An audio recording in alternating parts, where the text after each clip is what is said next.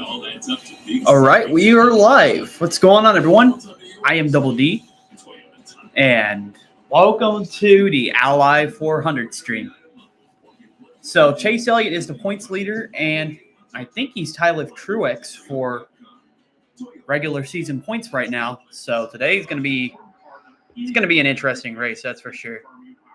Just trying to.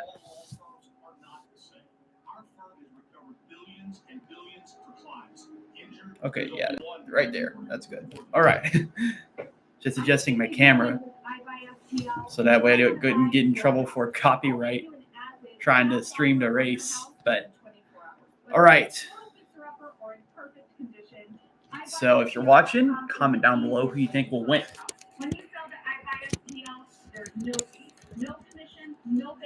So I believe Kyle Larson's going to win this race. He won here in 2021, and he's been consistent here in Nashville. And pretty sure Chase Elliott also has a shot.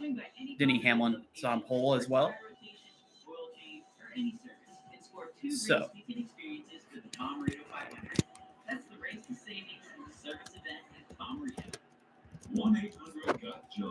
We make junk disappear.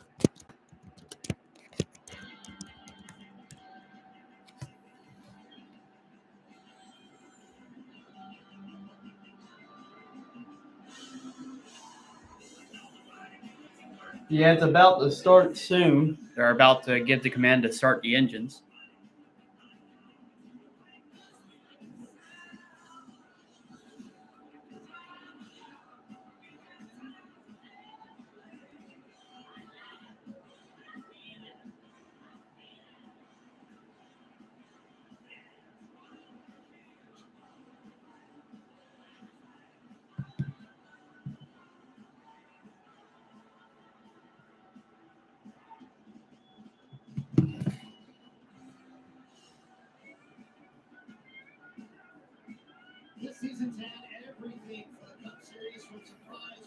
I'm going to set up everything else on here too.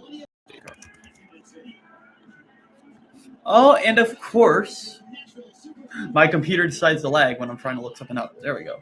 Nascar.com.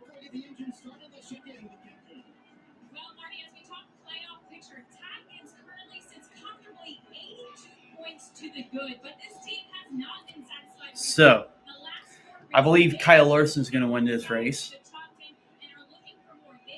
I believe he's going to stay there, winning the race. Let's see what else is going on. Kyle Busch has a chance not to make the playoffs this year. He has DNF'd, he has a DNF, but he's had a bad finish in the past 4 races. Something's going to have to turn around for him if he's going to make the playoffs this year.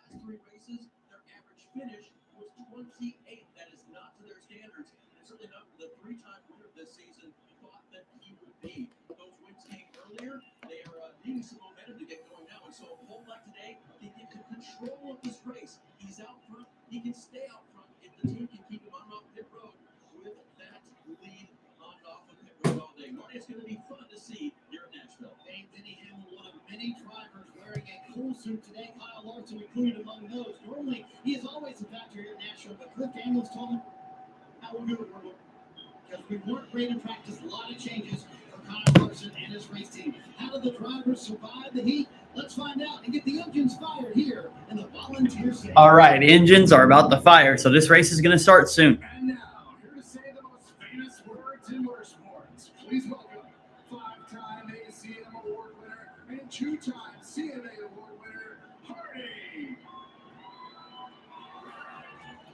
God bless country music. Oh, Hardy's giving the command.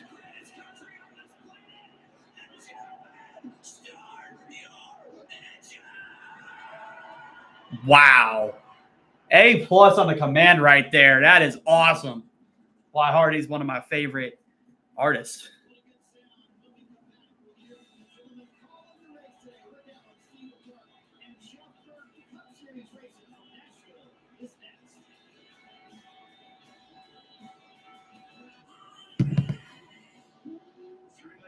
Stuffed with pepperoni and cheese. You want crazy plus fast? Go, I'm ready. Now I have time for more summer fun.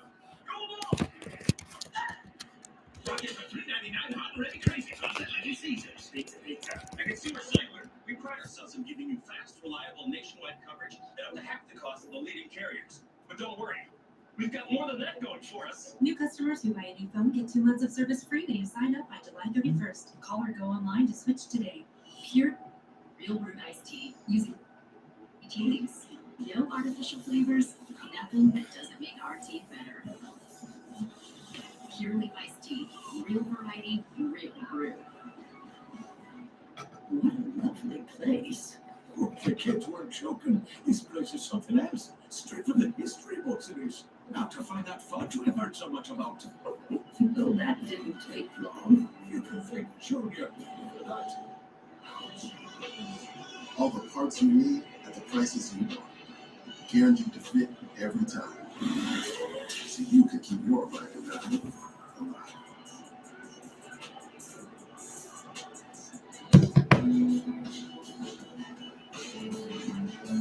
Barry Bar. The county's best hangout. Just got better. Here's to living smooth. The always smooth, easy drinking Keystone Light. $3.99 and stuffed with pepperoni and cheese. Go crazy plus fast. All right, right now we're on commercial break, but the race is about to start soon. I'm excited for this one. But I'm probably more excited in what all the drivers are right now because it's going to be hot today in Nashville. The weather here is not bad, but Nashville is more down south in Tennessee, and the heat is brutal. No one wants to be in it. Nascar fans, the time is now to turn your love of racing into free tickets, merchandise, VIP experiences, and much more.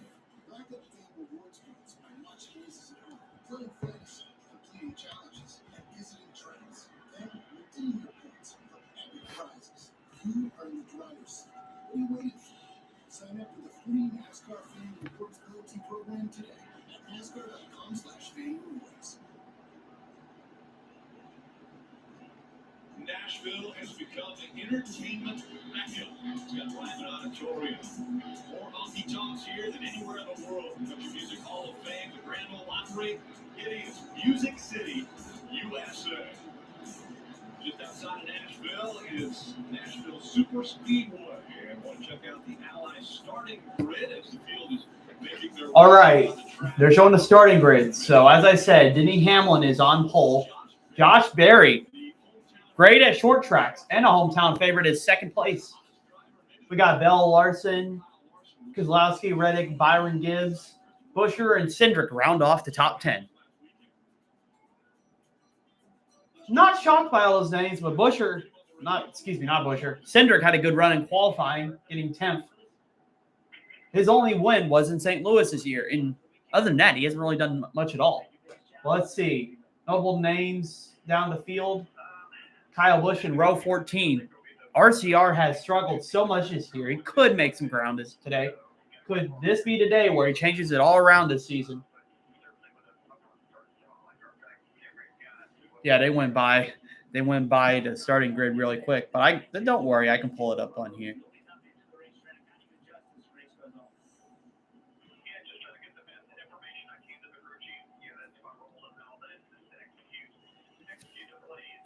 Yeah, so we got Larson and my pick to win starting 4th. Got Chase Elliott starting 13th. Blaney all the way in 18th. And Truex is also in 17th. Logano didn't get a good qualifying either, and he's in 26th.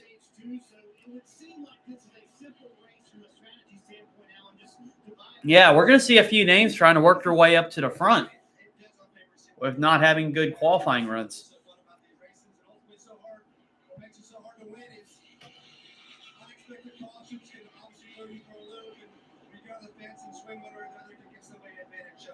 I think on paper it's pretty straightforward, but yeah, there's going to be a lot of opportunity with cautions and opportunities to get track position and take care of it. It's a nice, cool, about 85 here on the pit box, but for your pit crew guys, it's about 110 what they feel down there. What was your advice to them of how to manage the heat today? Yeah, nice and cool, like you said. Just don't think about it. Control what you can control. These guys train really hard all week long and they subject themselves to much worse conditions. So this is something that's easy for them. They're in great shape. Yeah, Chase too, right? This is a tough race for him, but just focus on what you can control. Try to stay positive.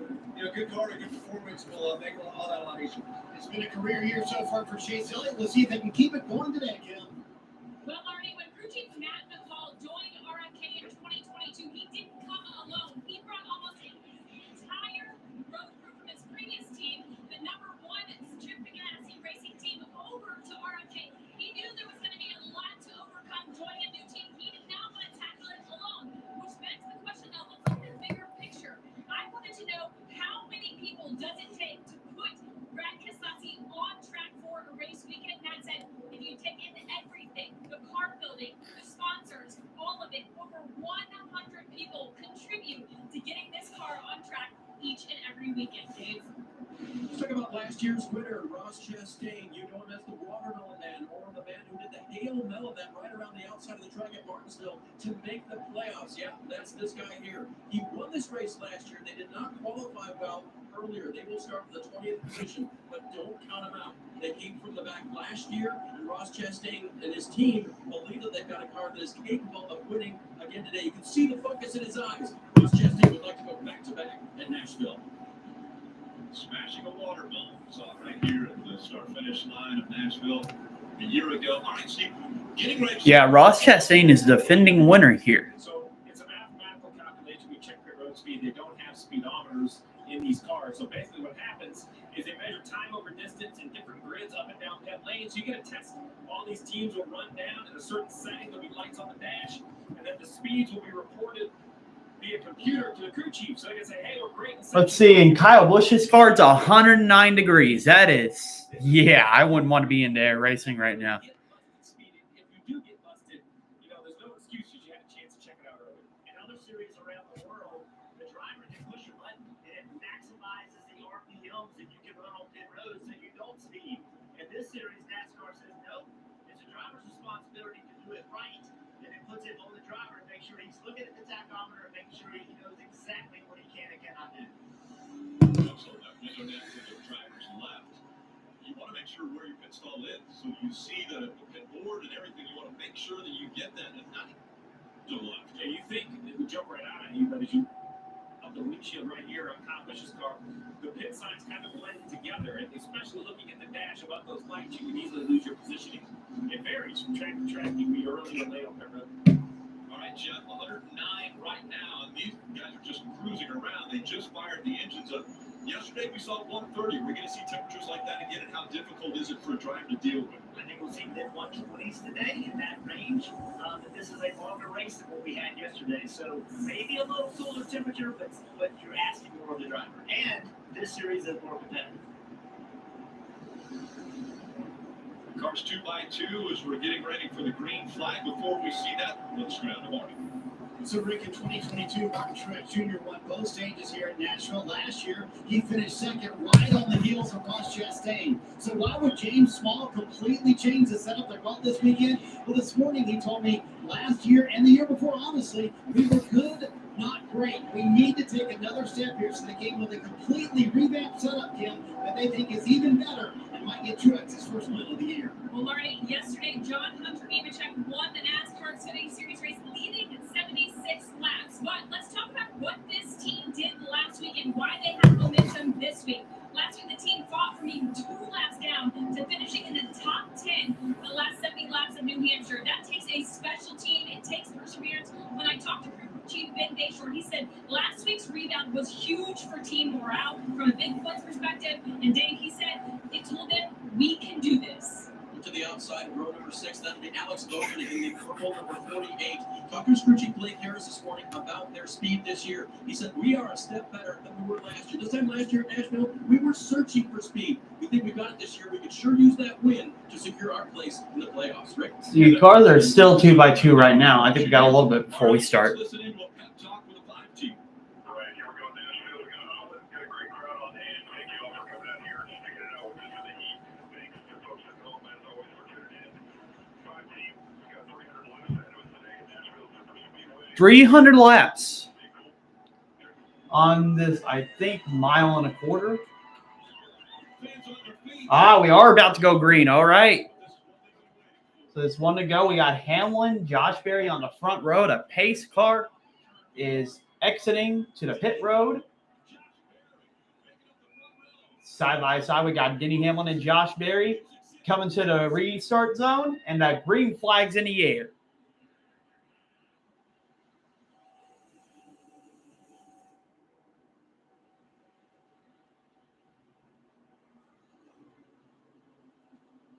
Oh, Hamlin slides up the track right in front of Josh Berry, but he still maintains the lead. Bell picks up a spot, takes it away from Josh Berry.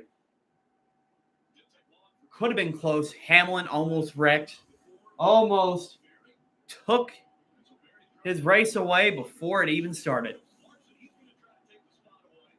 So lap one, we got 2 Joe Gibbs cars, 1, 2, Hamlin and Christopher Bell. Larson third, Keselowski fourth. Josh Berry has dropped back to fifth. That was an interesting start. Hamlin messing up, kind of bunched up the field. Early in the run, Jeff, where's the preferred line? I think this early in the race, you want to be on the bottom of the racetrack. That's where the most grip is. That's going to change those, Steve, as the rubber gets run into the racetrack. Yeah, the grip is absolutely going to change. As we see the field go through 1 and 2 right here, you're going to see a car slip inside in front of the leaders. That's the 51 of Justin Haley. Right on board with Ross Chastain. So Haley's doing the pass-through because he failed inspection.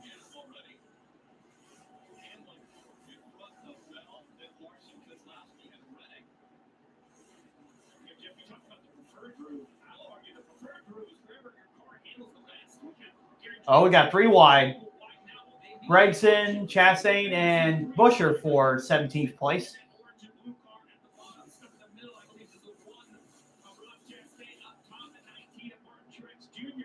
Chastain's trying to make his way through the field, defending winner here. Then it separates a 2x2, and Truex is now in the lead. Well, not in the lead. He's ahead of Chastain and Gregson. When the track sits overnight, typically the bottom is the way to go, but it will start changing. Running along with the Toyota onboard with 40 High. 40 High, one of those drivers who's had an excellent career in the truck series, but very little experience in the Cup series. And just this view right here down on the bumper, look at the color change from the straightaways to the corner. That's because when the cars go into the corner, pushing that lateral load smears that Goodyear tire rubber into the car. So right now I'm lap 6. Hamlin's in the lead, Bell's in second, and Larson's in third.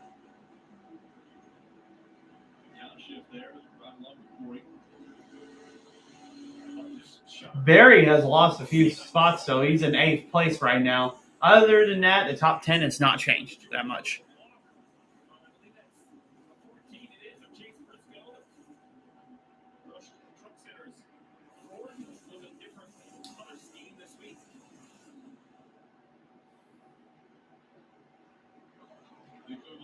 Kyle Busch making a move on Chase Briscoe on the inside.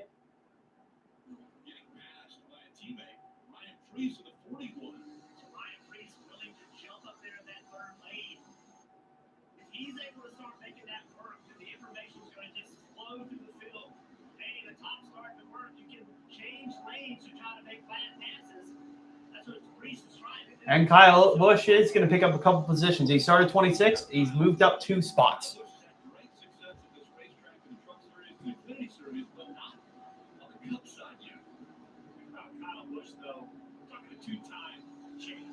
You know, it has definitely not been a great year for Kyle Busch. But this is the type of competitor, Jeff. You have to race against him. You want to keep him down. You don't want to let this 8 figure something out or get a little momentum. There's just too much firepower behind the wheel.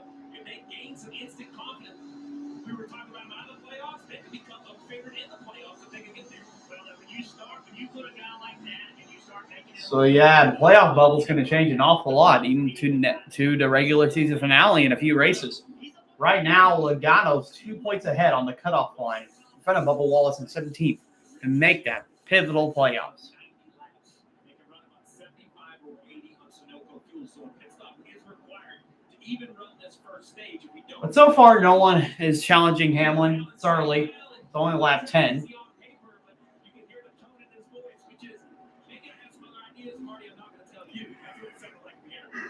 What do you think the tires are going to do, Steve? I know you say 75 to 80 for fuel, but will the tires wear out to the point where they'll be screaming for tires? So they do lose grip as they get hot and they slide around. But all the crew chiefs I talked to this morning said once they cool off because of a yellow, they can fire right off. So I don't think it's a high priority to change tires as the yellows come out. Now, if you come under green, Kim, for sure you would change 4 tires while you're putting fuel in. And Steve, as we talk about Tyler Reddick, you're seeing on the screen, maybe a little bit of an issue early. Take a listen to the radio. Take a look, so we've got my line. Oh, you're going to see any rubs around, got it. And so you heard that radio. Tyler came back on and said, I don't know what it was. It smelled like rubber. Crew Chief Billy Scott said, yeah, it might have been the rubber from the headers. So Ooh, Steve, Tyler Reddick could have a possible vibration. Sounds like rubber buildup. Tires are definitely going to wear more since the temperature is higher.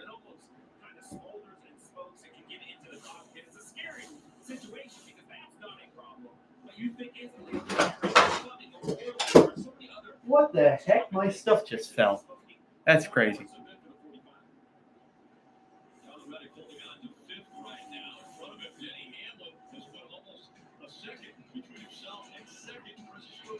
So Hamlin's in the lead as we go to commercial break.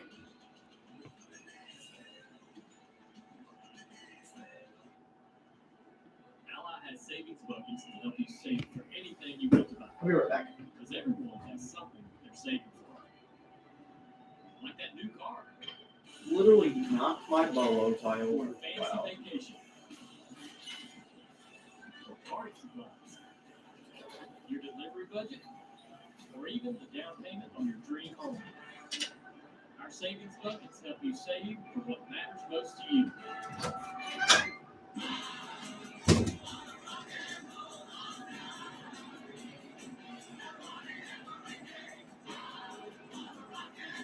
Applebee's late night, because half off is just more fun.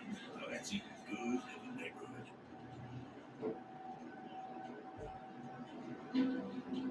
Ready to rise? To the challenge? Above obstacles. Above perceptions. All right, I am back. I was picking me up Baja Blast real quick. See,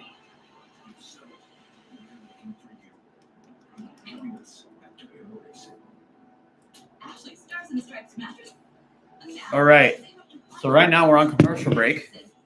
And let's look at the leaderboard. So Hamlin is in the lead. He's about half a second ahead of Christopher Bell, if the update is correct.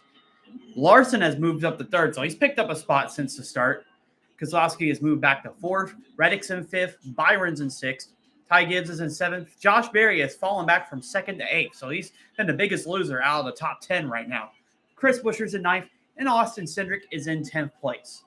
Chase Elliott has moved up a couple of spots to 11th place, so he's trying to move up in the field. Now let's see, anything else? Down the grid. Kyle Busch has only moved up 2 spots, and Logano hasn't really moved anywhere. So that's pretty much what it looks like right now. For years, Larry battled cancer, clipping stories in the newspaper whenever Ryan won, and asking him, when are you going to break the world record for me? Ryan smashed the world record at the Tokyo trials.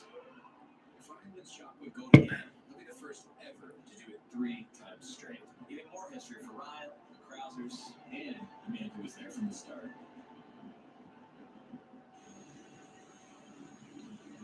All right, we're back from commercial break. Hey, not as long as it would be on Fox.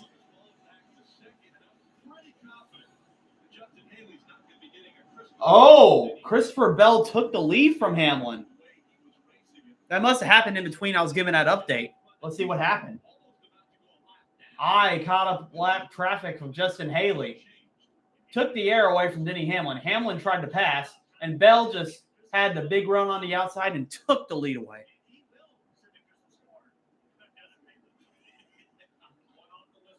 I don't think Hamlin's going to be happy about that one.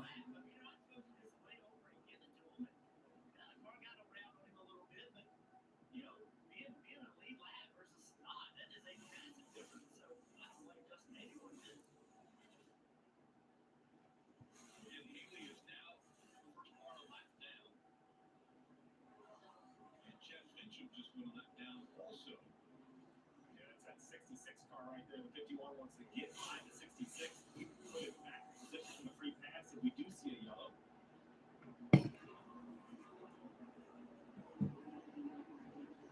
So Bell is out front. Denny Hamlin now has fallen back to second. Dave was the radio. So Hamlin led probably about a little more than 15 laps, and Bell has just took the lead. His car was faster than his teammate Christopher Bell's every lap. So get back in it, you'll get back rocking. Interesting conversation though this morning with Denny's spotter, Chris Lambert. I asked Chris about does he help Denny walk as well as know where to go for speed on the track. He said, yes, I do. But more importantly, sometimes the traffic. Bell is last week's winner. He won in New Hampshire last week, sweeping both the Xfinity Series and the Cup Series race. First time they ever did rain tires on an oval race, too.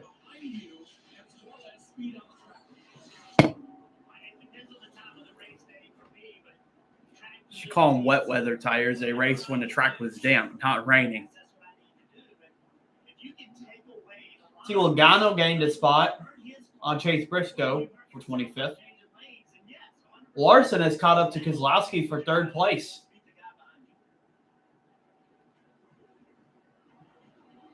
Well, I think Keselowski got past, and then Larson's trying to pass him back. So that's what's going on right now. Is an authorized gaming operator of Nascar. And this week, new customers can bet $5 and pocket $150 in bonus bets instantly. Download the app and use promo when you sign up. DraftKings Sportsbook. The crown is yours. An interesting new addition to the sportsbook, Rick. You see on the left. Here we go. Keselowski on the inside, Larson on the outside. Who's going to have a run out of turn 4 right here? Seems like Keselowski does.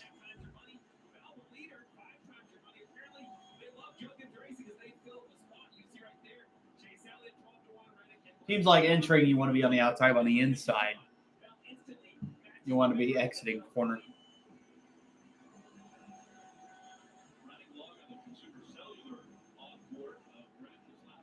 I think if you give this race time, Larson's going to make his way to the front.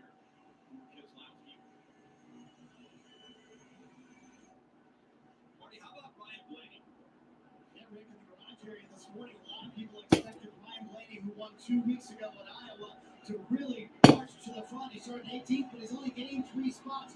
Ryan weighed in on an issue with the 12. Listen. I feel really bad on my brake pad. I'm shaking all out of the car already.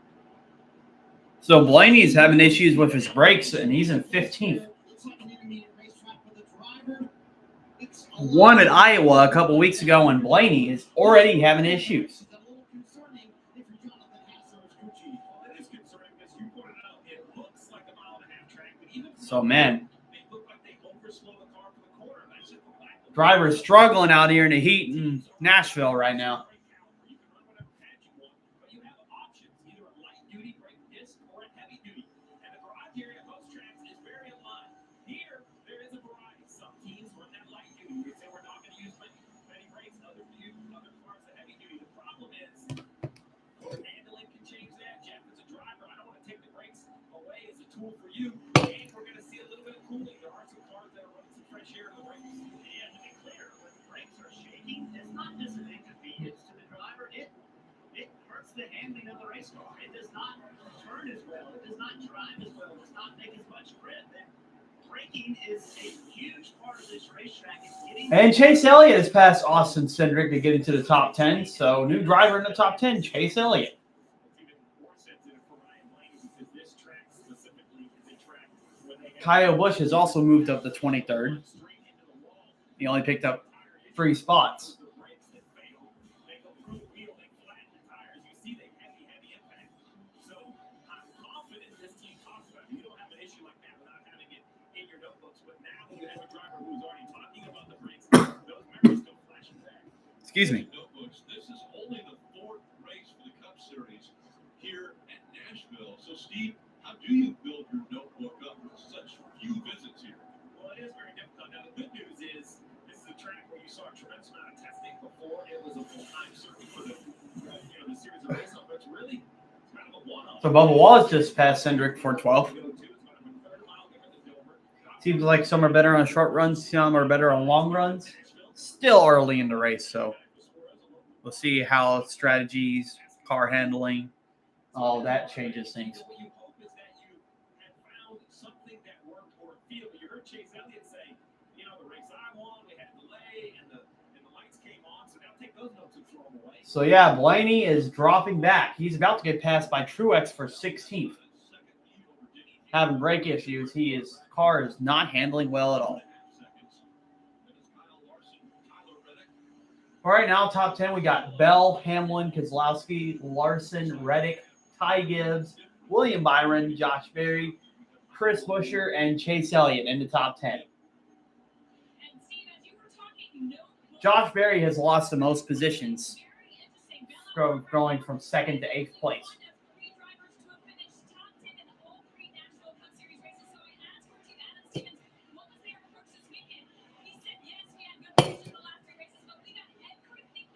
The distance for halfway this race is lap 150 out of 300.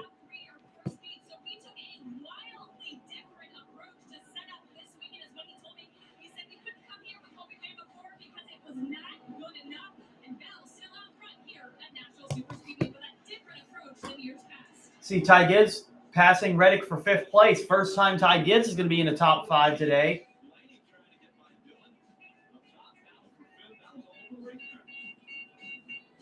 It seems like Blaney's picking up the spot. He's back to 14th.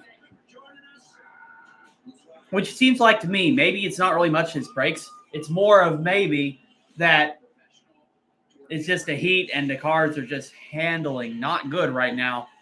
Because in Nashville, it is hot. And I'm pretty sure most drivers prefer not to race in the heat either. But we're on commercial break right now. So I'll be looking at the leaderboard, see if anything else changes. We got 36 cars on the lead lap, only 2 laps down. Justin Haley 1 lap down because he served a penalty, a pass through. And then we got Chad Fincham in the 66, 3 laps down in last place.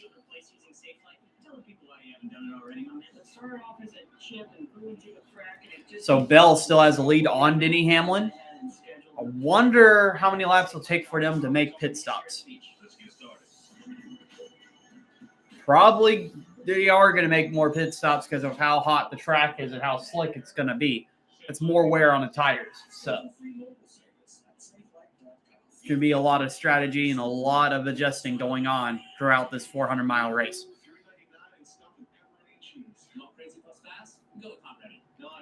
I just hope that NBC is not as bad as Fox with these commercials. They had a commercial break earlier that didn't last that long at all.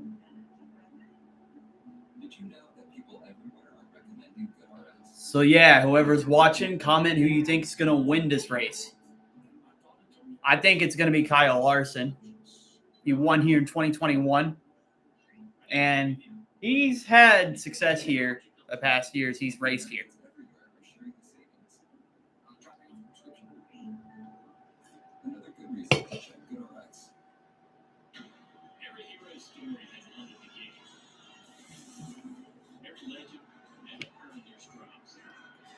I wonder if there's going to be a lot of cautions today, too. I don't think there's going to be a lot. I think there's probably only going to be a couple because Nashville, they don't really have much cautions here. It's similar to Dover. And actually, fun fact, the same guy that designed Dover designed Nashville as well. And they're both made out of concrete. And now we got our first pit stop as Alex Bowman is pitting now. We got Kyle Busch pitting, Austin Dillon, and Alex Bowman. So 3 Chevys already pitting at lap 37.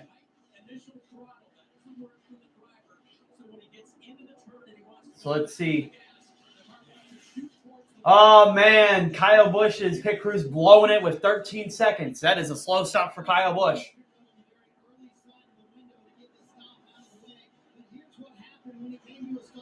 I'm telling you, it's time for Kyle Busch to leave RCR. The pit crew's terrible. His car is terrible. He's wanting out. Hashtag free Kyle Busch. So we got Keselowski pitting. Everybody else is pitting. Not really much issues on everybody else other than Kyle Busch.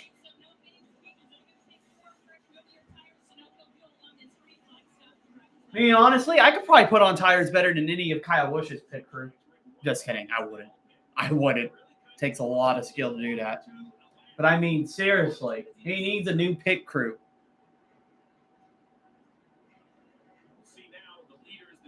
He needs new everything. And now the leaders are pitting. And Hamlin's pitting along with Bell. Let's see how the pit stops go.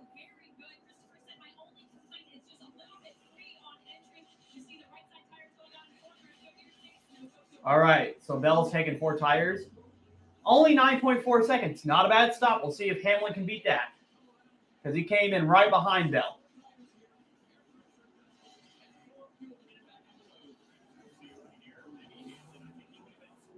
Let's see. Hamlin, about the same time as pit stop, but you needed a faster pit stop to beat Christopher Bell off pit lane.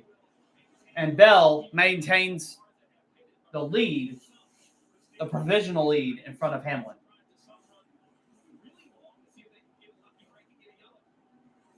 So right now, ones that haven't pitted yet, Ty Gibbs is in the lead in first place.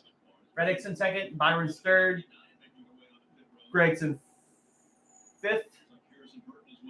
Truex was fifth, and he moved up to fourth. McDowell sixth, LaJoy seventh, Logano eighth, Briscoe ninth, Stenhouse 10th.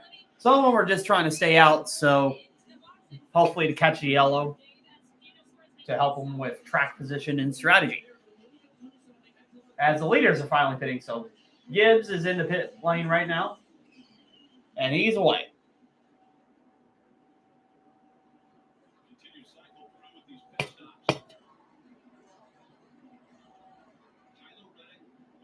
And there goes Bell ahead of everybody else. Right now he's in 13th because there's still 12 cars have not pitted yet.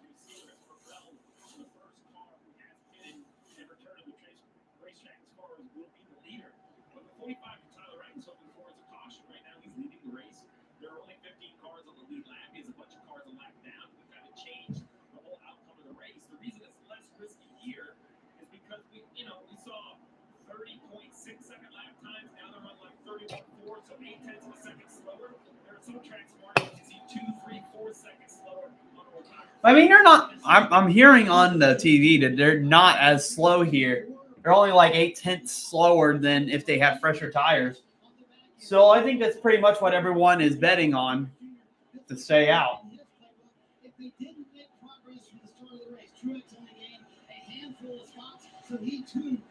But I'm sure you're still losing time anyway.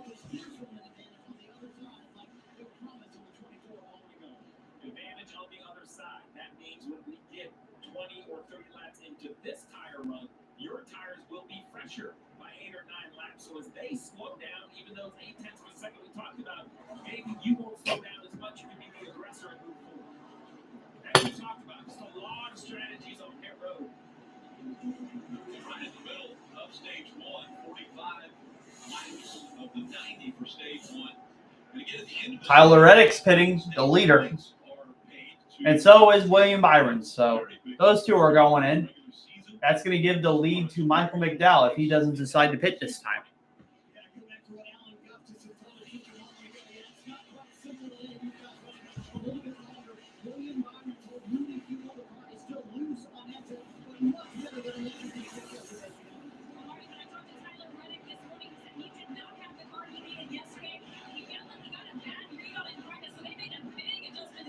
Seems like no issues on those pit stops right there.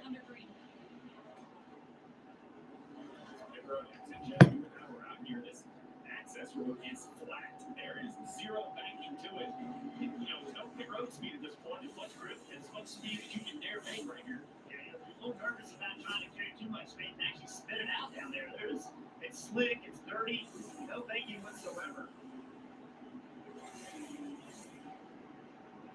Dave, how about Michael McDowell staying out? Staying out here and just told, hey, we got to run about 30 more, really, 76 or 75 laps before. Oh, that's interesting. McDowell's going to run 30 more laps until he's got to pit again. So, Steve, what is that strategy? And will it work out for these two? So I love this plan. If you're going to run a little longer than the leader, run way longer. So they're going to run basically an entire fuel run, which would be around 75 laps, probably 15 to go in the That's going to gain them some track position, but they're going to need a caution for that to work.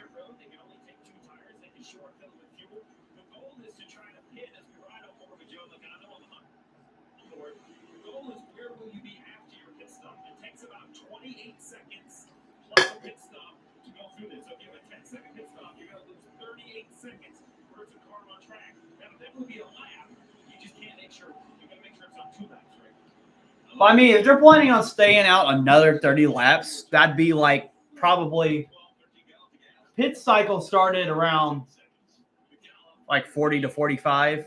If they need 30 laps from there, it'd probably be like 75 to 80. So when they pit, and it took them 40 laps for the other drivers to pit, they may have a net gain here. But, and this is a but, the other drivers could see that, and they may stay out as well with like Bell, Hamlin, and them, because we only got 100 laps in this stage, or 90. Excuse me, we only got 90 laps. Because the points do matter. The stage points do matter because you need them for later in the playoffs and in the regular season points to get into the playoffs. So it does matter where you are during the race. But I mean, of course, it matters if you finish the race and win the race. But you got to make sure you get points in the race as well, because those are important if you're trying to compete for a championship. All right now we're on to commercial break. I'll check the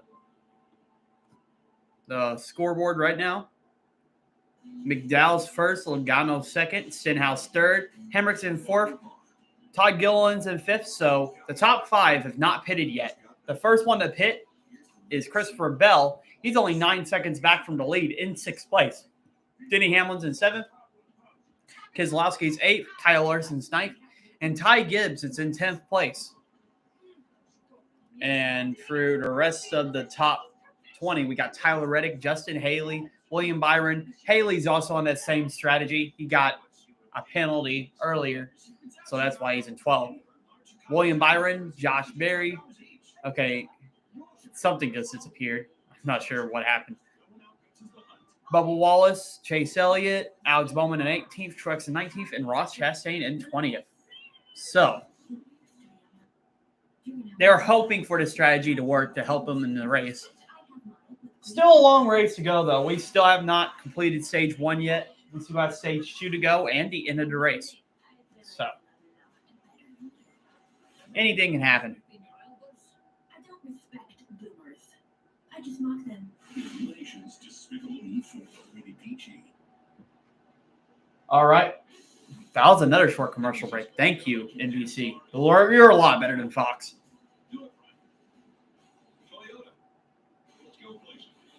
All right. So let's see what my TV's saying.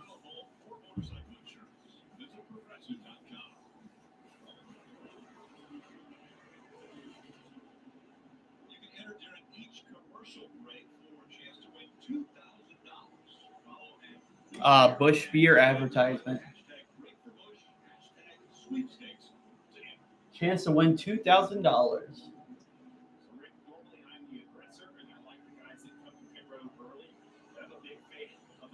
All right. So let's see what it looks like right now. So we got McDowell first, Logano second, Stenhouse Jr. third, Hendrick fourth, Bell fifth. About what I told you, the same that it was like a couple of laps ago. So right now, Todd Gilliland is in the top 10, so we got a new driver in the top 10. But he's also on the same strategy as McDowell, Logano, Stenhouse, and Hendrick. So with Gilliland being on that strategy and everybody else being on fresh tires, he has lost 5 positions. And Bell is passing Hendrick, so they're catching up to these drivers that are staying out on this strategy.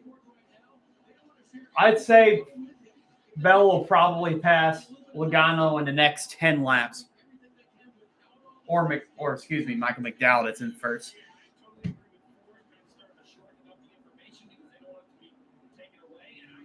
And Kyle Busch is about to get lapped because his pit crew sucks.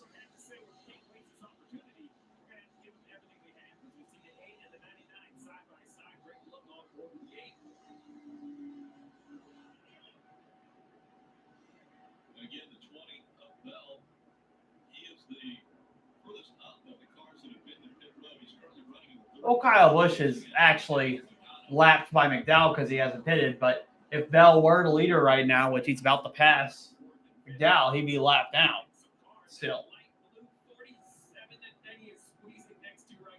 Man, Hamlin is slicing and dicing trying to get through this lap traffic right now. Stenhouse is still on the lead lap, though. He just got older tires. It's holding Hamlin up. But Hamlin is finally going to pass Stenhouse on the outside, and he's going to be in the top 5.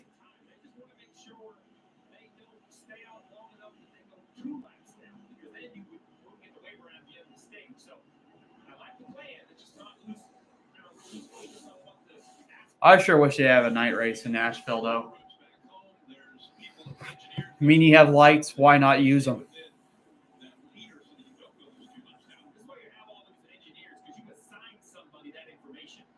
You kind of get into this mix of racing, Jeff, that engineer's going to hit me on the shoulder and force me to get back into this strategy call. And you are learning off of what you've done, but you're also paying attention to the strategies of all the other teams as well. And what can you learn from what they're doing? One thing's for sure, we talked about the racetrack, how it would change during the race. We see it already. Kozlowski and Larson battling for 7th place. Larson's going to make the pass on Kozlowski. He's trying to pass him on the outside. Kozlowski is caught up with the lap car of A.J. Allmendinger.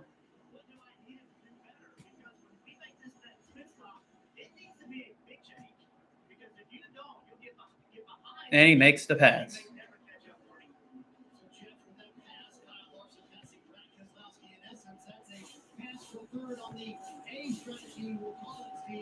Kyle Larson started 3rd today, but Cliff Daniels told me this morning practice for us was not very good at all. Drastic changes to this 5 car. So, Steve, have you ever had a bad practice with your race car? So the only cars that have not pitted that are still ahead in the lead is McDowell and Logano. Unusual for this duo because they're normally pretty well buttoned up every time they go on the racetrack. I had a lot of surprises in my career. Cars that were good when I didn't expect it bad moving in. And Jim, that goes back to the track conditions that you talked about, right? Even from yesterday to today, it's a bit of a different racetrack. Yeah, you come into the track, into the race with a plan. Here's where my car Okay, I'm exiting Discord right now. Unless someone else joins, I mean, I'll join. And now you have to decide, what am I needing the most? Right now, you're not going to fix the car and make it perfect. But what do I need to give my driver so he can do the most important thing? What is that? More entry speed, going back to the throttle? And that's really important for the crew chief and the driver to be aligned and make sure they're getting the changes that you need. See the average finish on active tracks in Nashville, one of the best for Kyle Larson. So it was a little bit of a surprise when they said that they didn't think they had hit it in practice when they got here, but he averages a finishing position of 3.3. Yeah, so Bell's only 6 seconds behind McDowell and Logano right now. Drivers that have won here at Nashville, including Chase Elliott and driver of the one, Ross Chastain.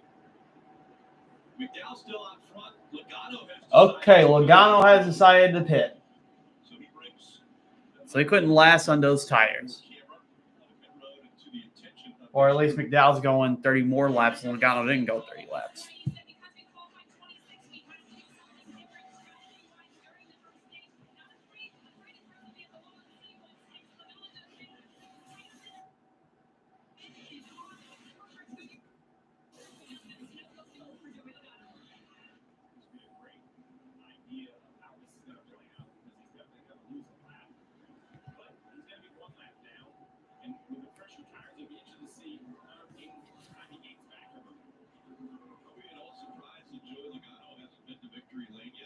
Champion this far into the season.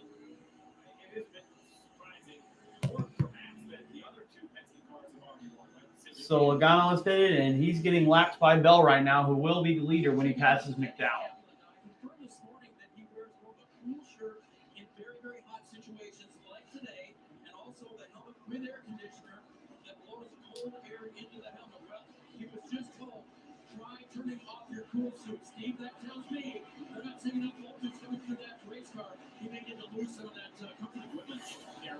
So for McDowell right now, if he pits in a few laps, when Bell is trying to pass them, and then later the other ones are pitting. But also, I have a feeling no one else is going to pit because they figured out that they can stay out longer for the stage. So.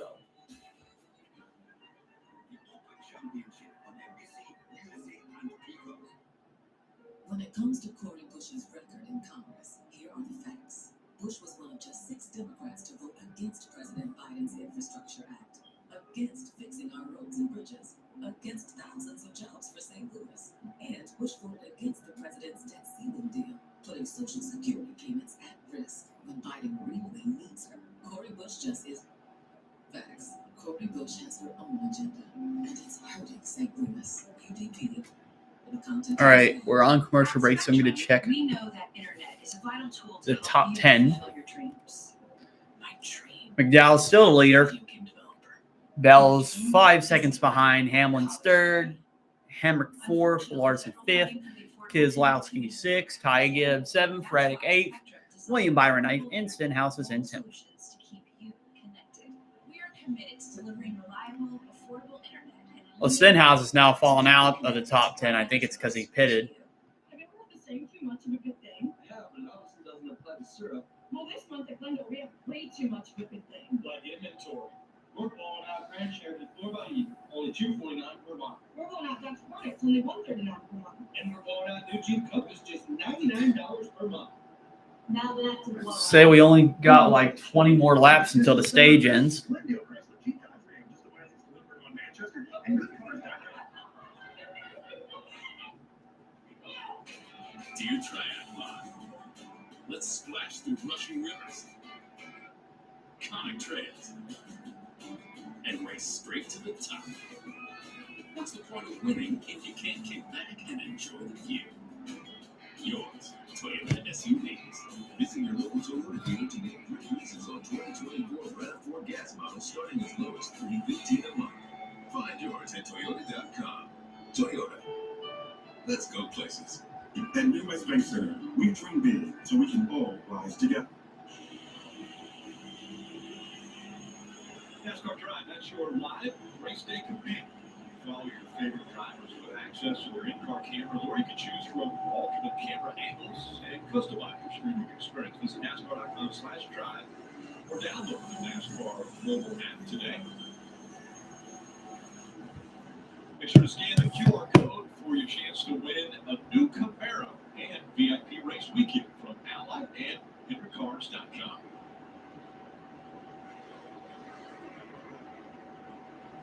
Right now, Alex Bowman running in the 15th position. Right now, top 10. Michael McDowell still is not pitted yet. But he'll have to pit because the fuels window is only 75 laps. Bell 2nd, Hamlin 3rd, Larson 4th, Reddick 5th, Keselowski 6th, Gibbs 7th, Byron 8th, Busher 9th, Bubba Wallace is in 10th.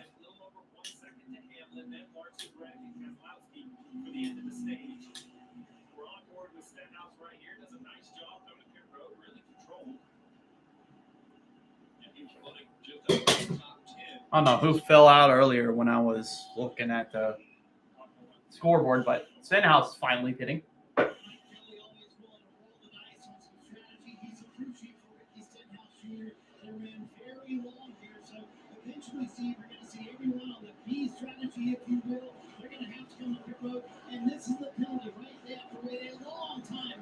Oh yeah, the penalty. That's why.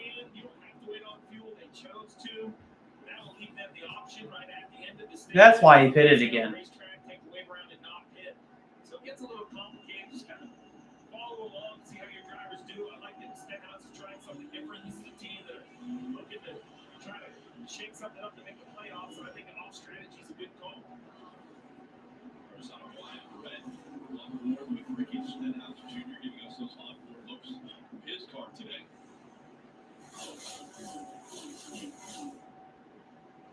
I think McDowell's coming in this time. He's waving his hand out the window. So about 75 laps. And he's pitting now on lap 76. Oh, actually, he's staying out. I saw a hand out the window, so something changed for sure.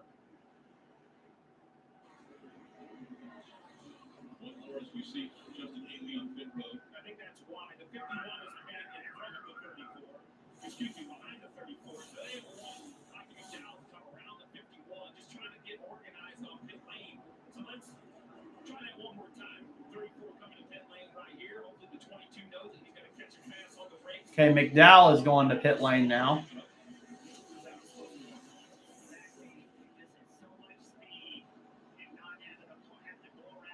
I think he's trying to get everybody organized so he could pit, and it wasn't organized the next time. So everybody gets pitted, and Bell is back to the lead. Hamlin's not that far behind, though. He's only like half a second back.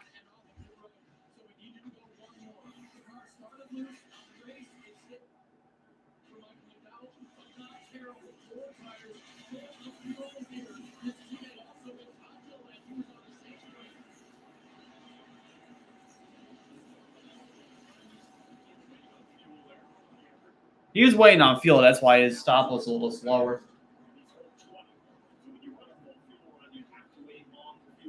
This really is the conversation now. A lot of strategy conversation while closing in on 10 to go. It's Bell versus Hamlin to win the stage. Hamlin has closed down in just a couple car lengths. So Hamlin has closed the gap on Christopher Bell right now. To the outside, we'll see if he ducks back to the inside, see if he can get the advantage on his teammate. And new tires coming from behind. We just saw a 51 car on pit road. He's got a little bit newer tires, so that's going to complicate this battle. And did he probably And a bunch of lap traffic around, too, with that battle. Because he was the one who was in front of it when the 20 took the lead away from him. You see how hard it is to pass. What did Denny Hamlin say when I asked him what his biggest challenge was today? He said passing cars, getting by them. You see Christopher Bell having a tough time getting by the 41 Priest.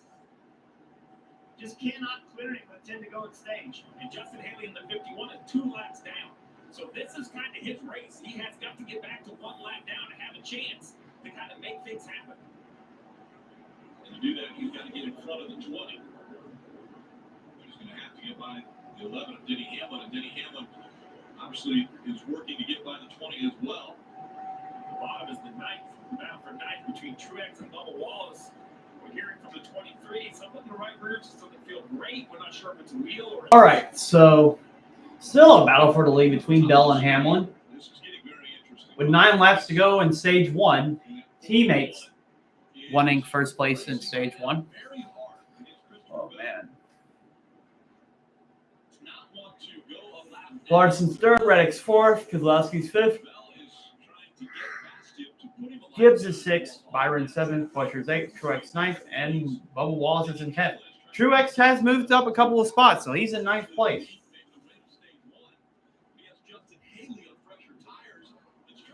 Truex has yet to get a win this year. Oh, Bell got a little bit loose under Ryan Preece trying to lap him. Hamlin's going to gain right here. At least a couple of tenths. That's just not going to happen. You gotta wait for these. You gotta go for all you have right here. This is why we make so much of the strategy. You know, the leaders just don't drive by cars. Track position matters. Watch Christopher Bell. He drives in the corner. Instead of just staying on the bottom, he's up the racetrack trying to get Priest to give up the spot. He's like, no, I'll stay right here. Stay right in front of him. So Bell was trying to get Priest to go out of the groove so he could pass him. But Priest is still staying in his place right now. Trying to stay on the lead lap. 41 of Priest and the 51 of Haley. They're kind of in the mix of the battle for the lead here, but they're not battling for the lead. And on a hot day with a full grandstand here at Nashville, these fans that came out and bared the heat, they are in for a treat. There are battles like this all around the racetrack. I mean, this is for the race lead. And a big tight squeeze for the 41 to try to get underneath the 66 of Mitchell. Yeah, so Chad, And trying to pass that other lap car is messed up Ryan Preece. So Ryan Preece is a lap down now. 51 of Haley. He's going to try to unlap at least one. If he can get by the 20. Get way in the front of this group right there, that purple car. It's Daniel Suarez. He has loved this battle that was behind him. That's allowed him to stay in the lead lap. was a tough start for that 51 with the infraction after inspection that caused them to give up their starting position. So now we got 4 laps to go in stage 1. Top 10 is Bell, Hamlin, Larson, Reddick, Keselowski, Byron, Buescher, Truex Jr., and Bubba Wallace. Chase Elliott's lurking on Bubba Wallace to try to get in the top 10. So those 10 drivers will be getting stage points in the next couple of laps if nothing changes. It was a year ago when we heard Justin Hamlin was going to make the move from Colin Racing to Rick Ware Racing. A lot of people were scratching. You know, is that a move that's going to advance his?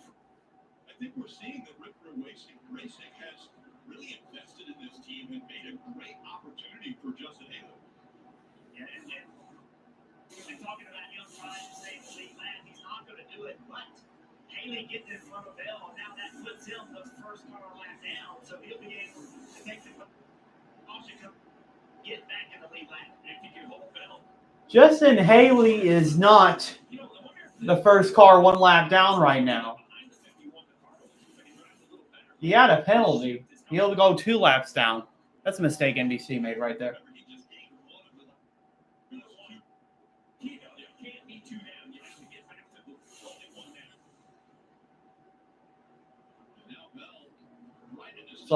So Bell is having a hard time trying to pass the lap cars, and Hamlin's trying to close in on that.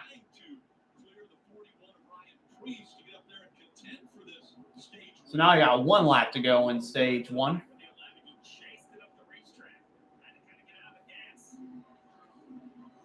Already past an hour into this stream. Different strategies all up and down the field. Bell and Hamlin running 1-2, Larson and Reddick 3-4. Brad Keselowski is 5th, Ty Gibbs 6th. William Byron, Buescher, and Bubba Wallace all inside the top. Reddick trying to pass Larson. They pick up another stage point. He's going to slide in front of Larson, block him, and he's going to pick up a spot from Larson, getting 3rd place. So Christopher Bell finishing in stage 1 where he left off last week in 1st place. That's 1 playoff point and 10 regular season points.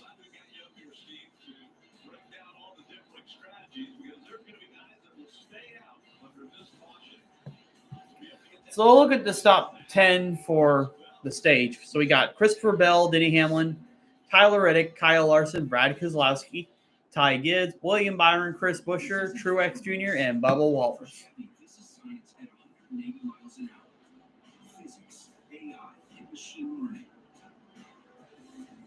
So we got an interesting race going on. We're testing ourselves. Because what we learn here helps push us forward out there. From the track to the street, Chevy's got you. Chevrolet, together, let's drive. Nascar Chefs and Cabela stands tall in an unwavering commitment to honoring our heroes. We extend our gratitude beyond words by proudly offering a legendary salute discount to those who protect our freedoms. Our dedication to those who selflessly serve us runs deep within our community. It's not just a discount, it's a commitment to making a difference. Because every day is a chance for us to say thank you. Bass Pro Shops and Cabela's. Your adventure starts here. Ally has savings buckets to help you save for anything you want to buy. Because everyone has something they're saving for. Like that new car. Or a fancy vacation. Or party supplies. Your delivery budget. Or even the down payment on your dream home. Our savings buckets help you save for what matters most to you. All right, I'll be right back. Everything inflating these days. You may wonder why Mint is deflating the price of Mint Unlimited from $30 a month to just $15 a month. Well, it's easy. We know a great price on a great product is better than one of those things. Right? Does Big Wireless really believe that these things actually work?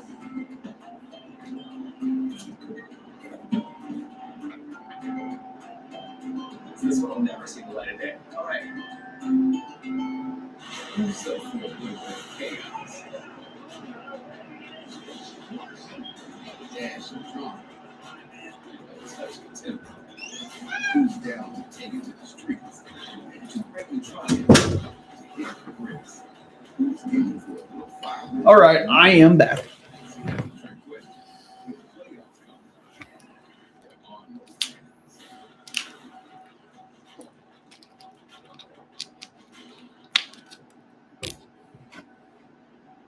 It's already 116 degrees in the car right now, at least in Kyle Busch's car. So it's a hot day in Nashville right now.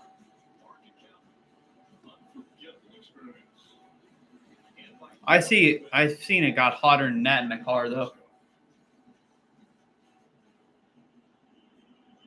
Pit stop's about to get underway, and if you were already down there, Kim. Yeah, service already started for practice. Last he said tight center both ends. These were turned by a little screen, and what will be embedded next stage with them. All right, pit stops.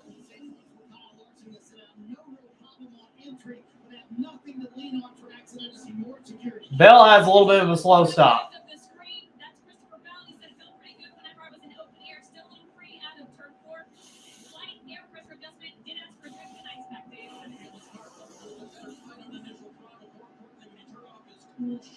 Let's see.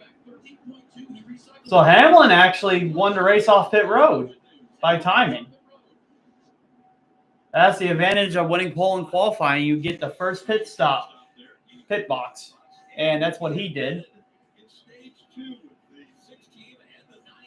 So we got Hamlin first, Bell second, and Larson's in third.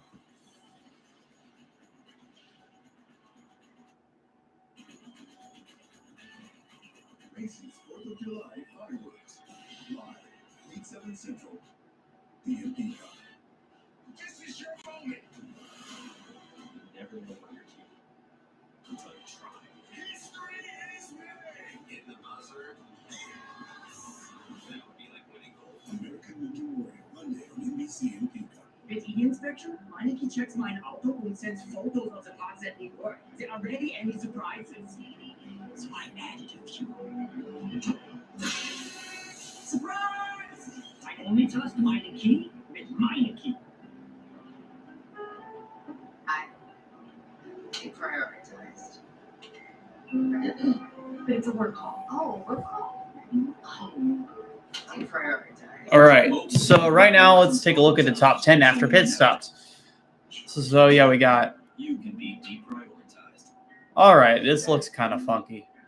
Okay, they updated it. Forget T-Mobile cell phone internet. I think we got Hamlin, Bell, Priest yet to pit, I believe. I think he's just taking a wave around. Larson fourth, Reddick fifth, Keselowski sixth, Gibbs seventh, William Byron eighth, Joey Logano ninth, Chris Buescher is in 10th. Now, some of them may not be pitting and just taking the wave around because they already pitted already not too long ago before the stage ended. Value City Furniture. Right now, the more you buy, the more you save. Up to $800 off or enjoy 50 months, no interest financing, and no down payment. And up to 30% off best-selling doorbusters. Yep, it's all worth celebrating. Get to our 4th of July sale going on now. Only at Value City Furniture.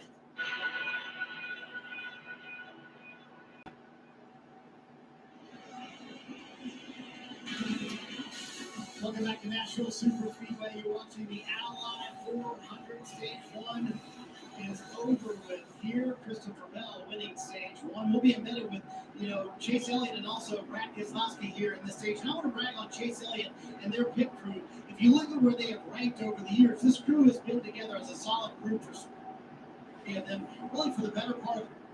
But when the one lug nut system came into NASCAR, did not have a good year. You look at 2022, 2023, they struggled.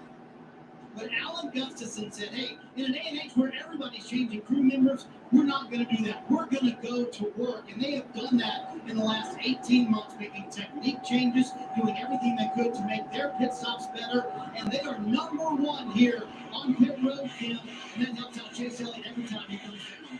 Well, Marty, up here atop the 6 box, Matt McCall. Most people know him as a crew chief, but he's also a successful driver with over 60 victories in late model stock cars. Take a look at this photo. Rain 30 to 45 minutes away.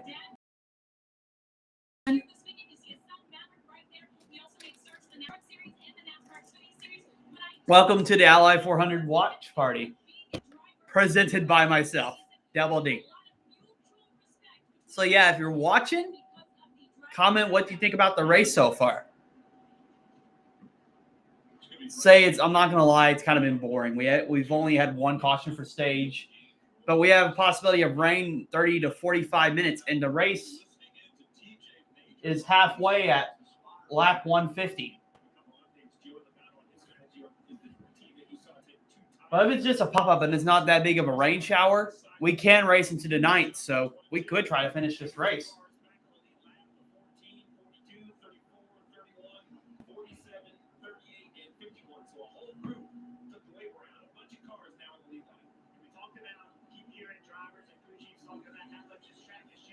This is all the rubber buildup that gets on the racetracks. Driving in the cockpit on your left. That's what it was like before the caution on the right. Look at the bottom of the racetrack. All that rubber is just kicked up. Now this restart, this track will be completely different. And then it'll start changing again as that rubber gets shut down in that track. So the field has the 11 and the 20. 11 on the inside, 20 on the outside. Keselowski back in the fifth position. On the restart, there's TJ Majors.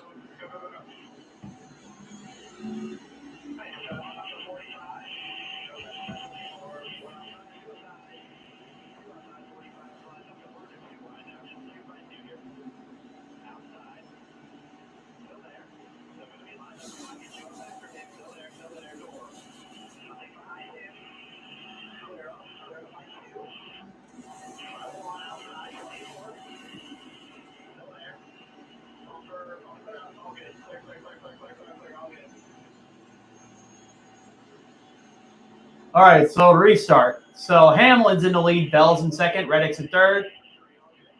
Larson trying to gain a spot back on Reddick or trying to maintain third place, rather.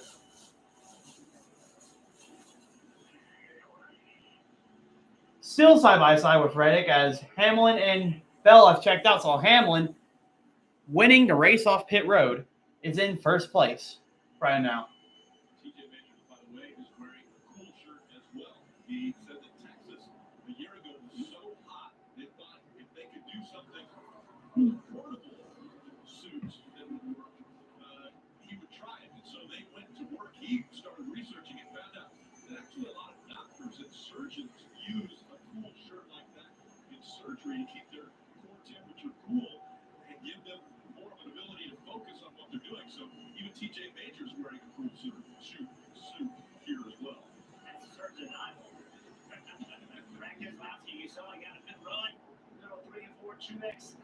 Back of his car was not settled into the racetrack. Brad used that momentum to take this spot. All right. And already look at that bottom of the racetrack. So Larson has lost a couple of positions. He's got passed by Reddick and Ty Gibbs. 11 laps complete on a 95-lap stage. Kind of rinse and repeat what we saw in the first stage. When teams pit, I think it's going to be a wide window. Some will pit early, some will stay out. Do you have money to go to NASCAR races? I wish, honestly. I mean, I have went to the race at Worldwide Technology Raceway a couple weeks back. There is actually a vlog on it. But yeah, that's actually the only track I've been to, and I've been going to that race the past 3 years, ever since the inaugural one. There's been heavy rumor that they could have St. Louis as a playoff race next year, and I'm really hoping for that because I live around there.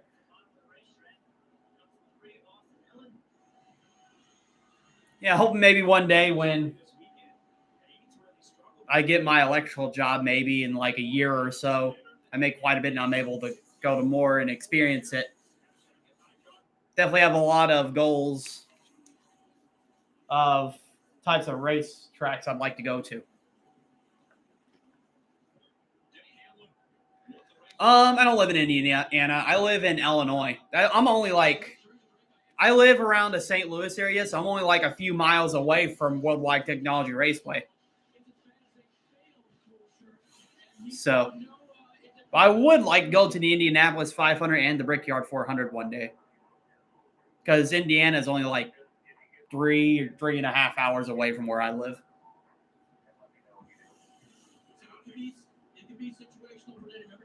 wear one all the time, but he can put it on and off. But right now, we got Hamlin, Bell, Reddick, Gibbs, Larson, Keselowski, Truex Jr., Byron, Chase Elliott, and Wallace. So, I apologize if I'm spoiling to anything to anyone in the chat because I got an antenna and that's like, for some reason, that works the fastest. But we got a cell developing, and as I said earlier, 30 minutes of rain and only like 20 minutes probably now since it's been past that time. It doesn't look like a lot of rain, so I think we'll go back racing.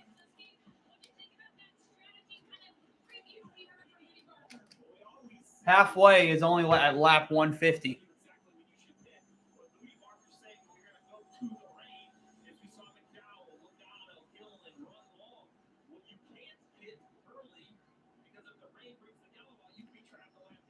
So right now, Bubba Wallace is in 10th place. The biggest mover, he's moved up, I think, around 13 to 14 positions. And he's in the top 10. Logano is in 14th after starting in the back.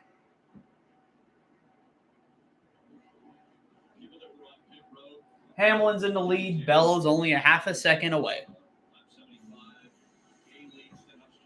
But it's going to be interesting to see how this rain shakes the strategies up. Hopefully it doesn't stay long because I want to watch this.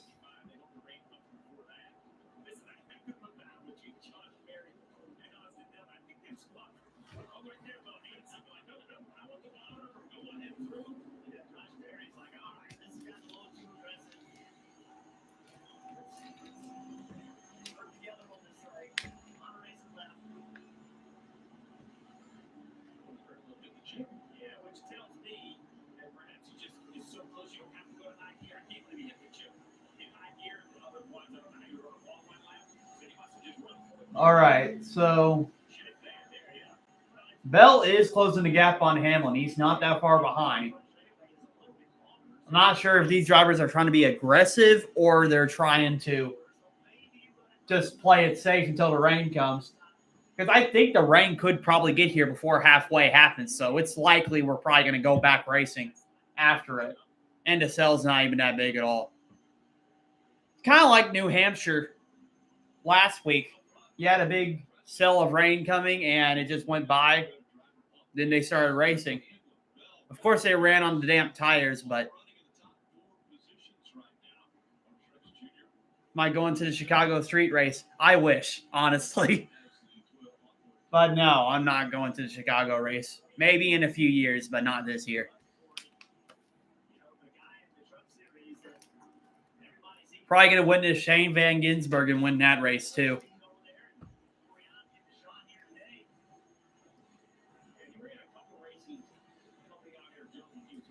Oh, yeah. But I will say, whenever I do get more money made, the very first race I'd like to go to will probably be either like the Daytona 500 or either the Brickyard 400 or something like that. Because I wanted to be a major race to go to as my first experience going to somewhere else.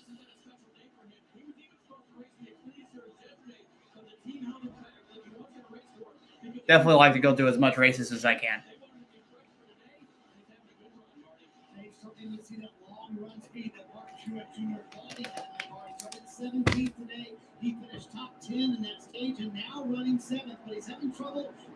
So, Truex is gaining some spots, though. He's in 7th place. He's slowly but surely gaining. He's quietly good in Nashville. He came runner-up against Chastain last year.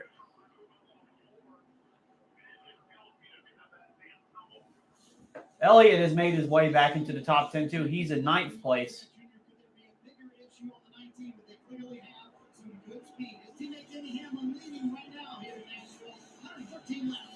All right, so we're back to commercial break, and the gap has not changed between Denny Hamlin and Christopher Bell. They're about half a second between each other.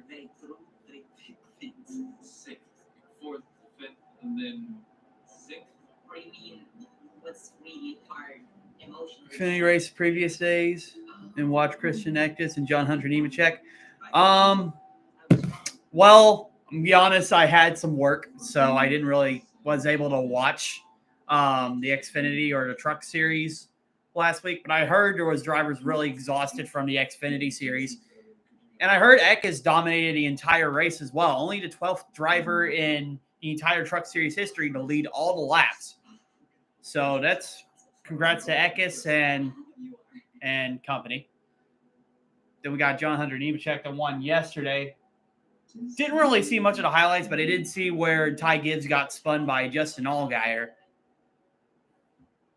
So you had some of that going on. And today we got the Cup Series. So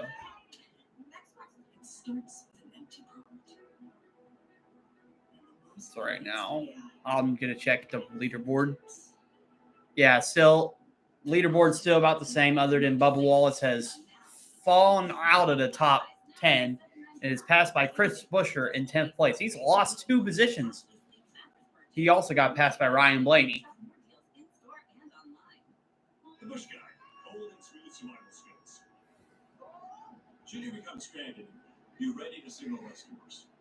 I mean, probably the last Xfinity or truck race I've watched. The last Xfinity race was at Sonoma, and Van Ginsbergen won that race. That was the last one that was aired on Fox. But honestly, I do keep up with what goes on in the Truck Series, but I don't really watch the Truck Series that much because after... Oh, wait a minute. John Hunter Nemechek has blown a tire, and that brings out the first caution of the day besides the stage.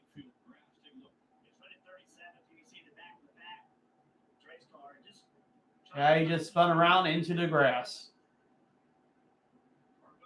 Anyway, I've tried watching the trucks, but I got discouraged last year with how that championship fiasco went. I thought that was just nuts.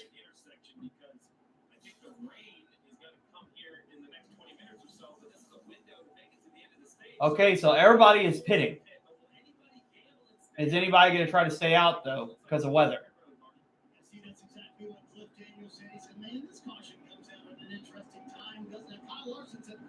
Man, we need to free Kyle Busch. Cautions for John Hunter Nemechek. He spun around and blown a tire. Yesterday's winner, in fact. So let's see. Some are taking 2 tires. Some are taking 4 tires. I find it interesting Bell only took 2 tires.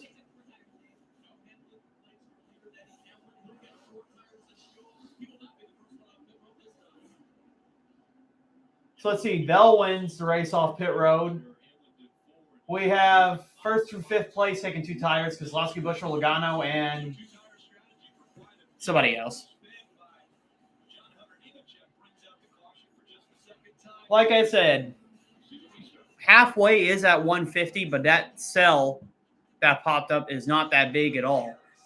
So I have a feeling we're still going to go racing after this. I'll be surprised if they just call it off next. What really aggravated me, though, was whenever the double was going on and Kyle Larson was about to go racing, the rain happened. The rain stopped, but NASCAR couldn't dry the track because of humidity. And that allowed Bell to get the win. And, man, Larson was just screwed by the weather whenever the double was going on. Oh, yes, definitely. Packers all day.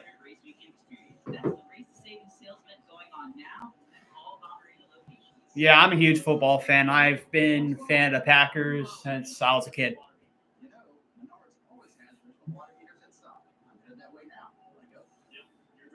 I say the team's really improving. We almost beat the 49ers last year, and we still have yet to beat them. But it was just inexperience, the reason why we lost in the divisional round. And we were just playing with house money last year. This year, I believe the Packers have a good chance of making the Super Bowl this year because we were just playing with house money. And we've improved on defense, and we got rid of our trash defensive coordinator, Joe Barry. Now we got a new defensive coordinator, Jeff Hafley. That's playing, I believe, a 4-3 defense. That's going to be more of a passing defense, and that's what the Packers need. Baseball or basketball? Well, I don't watch baseball as much, but if I were to root for a team, it's the St. Louis Cardinals because I'm a St. Louis native. And basketball, I haven't really watched it in the past couple of years, but I would like to get interested in it. My favorite team in basketball is the Milwaukee Bucks. So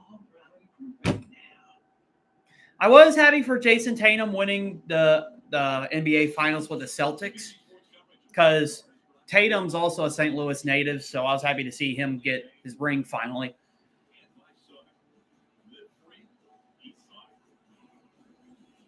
Vladimir Tarasenko, that used to play for the Blues, also got his ring with the Florida Panthers, winning the Stanley Cup not too long ago as well. I don't keep up much on hockey. That's just something I've read.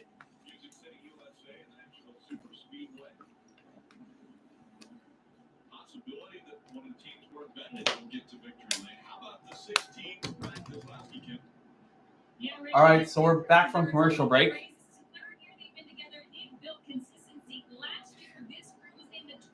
I mean, maybe it's fine for drivers to go on two tires because we haven't really had that much of a run, and the tires aren't wearing as fast here. Because you're only like 6 to 8 tenths slower whenever you got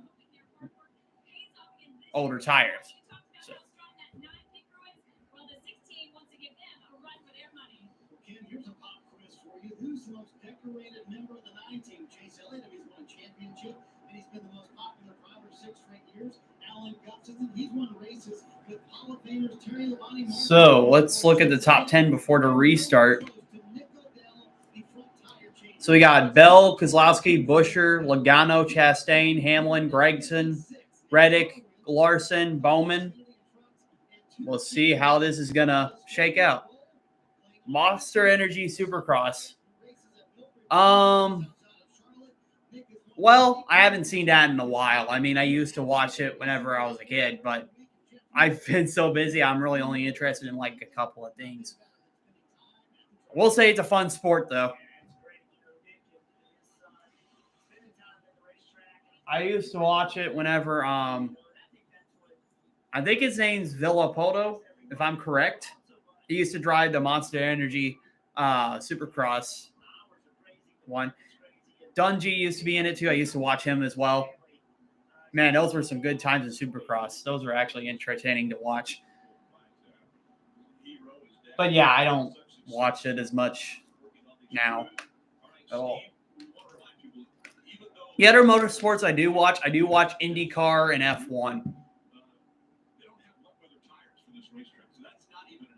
And actually, I have league race F1 games quite a bit. I just haven't in the past year because I'm trying to update on my gaming. I'm trying to get a new PC and possibly go into iRacing.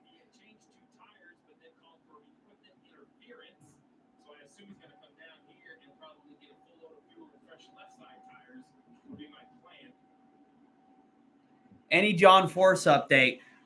Yeah, I've seen that accident happen. That looked brutal. But I think he'll be all right. I don't think it was fatal for him, but that was a scary accident. And what I don't understand about the NHRA drag races, why don't they put safer barriers on the concrete walls? They're going 300 miles an hour, and that's a big hit when you're hitting it.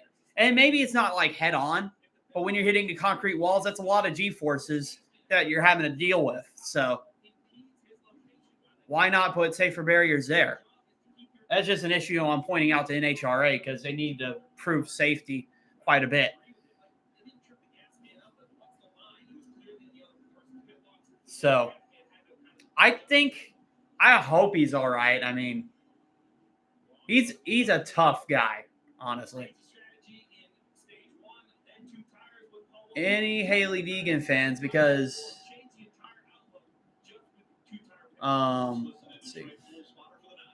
Because I am well, I'm a Haley Deegan fan too. I mean, I wish she does well, but she's just been struggling in the Xfinity and Truck Series the past couple of years.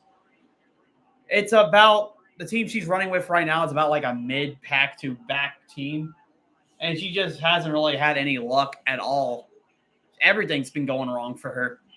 But I hope maybe the rest of this season sometime that she'll be able to improve how she's racing in a racecraft and hopefully get some top 10s and stuff.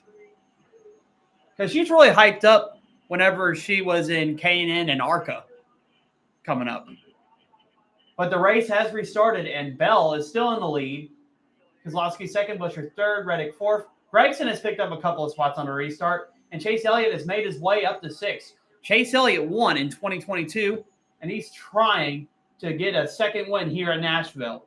He's already in sixth place. And by the way, he's the first car, I think, that has taken 4 tires, I believe.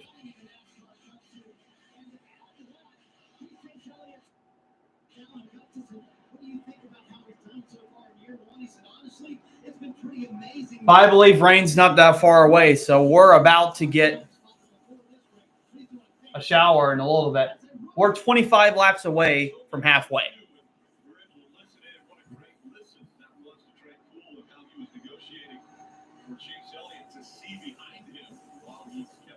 I'm going to be honest, I don't blame if they... Oh, Ty Gibbs around in the grass. Then the caution is out.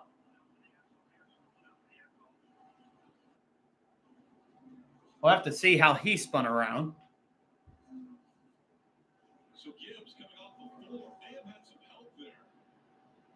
We'll have to see the replay on how he spun around. Man, so caution out again. It seems like after the John Hunter Nemechek caution, it has changed. It looks like Ty Gibbs might have hit the wall a little bit, and he just spun around in the grass.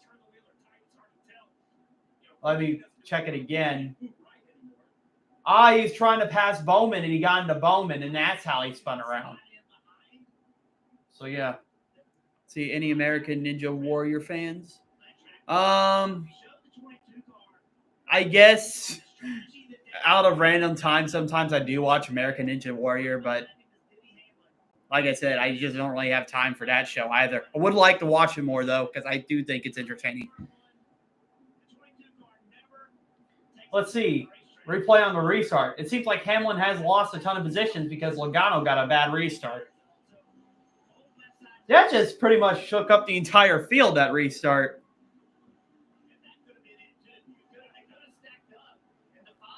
Man, that's how Chase Elliott gained all those spots.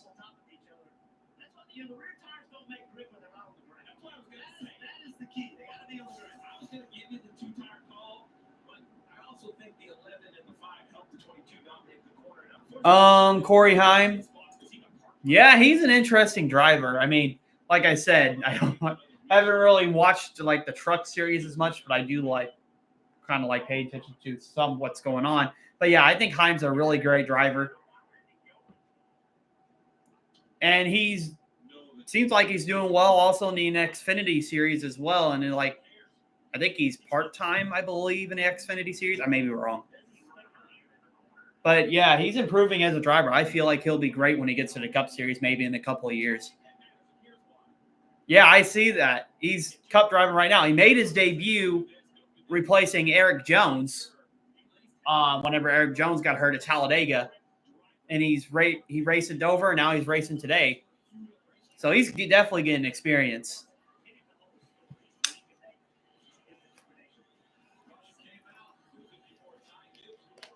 Yeah. I meant full time whenever I meant when he gets to the Cup Series. I know he's racing right now. Yeah, but I mean, that's how some of the drivers got good. They just ran around getting much experience as they could. So we're back to commercial break after that Ty Gibbs spin.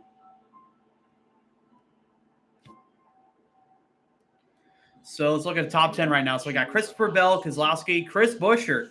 So RFK is getting closer to the front. Only one more spot, and they're in first place. We got Ty Reddick, Noah Gragson, Chase Elliott, Kyle Larson, Truex Jr., Alex Bowman, and William Byron in the top 10.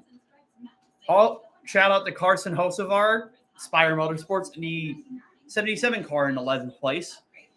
We got Blaney, Hamlin, Logano, Austin Dillon, Bubba Wallace, Josh Berry, Corey LaJoy, Michael McDowell, Corey Heim. And we were just talking about Corey Heim in 20th place. So he's doing great so far. So, yeah. Speaking of Corey LaJoy, well, hold on one second. Did get my first ever 1-2-4 scale signed by him whenever I was at the race this year. That's his 2023 scheme. So that's something I had to show right there. Tell your doctor if you have a heart condition or high blood pressure before taking it. Don't take Restream more than prescribed. So, yeah. Restream may increase your risk of thrush. And that's the only 1-2-4 scale I had signed was by Corey LaJoy. Chest pain, mouth or tongue swelling, problems urinating. Hopefully to get more in the future, or maybe some of my Chase Elliott diecast signed. AstraZeneca may be able to help. Okay, sure. I look completely different without glasses. I'm not going to lie, my face looks kind of big.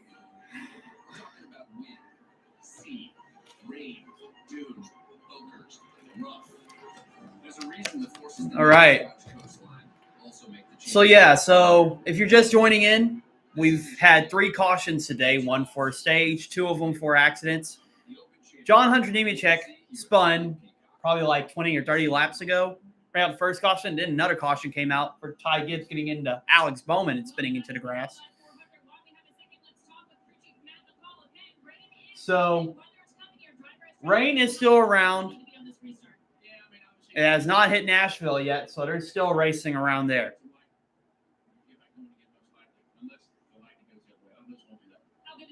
But it seems like, if looking on the TV, it looks like the cell's starting to split. So we may not get much rain. We still may keep racing. I hope. I don't want to see another race where it gets called and it's just anticlimactic. Sky looks bad over there, though.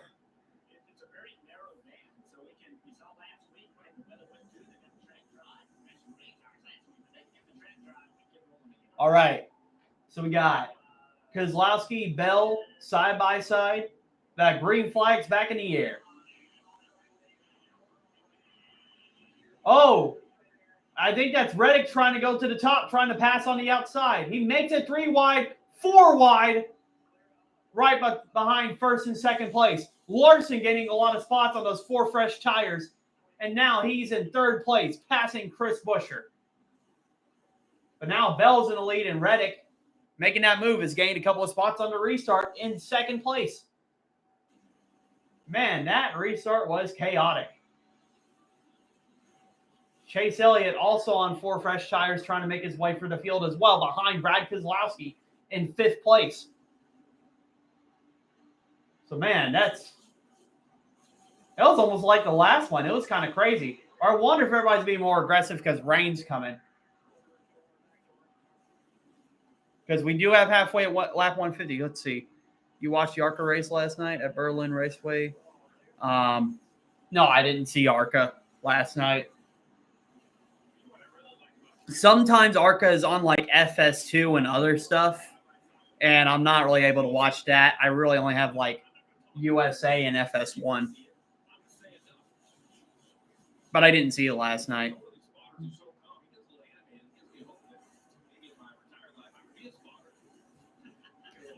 But yeah, some of the series I don't really watch as much or often, but I do keep up with what drivers are developing to get into the Cup Series. Yeah, it was on Flow Racing. Yeah, I don't have Flow Racing.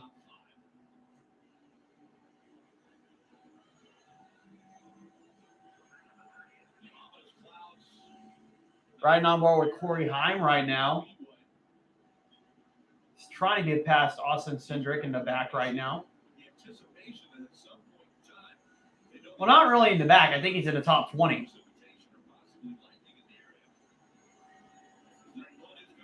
So they're still racing right now with 15 laps to go before we reach halfway. Real question is the cell just going to go away and we're going to go back racing? Or is it going to be called official and wait until after lap 150? But right now, Bella's in the lead, Reddick's in second, and Larson's in third. And the caution's out for Lightning. The caution just came out.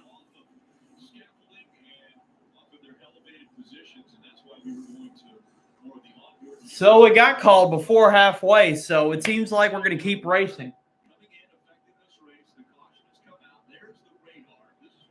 These teams have been seeing over the last 25, 30 minutes. Well, at 135 laps complete, 150 be an official race. The debate on, what's going to happen with the weather as it comes through, that's kind of gone because at this point we're going to have to go back racing at some point to complete. I'm actually glad the weather came before I reached halfway because I wanted to see him race more. And now it's raining. Looks like there's rain on Keselowski's onboard camera and a lot more on Chastain's. So for the second week in a row, the race has been affected by weather.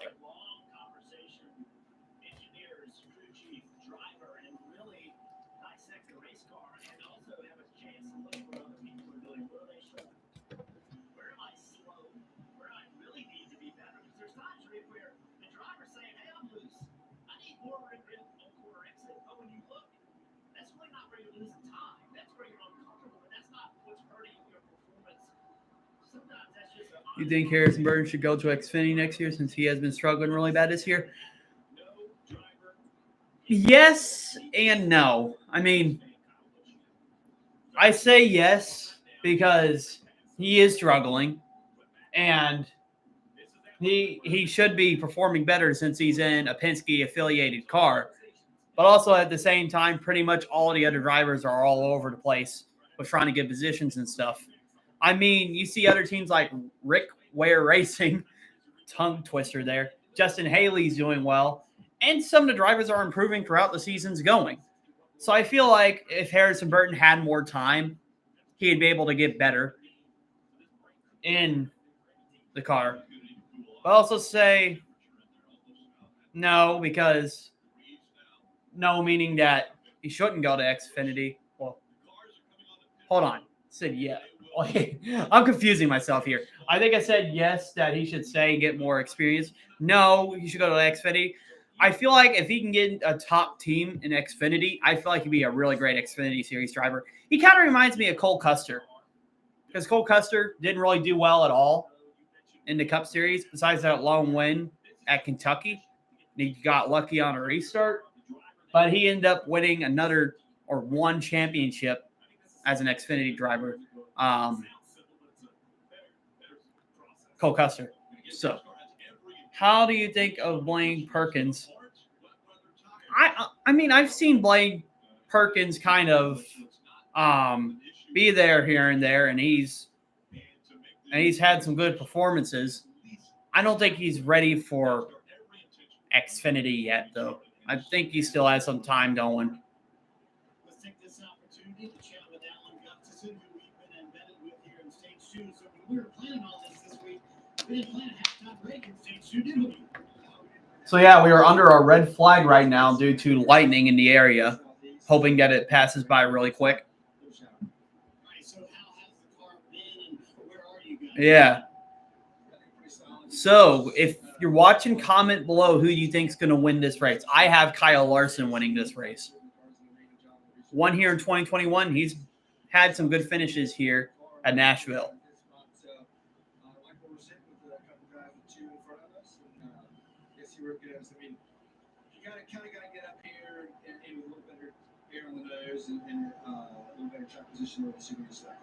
Yeah, he is in Xfinity. Yeah, I got that mixed up because I've seen him race in trucks, but like I said, I've only watched like Xfinity like here and there. But yeah, he's in Xfinity right now. Has been struggling. I'm not surprised. I said he probably should be in Xfinity, and there he is. He's struggling right now. But I feel like if he can get with like a better team, he may be running a little better than he is. But in some like series, you just got to stay there and get more experience with the car before you can move up to the next one.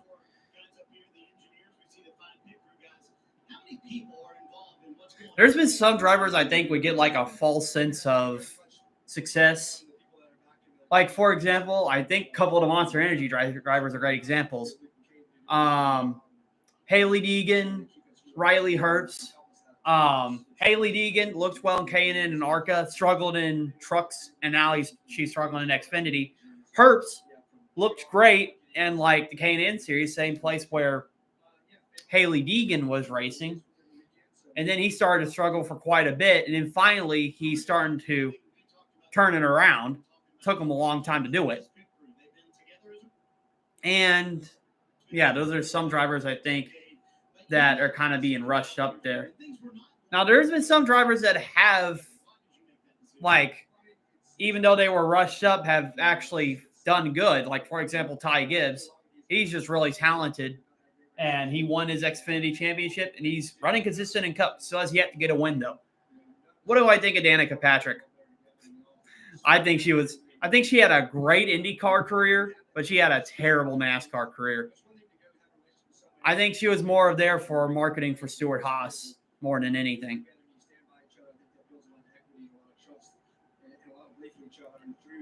But I think if they would have kept her in Xfinity series maybe for a few years, because her stats were mediocre, but she wasn't bad in Xfinity. I think if they would have kept her there for like a couple more years, she might have done better in Cup. But I mean, she was just terrible. No, I don't. And honestly, at the moment, I don't really want one. We started Andy Motorsports roughly at the same time. We became crew chiefs around the same time. So for over 25 years of my life, I've known Alan. His work ethic is absolutely the epitome of what it takes to win at this level. 39 wins. Car covers are going over to cars right now. So this red flag is probably going to be quite a bit. Alan has found a way to win with the biggest names, and you can kind of tell that he'll be very informative, but very low key. Tyler Ankrum? Oh, yes. I'm a fan of Tyler Ankrum. I like how he drives.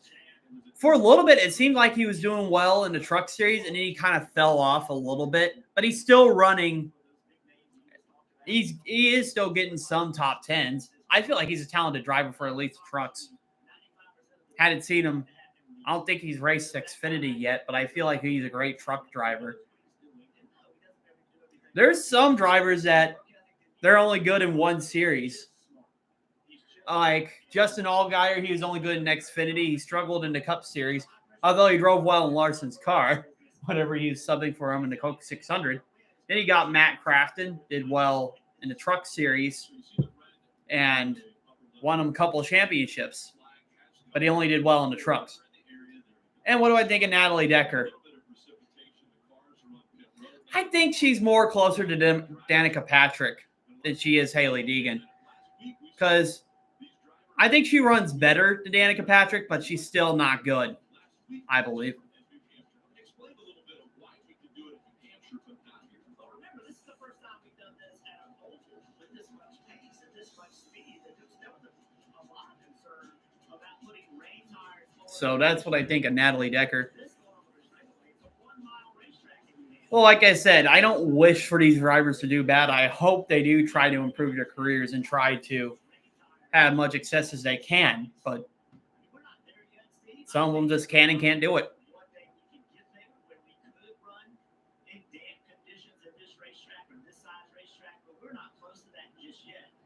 This is an evolution of tire technology. Goodyear and Nascar, the teams are working together to create it. Any pits? Yes. I have one German Shepherd and one Corgi. I used to have two German Shepherds, but one of them died earlier this year, sadly. But it is what it is. Yeah, we don't want to have not having wet weather tires this week take away from what we saw last week. It was amazing, right? We got to see the finish of a race. And fortunately for this racetrack, you mentioned it, they have lights. This storm doesn't look like it's too lengthy in time. Actually, if you see it just sprinkled a little bit, it's very, very dark off 3 and 4. So, Oh, yes. 100% Christian. 1 mile. You can see it's kind of trying to go north. But this is old school. This is what Jeff and I are used to, right? We take a little break. We kind of circle up the wagons, figure out what we need to do, and then get to work. Now, it's the thing. said, well, the race I want had a rain delay. We gave into the lights. And I thought the track would do this, and it did that. It looks like sky's gotten darker over there, so it's probably going to be a bit before we go back racing. All right, let's remind ourselves, when we had that weather and the lights came on, how was the track with less Goodyear rubber on it? You know, what kind of adjustments do I need to make? You have to continue to be in the moment. You can't really relax. And not only the rain on the racetrack, but then the air tundras. Oh, yes. I occasionally watch Family Feud. That's one of my favorite game show episodes. And Steve Harvey being the host, I always get a laugh here and there. Don't forget that one episode where Snoop Dogg was on. And Snoop Dogg had like a random question. He's like, pie in the horse. And Steve Harvey's like, what? It's literally hilarious.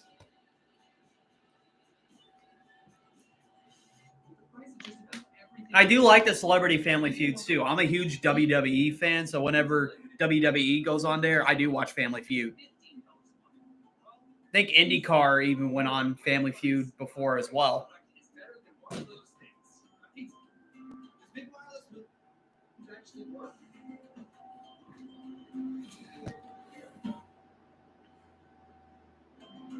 This one will never see the light of day. All right.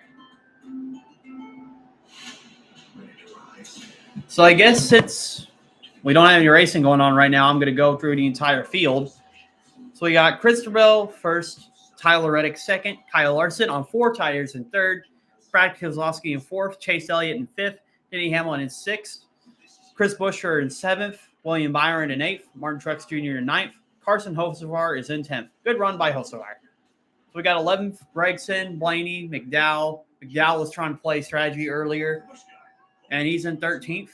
14th, Bubba Wallace. 15th, Josh Berry. 16th, Alex Bowman. 17th, Corey Heim. 18th, Cindric. 19th, Todd Gilliland. 20th, Joey Logano. Brian Priest, 21st. Daniel Suarez, 22nd. Dillon, 23rd. Chastain, 24th. Briscoe, 25th. Harrison Burton, 26th. Jones, 27th. Stenhouse, 28th. 29th, Ty Gibbs. 30th, Justin Haley. 31st, Corey LaJoie. 32nd, Riley Hurts. 33rd, AJ Allmendinger. 34th, Zane Smith. 35th, Daniel Hemrick. And Kyle Busch is the only car 1 lap down right now in 36. It's been abysmal for Kyle Busch. John Hunter Nemechek, that had the accident earlier, is in 37th, 2 laps down. And then Chad Fincham is 5 laps down in last place, in 38th place. So that's a rundown through the field. Oh, I'm wearing one right now. I'm wearing his Mountain Dew 2019 Team Rubicon t-shirt. I also have a bunch of his Napa t-shirts. So, yeah, I have quite a bit of his t-shirts. I even have a few of his jackets, too. I have the one whenever he was driving a 24 in 2019, a Napa jacket. Then I have his jacket from last year. Oh, yes. Praise Dale, raise hail. But I'm more of a Jeff Gordon fan, though.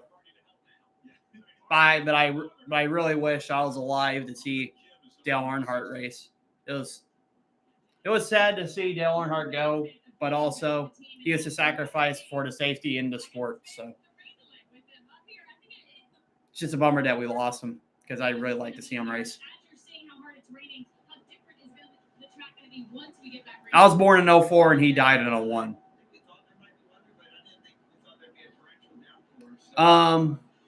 Okay. I'm going to have you guess on this one. So I just gave it away. I was born in 2004. But I was born on a president's birthday.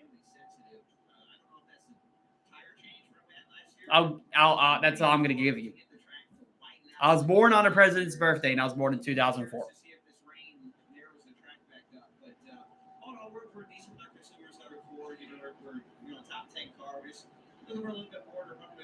Oh, man, it's pouring in Nashville, so it's probably going to take a couple hours for them to. Close, but no, not George Washington. My grandfather was actually born on Washington's birthday, though.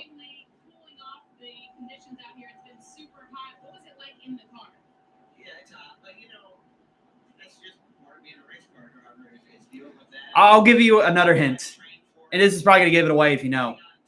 It's the same birthday as Brad Keselowski.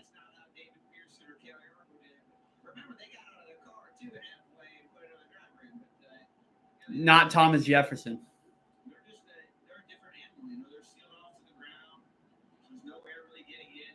Yes, Abraham Lincoln. So I was born February 12th. So I'm 20 years old now. The heat is just trapped inside the car, and you're trying to deal with it as a driver, and you just try to train and prepare the best you can, and it's a different era for sure. When we have rain delay moments like this where you're able to get out of the car for an extended period of time, are you putting on the owner hat as well? Like, are you checking out to see what I'm going to give our race recap since we're under the rain delay. So it was a long run start. The first stage went cautionless with Christopher Bell winning the stage. We had Logano McDowell trying to do strategy of staying out, trying to gain track position. That caution didn't happen. So Bell won the stage. And then stage 2, we had John Hunter Nemechek bring out a caution. Then we had Ty Gibbs spin, bring out a caution. Well, we had some wild restarts. Hamlin lost some positions on one of the restarts. And then we have now where on the last restart, we had some drivers with 2 tires and 4 tires. So after that, I believe Bell is in the lead, if I'm correct. Let me check. Yeah. Christopher Bell is in the lead right now. Can you give trivia for all of us over all the U.S. presidents of the United States? Well, I could probably tell like few details of like some of the presidents, but I don't know that much about all of them. I know a lot about like the recent ones and like the major ones in history. But okay, I'm trying to think. I'm at least going to try to think of one question to give you. All right. Okay, here's the question. Who is the president that said, I'm trying to think of the exact quote. Fear itself. Oh, okay. Who is the first president to say this? Oh man, you know what? I'm gonna look it up. I can't even remember the quote. We've been on air 3 weeks now, and all 3 weeks have been affected by rain or weather. As far as strategy now. Okay. Who is the president that said the only thing we have to fear is fear itself? But it is rare that you really truly get a break. You know, when others think of ball sports, you go to the locker room, talk to your team, and kind of come out in the second half. How many times do you see games change in the second half? Momentum can swing.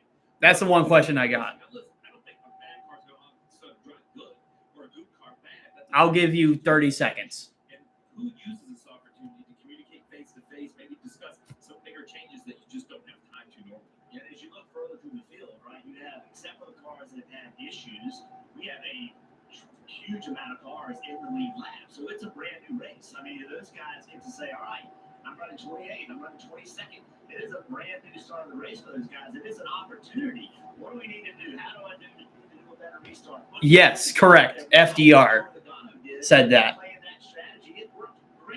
And of course, he was like the president in World War II.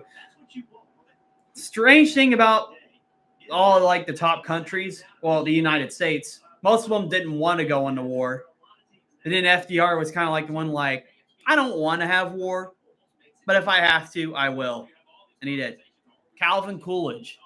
Yeah, Calvin Coolidge is the only fun fact about Calvin Coolidge. He's the only president to have 2 terms separated as a president. Let's see. Again, NASCAR is sure they want to get back to racing. We're going to see racing here. There are lights in Nashville. We just got to get this track running.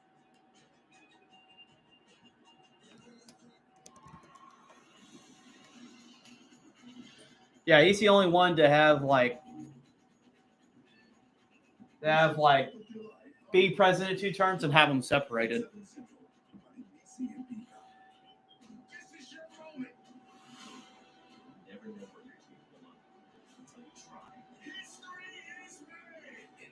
Yeah, he's still living. I mean, he was on hospice. He got put on hospice a few months ago, but he's still kicking it. That'll be cool if he makes it to 100. I hope he does. Dear road rivals, no truck on the road drives value like the Tundra. Day after day, mile after mile. Well, I'm gonna be right back. I'm gonna pee for Chevy real quick. That's something I have on this channel. Like, if I got a bunch of urine built up, I'm gonna pee for Chevy.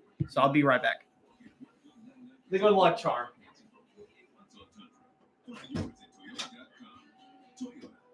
Let's go places. I'm Missouri through and through. I want so badly to bring home that medal to my family, friends, and community. Deanna Price, Athlone, Missouri, track and field. Tyler Downs, Baldwin, Missouri, diving. I'm the youngest of 7. They haven't really had something like this before. I am doing this for them, getting them this experience as well. Ameren is making the energy grid stronger today so it can meet your needs tomorrow. Learn more about projects in your area at ameren.com/reliability. Have you ever heard the saying too much of a good thing? Yeah, but it obviously doesn't apply to syrup. Well, this month at Glendale, we have way too much of a good thing. Like inventory. We're blowing out Grand Cherokee 4xe, only $249 per month. We're rolling out Dutch products, only $139 per month. And we're blowing out new Jeep Compass, just $99 per month. Now that's a blowout. Mom's gonna kill you. Make this the summer event. Glendale Chrysler Jeep Dodge Ram just the widest delivered on Manchester and good cars out there. If you've been hurt, we can help. Call Brown and Krugman now. The Air Tundras are making their way out onto the racetrack. The rain has let up just a little bit, so they will start the track drying process, but we are under a red flag condition here at Nashville Superspeedway. 136 laps have been complete. How did we get to this point? Well, we're going to take you back to the start of the race. Fans on their feet. Be a little bit more, but this is what they've been waiting for. 38 cars coming alive here as they come off in turn 4. Denny Hamlin, Josh Berry, making up the front row. And we're racing in Music City, USA.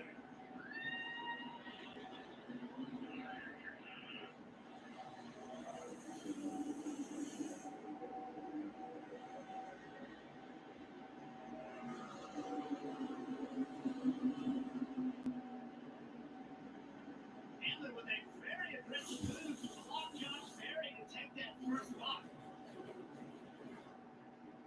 Didn't take long for Christopher Bell to also slide up in front of the 4 of Berry. And so Berry dropped back to 3rd and under pressure. Now here comes Larson. He's going to try to take the spot away.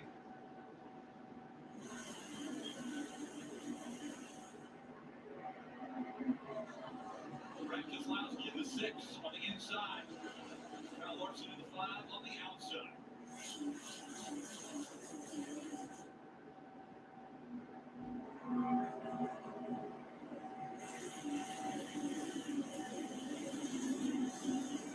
Early in the run, Jeff, where's the preferred line? Yeah, I think this early in the race, you want to be on the bottom of the racetrack. That's where the most grip is. That's going to change those Steve as the rubber gets running to the racetrack. Yeah, the group is absolutely going to change as we see the field go through 1 and 2. Car slow on the left-hand side in front of the leaders. That's the 51 of Justin Haley. All right, I am back. They were probably adjusting the car after inspection and after served nearly a lap down already. All right, I am back. So I had to feed the zoo. Not just I peed for Chevy for good luck. I had to feed the zoo, my dogs. And I'm back. So, yeah, he was born 1924. Okay. But this is going to be a long list of having Noah Gragson. Yes. I was a big Noah Gragson fan when I was watching him in Xfinity a couple of years ago. Wish he would have beat Ty Gibbs for the Xfinity championship. But he's in Cup now. He had a horrible rookie year. And he basically got suspended for the silliest thing, like in a meme. I mean, I thought that was pretty petty by NASCAR and legacy for them to suspend him for that. because I think someone was just there trying to be disruptive and try to ruin his career. Yeah, he was driving for JR Motorsports. I wish he would have won that championship whenever he was driving an Xfinity. He had a really good season, too. I think he had like 6 or 7 wins. He had a really great season. And then Gregson, it seems like he's doing well with Stewart Haas. But it seems like he was running well like beginning of the first half of the season, but then he just fell down some a little bit. And now he's trying to fight to get into the playoffs. Justin Allgaier. Yeah, I like Justin Allgaier. I like most of the JR Motorsport drivers. And I'm surprised that Allgaier has yet to win an Xfinity championship. He's came so close every year, and he never wins one. But he is a great driver. Josh Berry, yes. I really like Josh Berry, too. And it seems like he's a great cup driver, but he's just in weak equipment with Stewart Haas right now. Really great at the short tracks, though. That's where his background is.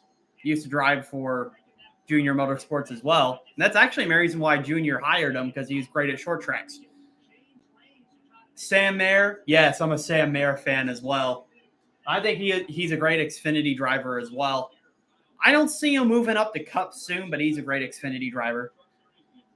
And then Michael Annett.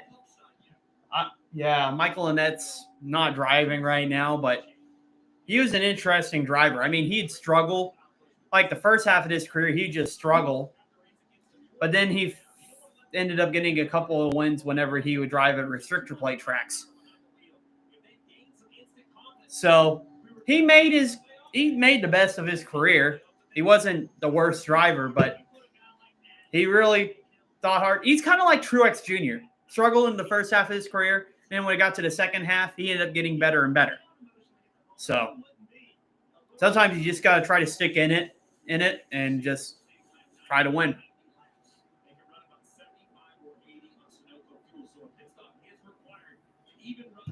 So yeah, that's my thoughts on Michael Annett. Jake Garcia drives with Thor. Racing number 13, replacing Haley Egan this year in 2024. Yeah, I heard. Yeah, Garcia replaced Haley whenever Haley moved up to Xfinity. Yeah, I believe Jake Garcia is also a decent driver, but I also think Dorsport has also declined a little bit too with some of the drivers. But Ben Rhodes still came up victorious, winning the championship last year with Dorsport not having as strong as a season as other ones.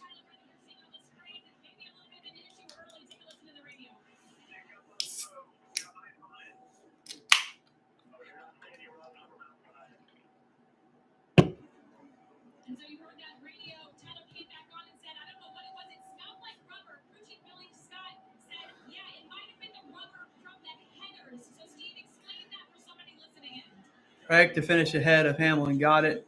Got 500 on it. Honestly, yeah, I can see Reddick possibly finishing ahead of Hamlin. Because Hamlin, if he keeps having bad restarts like that and Reddick just stays consistent this race, it's going to happen. GTA or Fortnite. I'm going to be honest, I have never played any of those games in my life.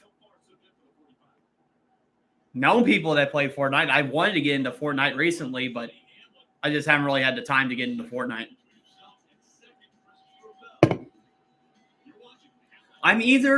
It's either NASCAR or work for me. So that's pretty much how it goes.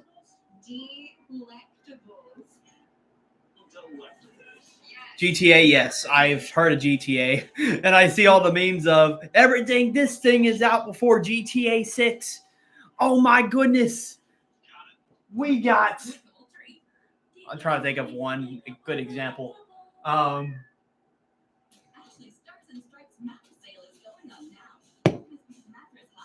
Man, there's just so many memes out there, but I know about Grand Theft Auto. I think it's a really fun game too, but I just haven't played it. But yeah, I see all the memes. 2 scoops of ice cream, 2 thumbs up. So, yeah. So my prediction to win is Kyle Larson. If we will get back going because we didn't reach halfway. But I think Larson's got a chance, and definitely with the track changing, Larson's quicker to figuring out how his car works compared to all the other drivers. Not glazing, but it's a fact.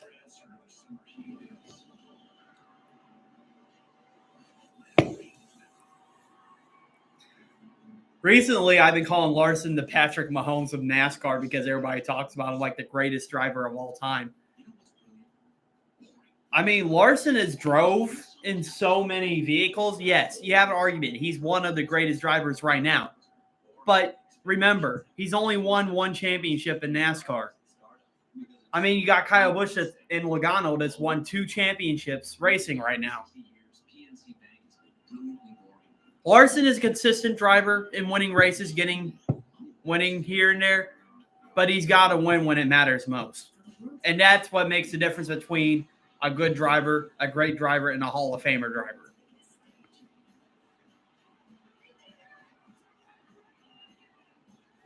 Paramedics.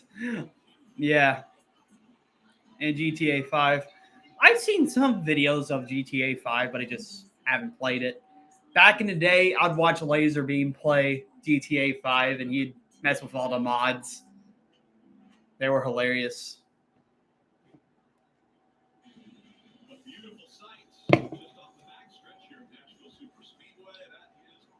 Of course, you have to have a rainbow for Pride Month. Wow. But the sky is clearing up. So we could go right back racing in a little bit. I just hope we didn't lose the track where it takes longer to dry the track.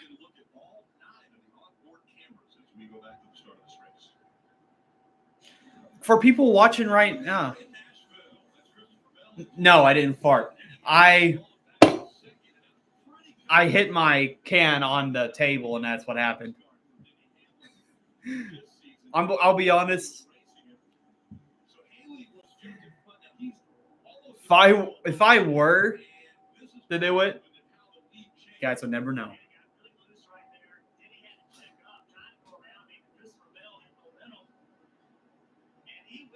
All right. For guys watching, what's your favorite NASCAR diecast that you own? Could be 164, could be 124. But the favorite one I own is probably I just got. It's probably this recent Chase Elliott car that I got. That's my favorite 124 scheme that I got.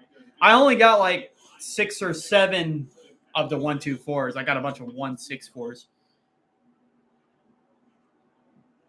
Either this one or hold on. Let me pull out my box real quick. Favorite Xfinity driver right now. Trying to think.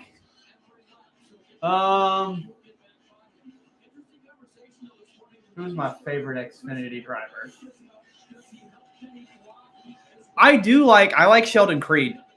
And the reason why I like Sheldon Creed, I feel like he just had really bad luck and he's finished second so many times. It reminds me of what Chase Elliott used to be like before he got his first win. Yeah, I can see Haley Deegan being a favorite. I'm hoping she can get a better team and maybe improve some of her performance so she can drive better. But yeah, I really like Sheldon Creed. I do like all of JR Motorsports. But I will tell you a driver I really don't like in Xfinity, Austin Hill. I cannot stand Austin Hill. And the guy, honestly, I think he's like a new Kyle Busch. He has an attitude like him, and he gets into all the drivers that people like. And I hated how him and RCR treated Sheldon Creed last year.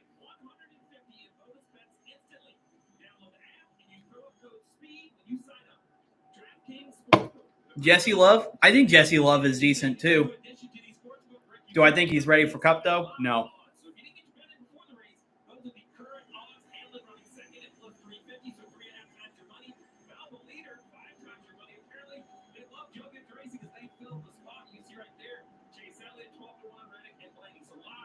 But yeah, I'm gonna pull out my 164 Chase Elliott collection real quick.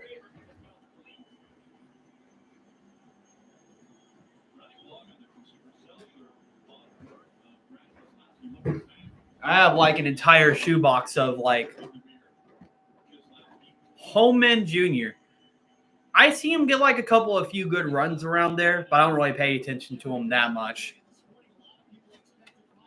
But here, I'll show you some of the schemes I got. I pretty much got a scheme of Chase Elliott from like 2016 to now.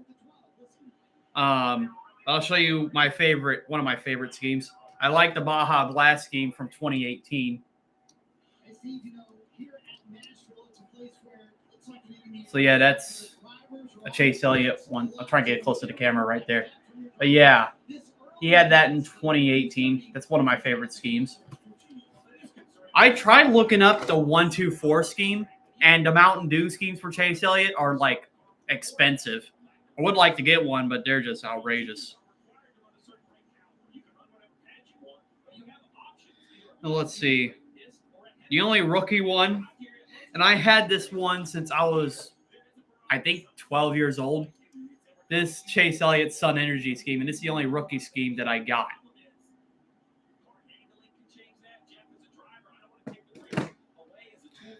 I have quite a bit of his Mountain Dew schemes. Oh, here's the throwback.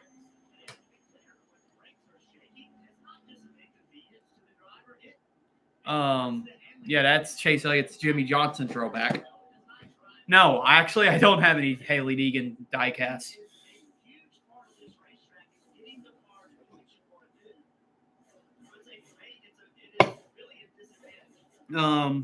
Let's see. I have a few of Chase Elliott's Little Caesars paint schemes. I even have the next gen. I have his 2023 scheme, which is poorly made.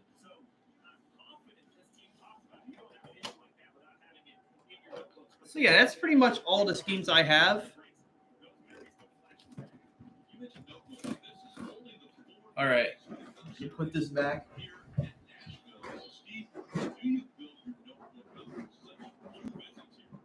Come on. Get in there. All right.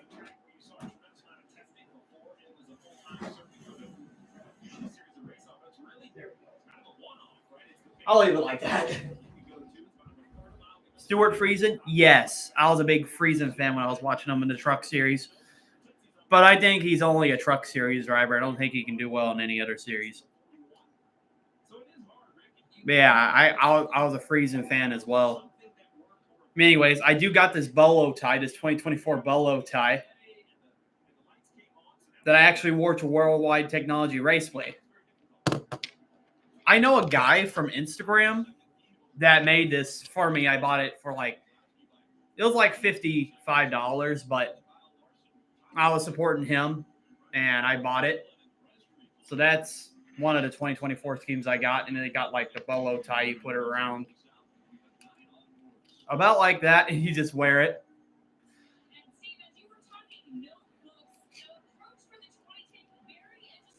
So yeah, I have that bolo tie. Maroon 5 fans. Honestly, I don't have a clue about Maroon 5. I'll put his description or his account name in there if you want to check it out.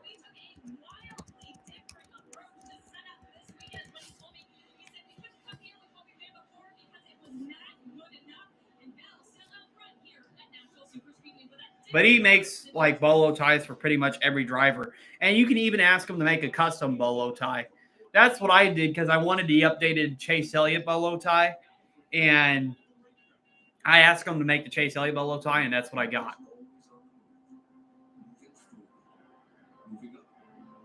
Yeah, I mean, yeah, I was a Toby Keith fan. My mom was a Toby Keith fan too, and she was heartbroken to hear about it. I do know a couple of his songs. I really like, let's see. I like the Old Man In one, and I liked, what's the name of that one?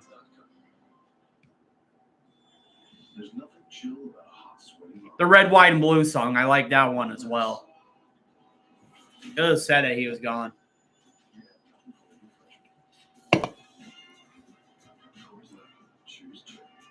Ashley Stars and Stripes mattress sale is going on now. Don't miss these mattress hot buys now only $7.99 and get a free adjustable base upgrade with an online by Ashley Sleep mattress purchase.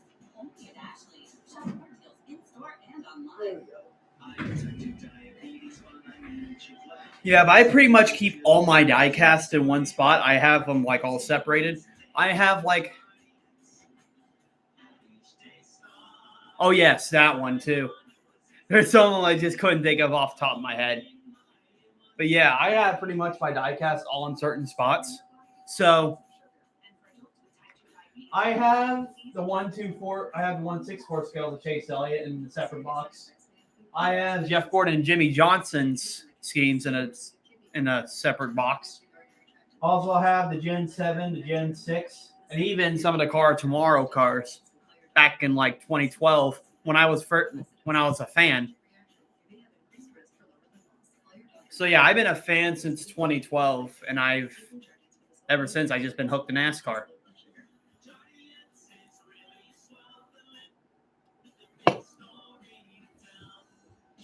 So yeah. So I have quite a bit of die cast.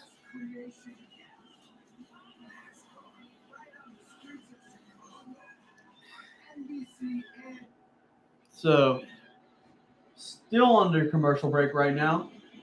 Oh, we just got off the commercial break.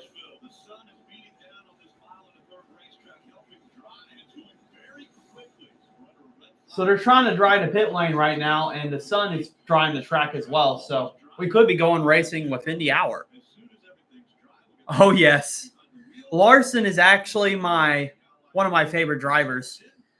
It's like this. I'm a fan of Chase Elliott and all of Hendrick Motorsports. Then I'm a Kyle Busch fan, and that's about it. But yeah. I really like Cliff Daniels. He really reminds me of like Chad Knaus when he was with Jimmy Johnson. And Cliff Daniels is actually the crew chief for Jimmy Johnson whenever Chad Knaus was moved, when he started crew chiefing with William Byron back in 2018 or 19. I think it was 19. But yeah, Cliff Daniels, if you like put his radio to Chad Knaus, it's literally the same person. But I'd say Knaus has more of a temper, though, than what Cliff Daniels does. Yeah, I know. I'm currently Sammy Smith's age. And what I'm really offended about, let's see. Let me look up Ty Gibbs.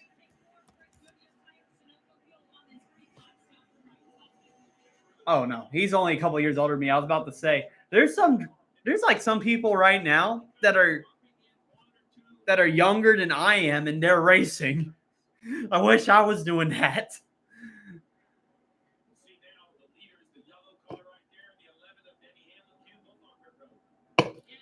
But honestly, it's out of all the sports, I think it's more difficult to get into motorsports than anything. You can shoot a basketball. You can hit a baseball. You can play football. But it's difficult to get into racing because you got to build your own car. You got to work on your own car. You got to race. You got to make sure you don't wreck. And you got to be good enough to get in to attract sponsors and everything like that. So I believe it's more difficult to get into racing than any other sport. And probably the closest thing I do to racing is sim racing. And I plan on getting iRacing in a few months.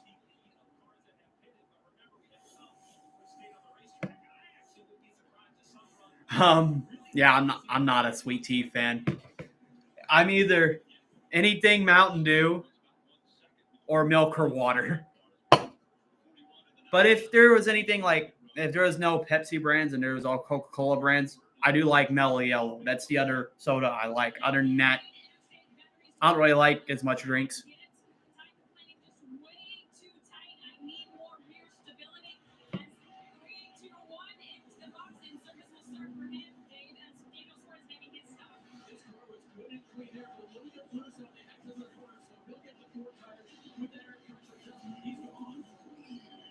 Oh, Logano was flipping off Denny Hamlin. Wow. I'll show you the video. All right, so they just showed it, but Logano flipped off Denny Hamlin because Denny Hamlin sliding up the track in front of him. You know, drivers get mad whenever they're being blocked. But when they block other drivers, it's a different story.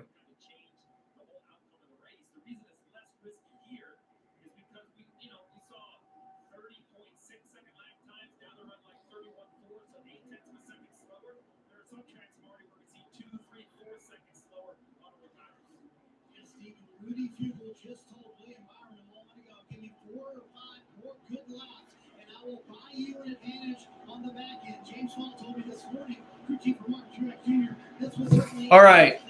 If they didn't make progress, if you're in the chat, who do you think Joey Logano will make the playoffs this year? I don't think he will. He just hasn't found a way to win or run well this year. The only race he ran well was Richmond, and I don't count the All-Star race because the All-Star race is not for points.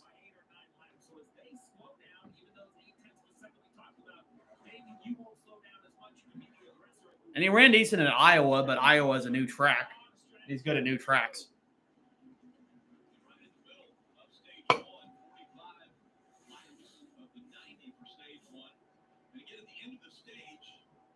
Points are paid to the top 10, and that's very big when it comes to the regular season, as far as where you will place in that regular season party.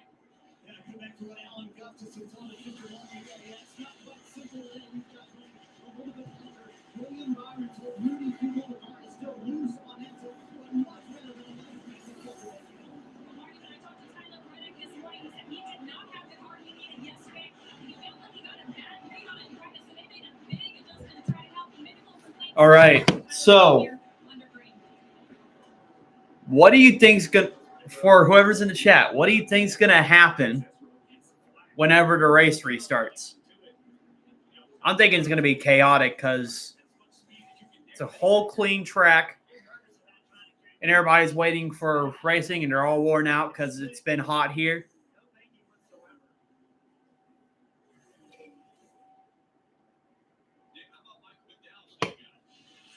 Here and just told, hey, we got to run about 30 more, really 76 or 75 laps before they come in. He was also told that Logano behind him in second is on the same strategy. So, Steve, what is that strategy and will it work out for these two? So I love this plan. If you're going to run a little longer than the leader, run way longer. So they're going to run basically an entire fuel run, which would be around 75 laps, probably 15 to go on the stage. And at that point, if they don't have a yellow, they can come down pit road. They can only take 2 tires. They can short the fuel. The goal is to try to pit. Oh man, it must have been really bad. It's actually it was hailing earlier at Nashville. Just saw a video from Joe Gibbs Racing. Man, yeah, weather in the Midwest, it's ugly.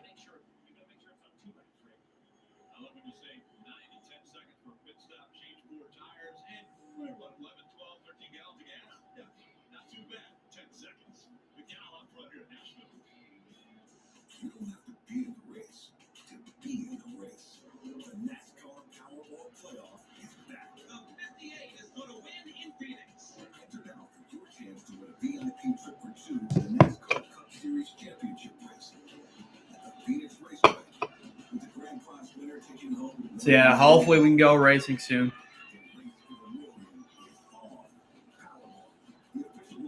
So yeah, if you're just tuning in, we are under delay right now. Christopher Bell is your leader. Tyler Reddick's in second. Kyle Larson's in third. Kozlowski's in fourth. Chase Elliott's in fifth. Denny Hamlin's in sixth. Chris Buescher's in seventh. William Byron's in eighth. Truex Jr. is in ninth. Carson Hocevar's in 10th. And we should be going racing soon. The track's drying up, and track's pretty much being dried on pit road and everywhere else. And there's no more rain around. It was just a pop-up shower, so we should be racing soon. I hope.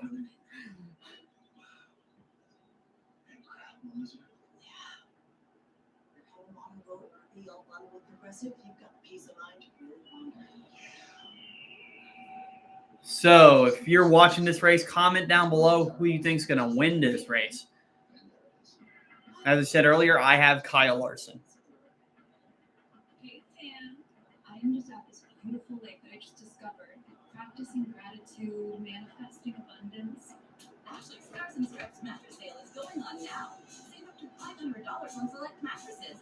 Plus, pay 0% interest for 5 years with no minimum purchase on all in-store purchases. Only at Ashley. Shop more deals in-store and online. If this is your idea of living life,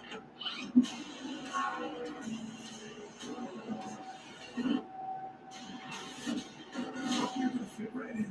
Join us at Toyota Racing. This is the make. All right. You know what? Not just for the day. Oh my goodness, my phone is having a stroke. Okay, thank you. Race isn't just about the race. They know their fans wearing the number. Come on. This is the chance to carve a name. You know what? I'm going to make a reel right now. Short. NASCAR Xfinity Series.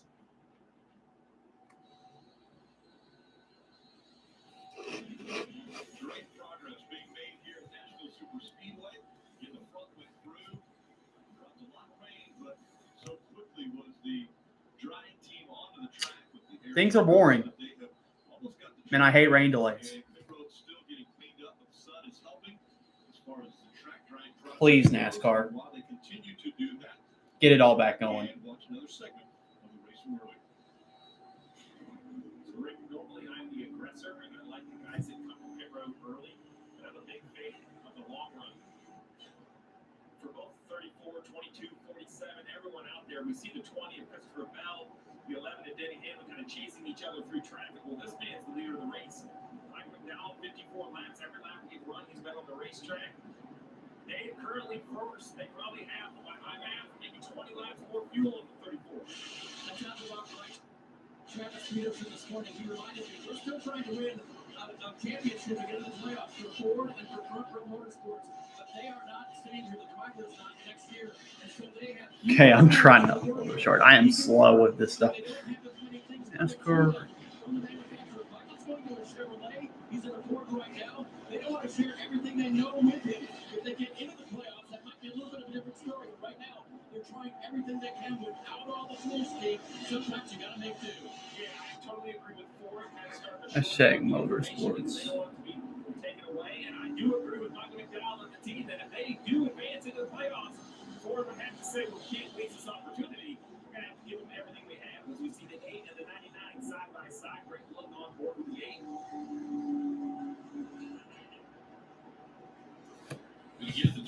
All right, I uploaded it because what else do I have to do right now?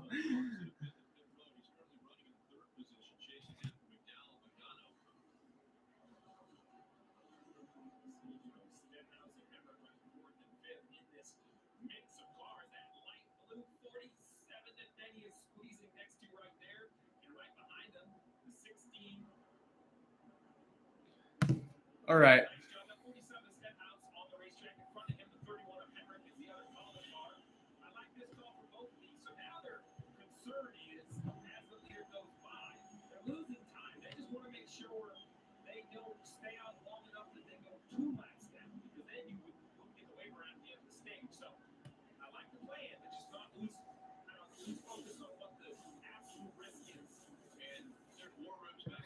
There's people of engineers, there's a delta that you've got to stay within that leader so that you don't go too much down. That's why you have all these engineers.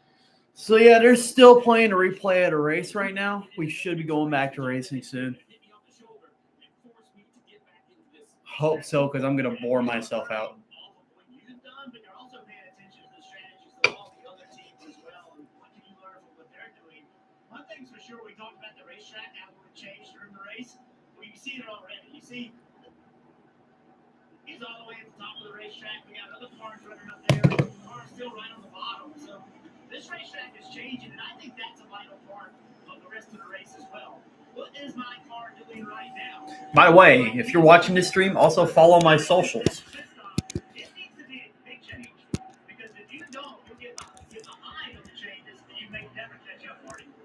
So Jeff, with that pass, Kyle Larson passing Brad Keselowski. In essence, that's a pass from third on the A team with Collins team. And Kyle Larson started third today. But Cliff Daniels told me this morning practice for us was not very good at all. Drastic changes to this 5-car. So Steve, have you ever had a bad time? I didn't put it in the description, so why not put it in the chat? And even after a lot of changes, it came to life in a race like this. An unusual situation for Cliff Daniels and Kyle Larson today. Unusual for this duo because they're normally pretty well lined up every time they go on the racetrack. I had a lot of surprises in my career. Cars that were good when I didn't expect it bad moving in. And Jeff, that goes back to the track conditions that you talked about, right? Even from yesterday to today, it's a bit of a different racetrack. Yeah, you come into the track, into the race with a plan. Here's where my car did yesterday. Fun fact, this is my first time ever that I had to sit in a rain delay during a live stream. I either didn't stream the race, happened not to stream it that day, or I just happened to not have any rain races.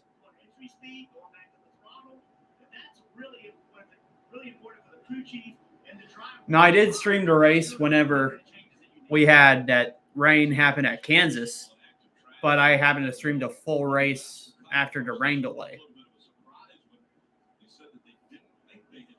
And I didn't have to wait for a rain delay because I knew it just wasn't racing at that time. Finishing position of 3.3 here in Nashville. Only being here 3 times. He's one of the 3 different drivers that have won. So we eclipsed about 2.5 hours on this stream. And I'm going to be here until the checkered flag. So he brings the Hunt Brothers Pizza onboard camera on the pit road and to the intent. Kim. And I got a coaching call-up this morning. He said because we qualified 26, we have to do something different strategy-wise during the race. The great person in the wall and see what's next to the middle of the pit. The tight center, building free and hard forward to your tires like air for the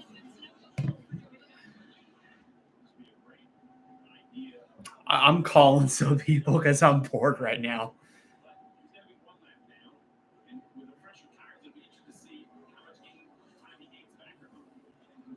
at all surprised that Joey Logano got a 2-time champion this far into the season? Bit surprising, or perhaps that the other 2 Penske cars have already won, like Sid Japan Lane. Checking in on Denny Hamlin, confirmed this morning that he wears both a cool shirt in very, very hot situations like today, and also the helmet with air conditioner that blows cold air into the helmet. Well, he was just told, try turning off. Hey, at least NBC is showing the highlights from earlier instead of showing a replay race. Props to them. You want to see mid-13, so we saw some alternators fail in the Xfinity Series. Just the temperature today under the hood, equipment giving up. We'll have to follow that story in the 11th. Bell has led 22 laps. Well, he just led his 22nd lap. It's so easy to get your windshield replaced using SafeLight. Telling people Let's try to call somebody else. Started off as a chip and grew into a crack, and it just keeps going. So what do we do now? I went ahead and scheduled an appointment online at SafeLight.com. Told them to meet us here at the beach. Let's get started.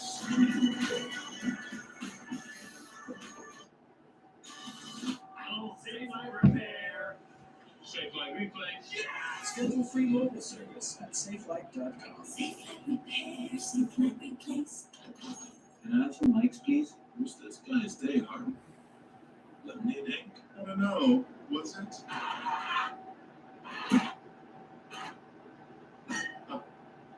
Hard days deserve a hard lemonade.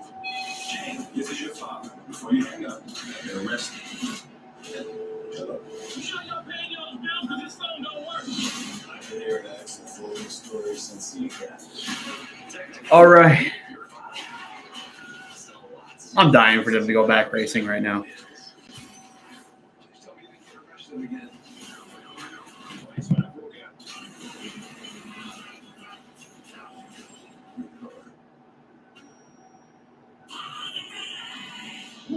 $3.99 and stuffed with pepperoni and cheese. You want crazy fast fast? Go with Hot Ready. Now I have time for more summer fun.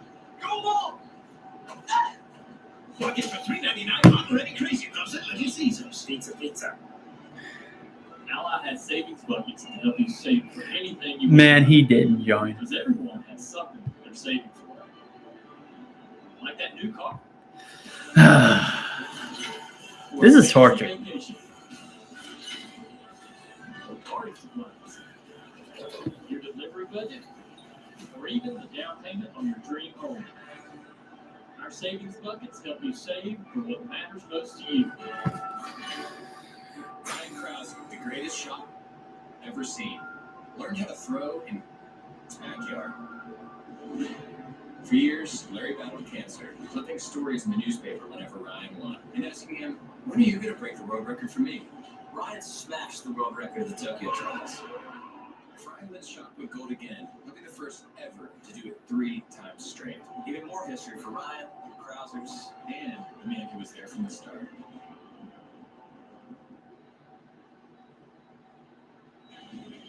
Track riding is going splendidly, and right now the air truckers are working on access roads, and we would anticipate that the drivers will be called to their cars here in just a few minutes. While we are continuing the track riding process, we still have... Okay, so it said drivers will be called to their cars in possibly a few minutes. This race. Let's go back to earlier in the race. You just ate a Burger King. Hey, that's smart to get something during this rain delay. There's nothing going on. Actually, no, it's been a while since I had anything fast food. Probably the last time I had fast food, it was at Taco Bell. I'm not really a Burger King, McDonald's, or any. I don't really eat much fast food places.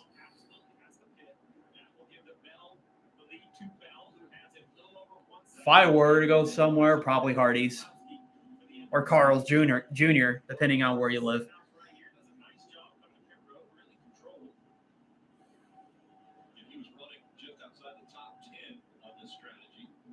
If I'm going to buy something to eat, it's got to be something good to my liking.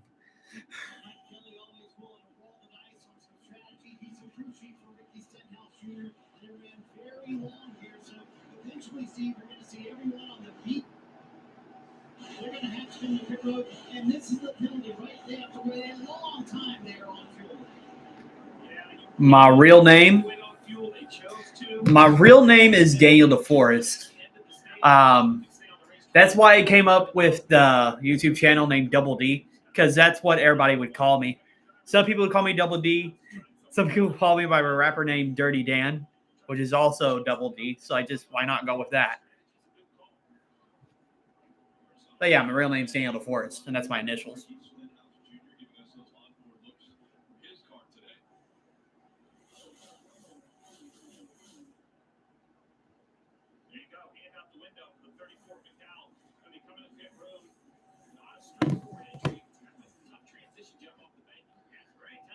But yeah, that's the thing about me. Double D is also my rapper name too. I know how to rap. Got a couple of videos made. Still plan on trying to make a couple of them. So yeah, if you ever go to this channel, I mainly either post racing content or rap content. That's my 2 interests.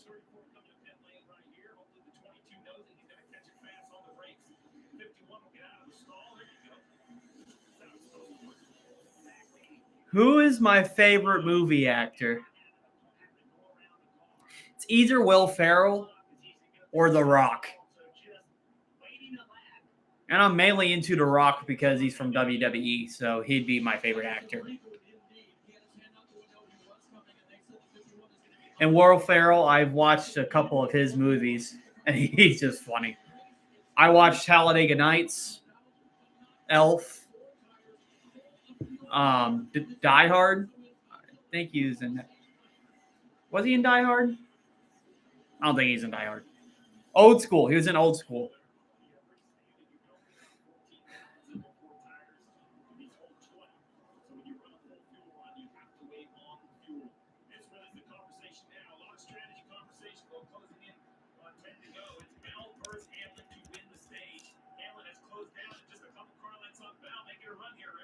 Big run. Now look to the outside. We'll see if he ducks back to the inside, see if he can get the advantage on his teammate. And new tires coming from behind. We just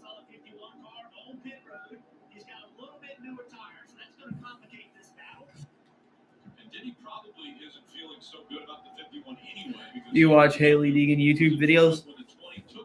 I've fallen off, but I used to watch some of her videos.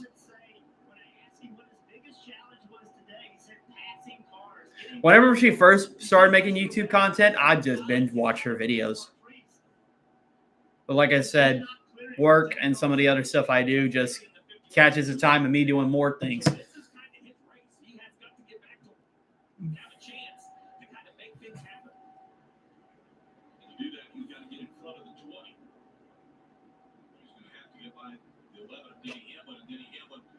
Obviously, is working to get by the 20 as well.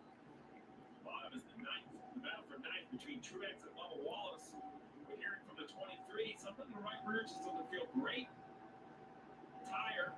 But Bubba definitely losing a little time with those complaints.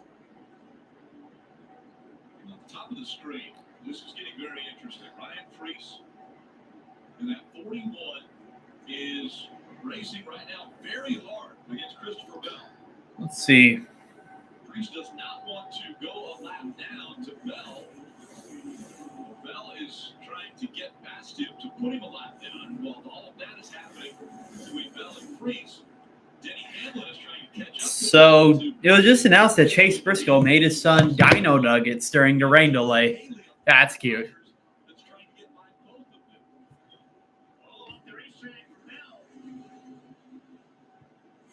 It's frustrating when you're the leader. You're trying to put a guy a lap down. You're like, hey, buddy, man, let me go here. But that's just not going to happen. And I don't blame Preece. You gotta go for all you have right here. This is why we make so much of this strategy. You know, the leaders just don't drive by cars. Track position matters. Watch Christopher Bell. He drives in the corner.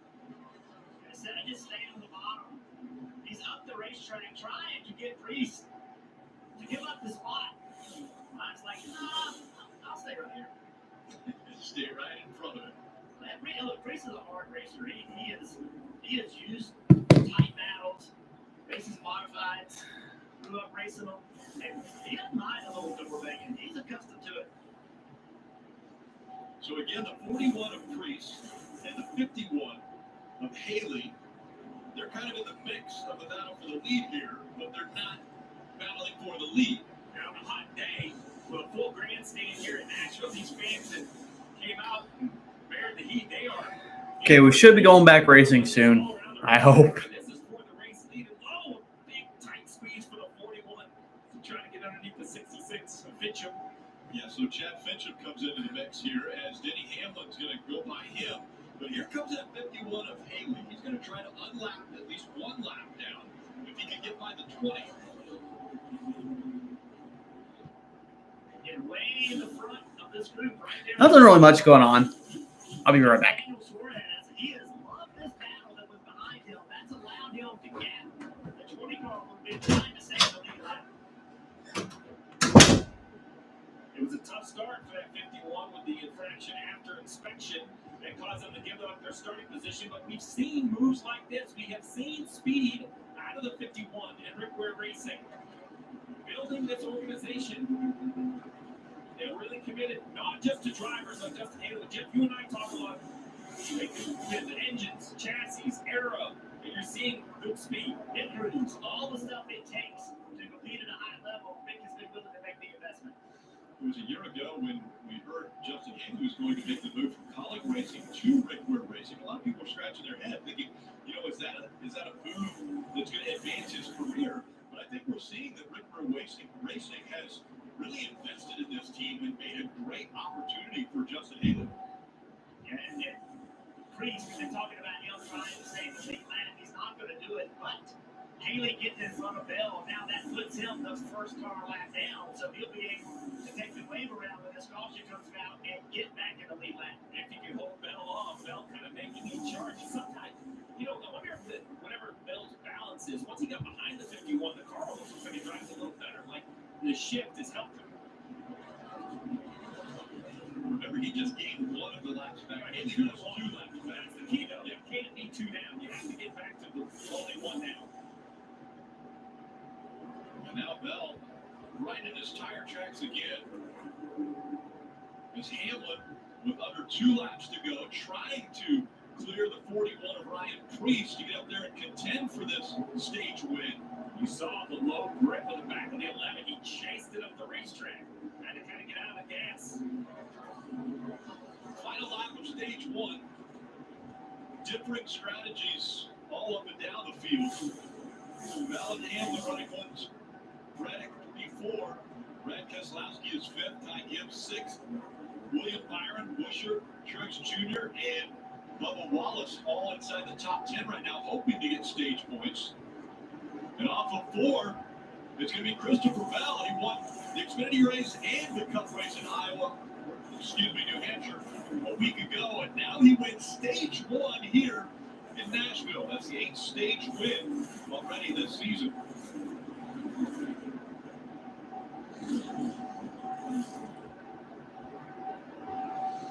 Well, glad we got you up here, Steve, to break down all the different strategies, because there's going to be guys that will stay out under this caution to be able to get that track position. Well, stage 1 in Nashville. And that's how stage 1 ended. All right, I'm back. If I grab me a snack real quick, grab me some Cheez-Its. All right, what do I think of Shane Van Gisbergen? I like him. I think he's like the first driver since like the 1960s to win under debut. So he's got talent, and he's doing well in the Xfinity Series on the road courses. So I think he'll be ready for Cup. He just has that talent. He has that supercar experience that is similar to the NASCARs. So that's why he was able to go there. Chad Fincham. He's an interesting driver. I think he runs his own team with like NBM Motorsport or something like that. Or used to. He's just a back marker, but I think he's decent. Still tries to stick in the sport, though, which I guess if you work with teams, that's what you have to do. So we'll see. I think that obviously when you get to traffic and you're trying to make passes, you don't really have a choice. You got to kind of make something work. So we'll keep scratching and clawing and try to get the old Napa Chevy in a few spots forward. Interesting stuff from Chase Elliott, who's worked his way up to 5th, Kim. And Marty Christopher Bell top of the board before that rain delay, but the track has been clean. What is it going to be different this time as you get back in the car? I would expect there to be a lot of grip and probably going to be pretty loose. So going to have to be hanging on here until we get this thing rubber back up. All right, Christopher's going to climb aboard his race car and did. All right, drivers to their cars. So we're going to go racing in about a few minutes. Man, it was nice to be able to get out of the car and kind of catch my breath. Tony Breedager, I think it's how you say her name. But, yeah, I think she's a decent driver, too. I actually think she's better than Haley Egan. I think if she can get more experience in the trucks where she's driving right now, she'll be a good driver. Right now, I think she's better than Haley Egan. Haley Egan was better first.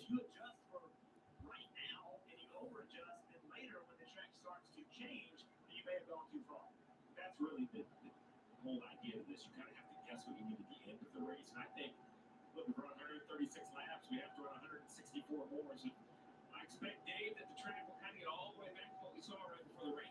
Check with Denny Hamlin. His car's been handling well. Can you live without the cool suit now? Is that kind of the smart move there? What are you going to do?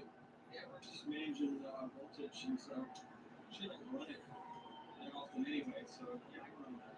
All right. He's led a lot of laps today, guys, in a very fast Toyota. So it's interesting, right? You wonder if he took it off, because when you talk about you put that cool shirt on, you still see the cord right there. So maybe he still has it on. I don't know, but having some sort of voltage issue on the 11, they have the ability to turn the alternator on and off for some power gains. So we're reading through where he cycled that a bunch of times. This guy right here, Kyle Busch, he's good. Shot. All right, yep, drivers are getting ready in the cars now. We're about to fire the engine soon.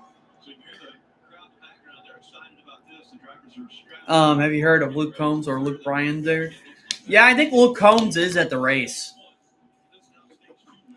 He was speaking to Ryan Blaney before the race, posted on NBC's, NASCAR and NBC's Instagram. And he's sponsoring, Luke Combs also sponsoring Bubba Wallace, I believe, as well.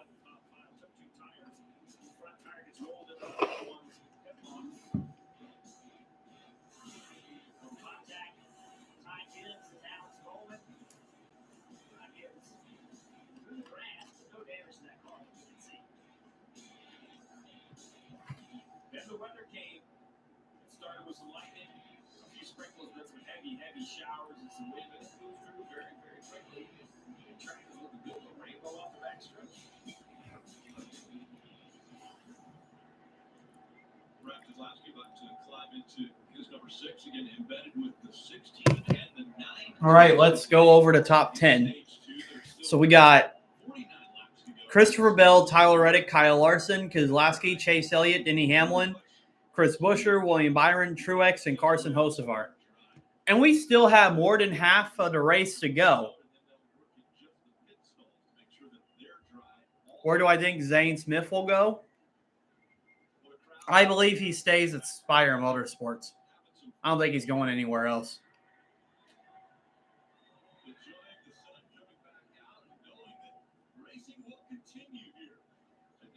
They're doing the wave over there at Nashville. That's what happened to story I got to give. That's what happened to me a couple years ago whenever I went to Gateway in 2023. It was a lightning delay. There was no rain going on. Everybody was just trying to do the wave, and then they wouldn't do the wave. Then the other side of the crowd would boo us because we wouldn't do the wave. So some of them wouldn't, but that was a fun experience.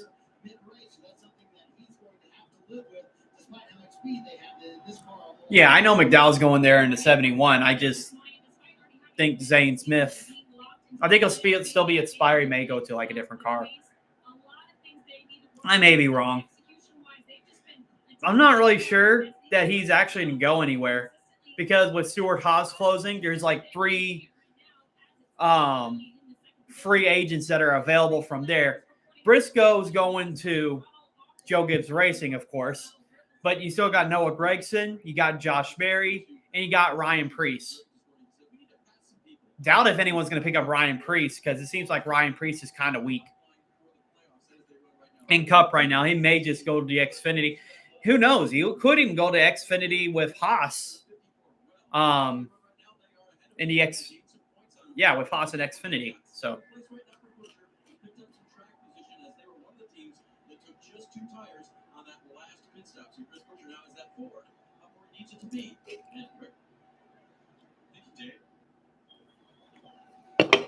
Chase Elliott, kind of questioning how wide it now. You know, the rubber's being laid down on it, and why it hasn't gotten any wider. Well, let's look. On the left is before the rain. Look at how black the racetrack is. The rubber just driven into the racetrack from the bottom up to the middle. To the right is right now. And so it's going to change again. And all you can do is guess. And we saw cars that ran well early in the race that didn't run well as well later, and vice versa. So what's the play here, right? You have 49 laps till the end of this stage and then the end of the race. So the best car, they have to sacrifice a little speed right now, Steve, to be as good as he really wants to be later. I think you have to worry about your adjustments, and you also have to worry about how you're going to consume these 164 laps. Keselowski, yes. Busch, no.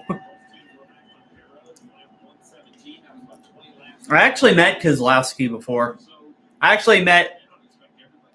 met 7 drivers. 5 of them I met this year. I met Suarez, Logano, Keselowski, Gregson, Harrison Burton, Austin Cindric, and Corey LaJoie. Those are the 7 I've met so far. I got a signature from Brad Keselowski, too, from last year. A 164 signature.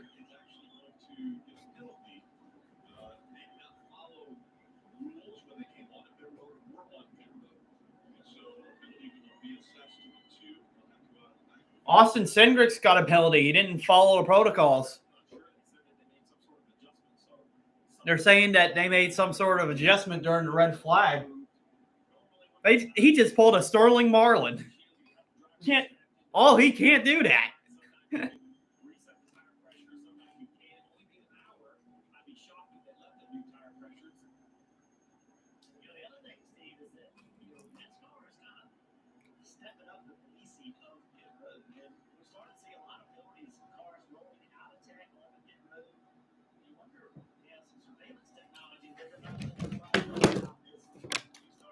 That could have been ugly. I bumped my desk and stuff almost spilled. Almost on the computer. That would have been bad.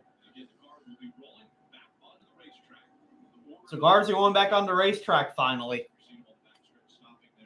On lap 137 of 300, so we still got quite a bit of racing to go.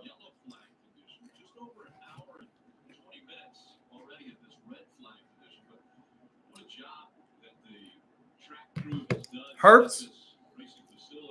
I think he possibly goes to front row since they're buying another charter.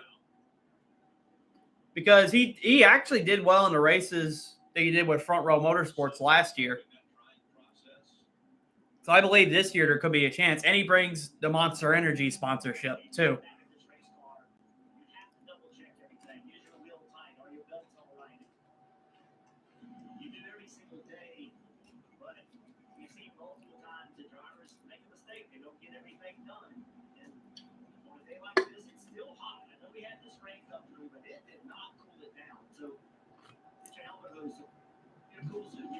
All those things that seem like simple procedures can get forgotten. 12 degrees inside the car for Kyle Busch. Right now they're trying to situate wherever the cars started before the caution came out for rain. So Jeff said NASCAR's patrolling pit road a little bit stronger. Well, what happened with Austin Cindric was they had a fan that was on the pit box during the red flag. NASCAR officials felt like that fan was too pointed towards the car. They felt like in some way it was maybe cooling the car, so that's what they dinged them for, and that's what they got penalized for. That's the strangest penalty I have heard. They said because the fan was pointing from the pit box and pointing toward the car to cool it down, that's a penalty for Austin Cindric. That's the funniest penalty I've heard. Has a letter A in his name? I don't think so.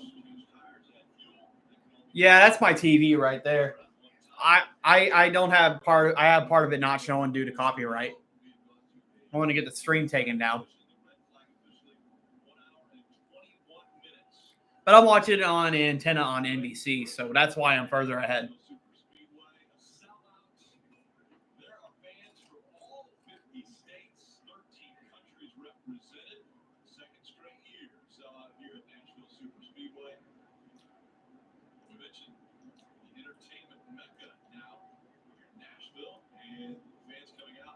So yeah, now we're under caution, so we're done with being under the red flag now.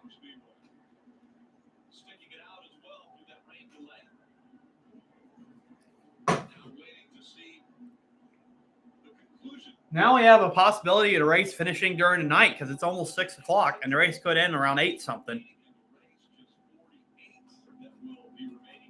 And depending on how many cautions we get, that's a possibility.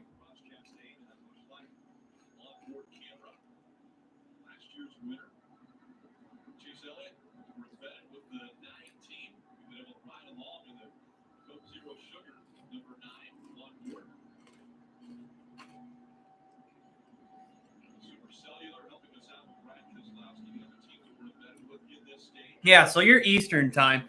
I'm Central time, so it's almost 6 o'clock for me.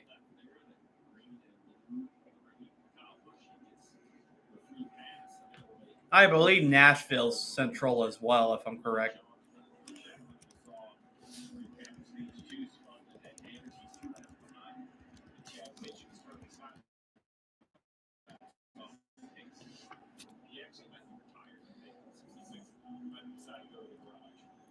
And my computer's lagging. Yeah, so they're Central time as well.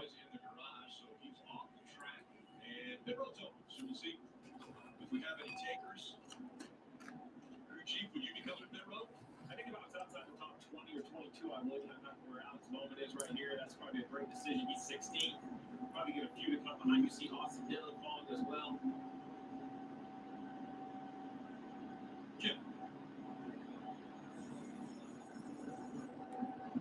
And you see Joey Logano making a stop right now. That car is still looking for a little more handling wise. Tight center building 3 off, but that 3 off was the majority of the problem for Joey Logano for fresh Goodyear tires with air pressure snow fuel day. Was the problem for Alex Bowman. His car was tight. Wanted to go to the wall when he turned the wheel. They only took 2 tires last time, so they want to make sure they got 4 fresh and a chassis adjustment here. So pit stops going on. Bowman made the pit stop, so did Logano and other drivers. Mainly drivers that are closer to the back made pit stops. Eli Tomac. I've heard of him a couple of times, but I don't really know that much about him. Alex Bowman. I think he's good, but I noticed that he's had less pace compared to the other 3 Hendrick drivers. I feel like there could be a possibility that he gets replaced by – there's a good chance. I think there's a good chance that he gets replaced by Kyle Busch for Hendrick. Because I think that there's more and more that Kyle Busch is getting frustrated at Richard Childress. There could be a chance that Hendrick picks Kyle Busch up. That'd be the smart choice I would do. Because we already know Kyle Busch is not going back to Gibbs because they took Chase Briscoe. And Christopher Bell's on the inside. Tyler Reddick's on the outside. We got Larson also picking the inside. So, yeah, 1 to go until we're back. The green flag racing. Franklin Clinton on GTA 5. I don't really know much of the characters or anything about GTA 5. I know mainly like what the theme is, but I don't really like pay attention to the updates or stuff.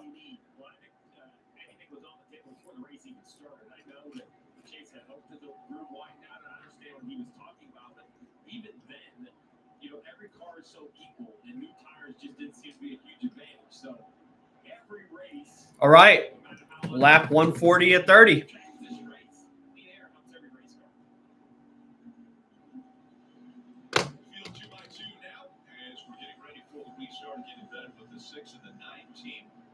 This restart, we're going to be listening in to TJ Majors, the spotter for Brad Keselowski, as he calls. Here we go. Bell on the inside, Reddick on the outside. Larson's right behind Bell. The green flag's back in the air. Bell getting a push by Larson. He gets far out there on the restart. Clears Reddick. He has the inside line. 4 wide in the middle of the pack. That's pretty much the top 3 stay even. Truex trying to make a move, go on the inside of William Byron, and so is Chase Elliott on the inside. They're trying to pick up positions on this restart. We'll see how different these cars will handle with it being a clean racetrack now. As Bell leads the first lap since the restart.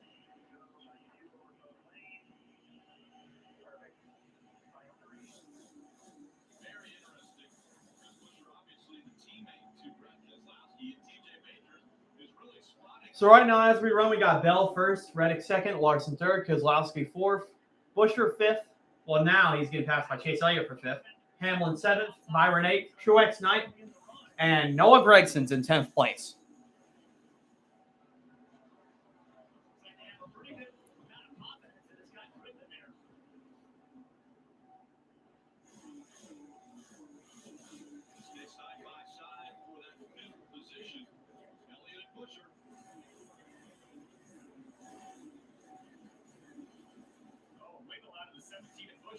Oh, Byron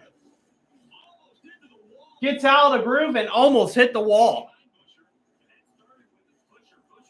That could have been bad for William Byron right there, but he keeps it going. He's obviously lost a few track positions for almost getting into the wall. Let's see. I tried to make it 3 wide on Buescher, but Buescher checked up and Byron also checked up. And because of that, he lost a few positions.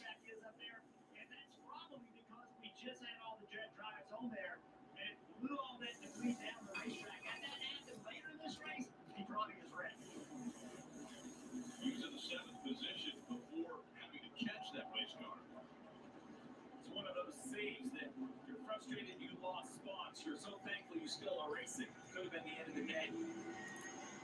Up front, they're pretty organized, kind of spread out. Everybody finding their P's and Q's, but it's anything but. Kyle Busch is having a rough race still in 32nd place. He has not made up any ground right now.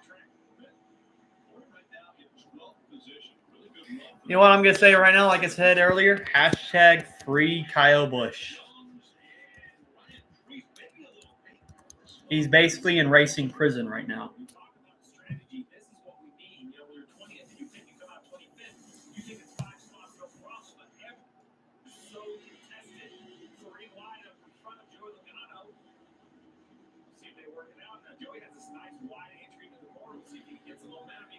Yeah, he just retired before they started racing, so yeah, he's out of the race.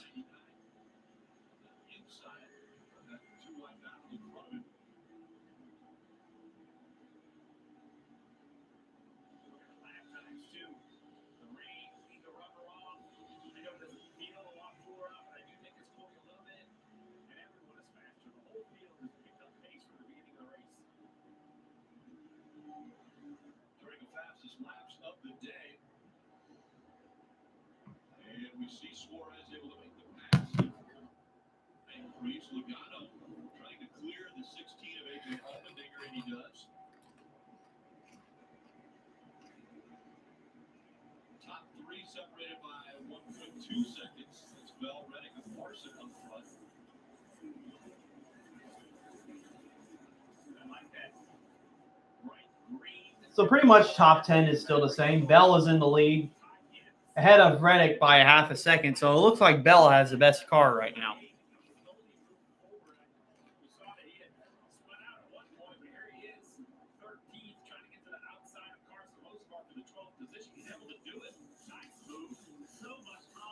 Ty Gibbs has already made his way almost up to the top 10 after spinning earlier.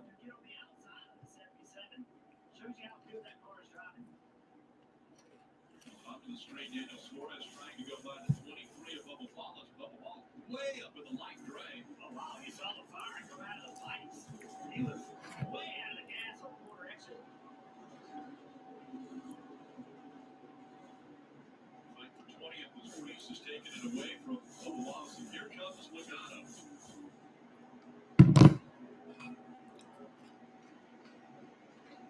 Bubba Wallace very strong in practice yesterday.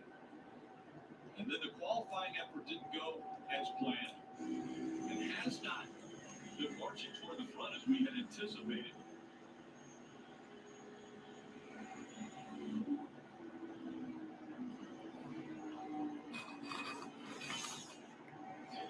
You know, with Kyle Busch joining RCR, he's basically exposed RCR for how terrible they are. We thought Austin Dillon was a fluke. He's not a fluke. They're just bad.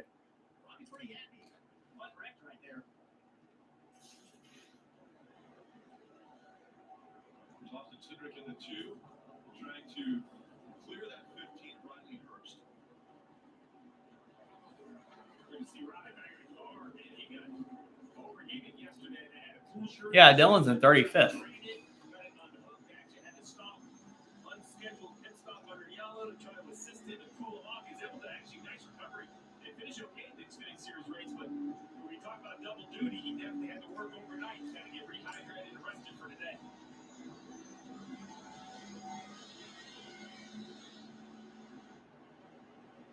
Busch again was the recipient of the free pass, so he's back on the lead lap. They're running in the 30th position. Well, that this battle back here is always crazy intense. Right in front of this battle is the 4-car, Josh Berry. Remember, he started on the front row today. He is not. Kyle Busch and RCR's giving me the Fernando Alonso and McLaren vibes. They just don't go together. All the way back in 27th spot.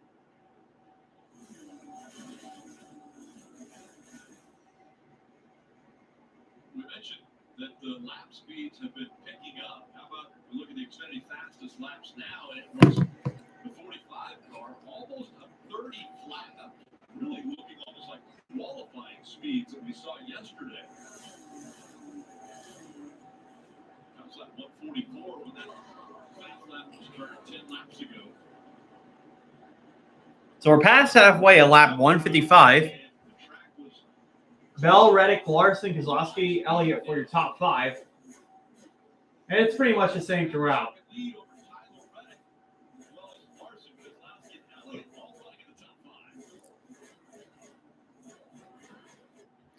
And we go back to commercial break.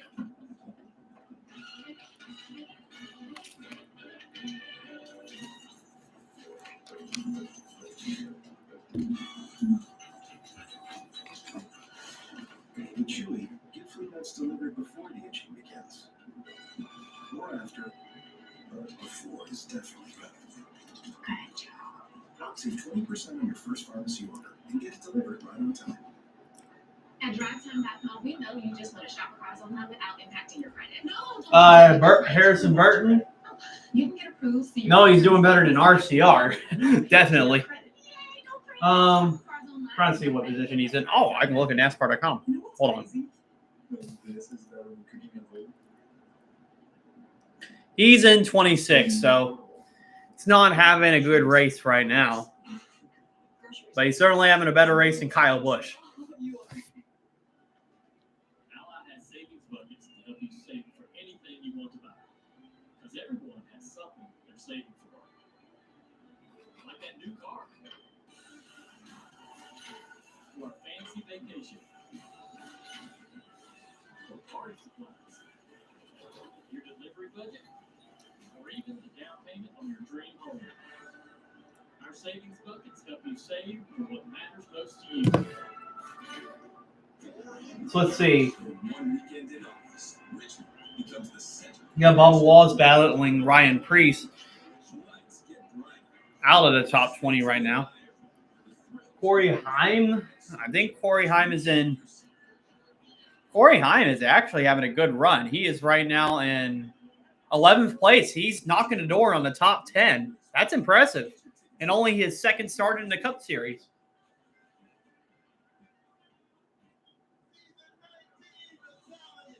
And I think he was purposely making a start today. I think today would have been his debut if he didn't have to replace Eric Jones whenever he had that crash at Talladega. There's a difference between a great golf setting and a setting. Man, Kyle Busch is down bad. He went from battling people. He went from battling to the championship to battling Riley Herbst and Corey LaJoie around 29th, 30th place. That's the biggest fall off ever.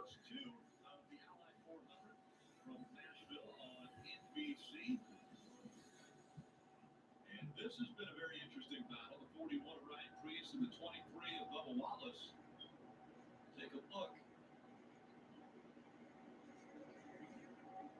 Oh, contact between Ryan Preece and Bubba Wallace. But they keep it going.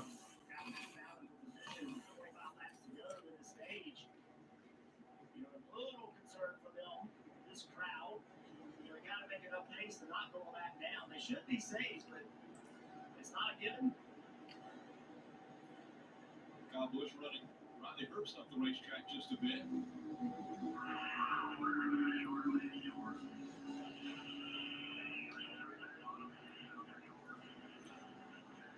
You know, Kyle Busch went from complaining about Rick Ware Racing for how slow he is. Now Rick Ware Racing is doing better than Kyle Busch.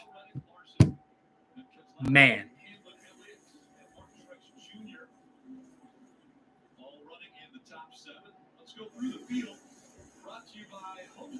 All right, so we got 23 laps to go in stage 2. We got Bell first,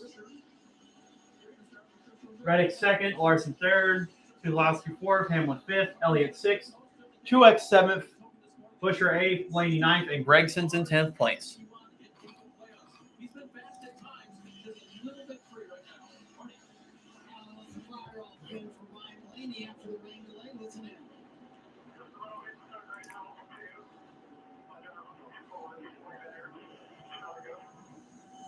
So the interesting part about that comment, he feels like the car is actually handling better.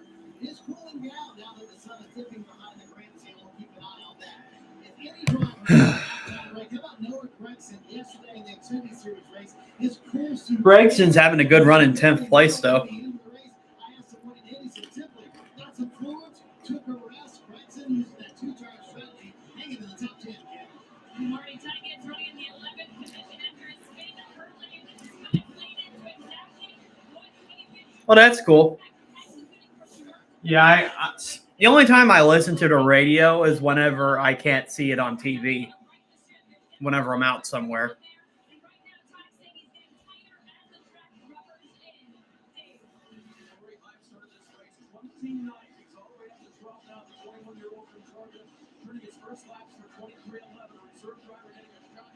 Oh, yeah. Corey Hines driving for 23.11. So he's basically in Joe Gibbs' equipment. He's 12th place right now. So a good run for him.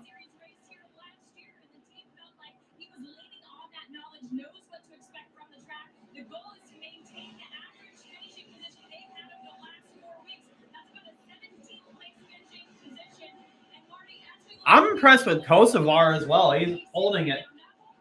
I thought he would do worse for Spire Motorsports this year. I'm wrong.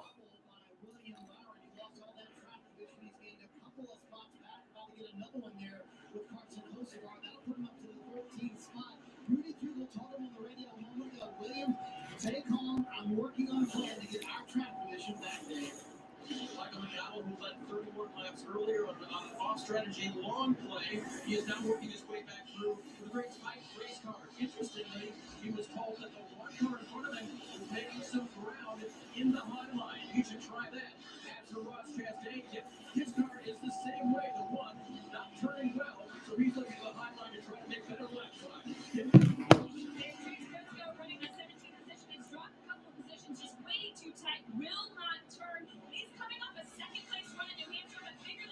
Yeah, so he's got 36 cars on the lead lap. Right now, Nemechek is 2 laps down. And Chad Fittleman is retired out of the race.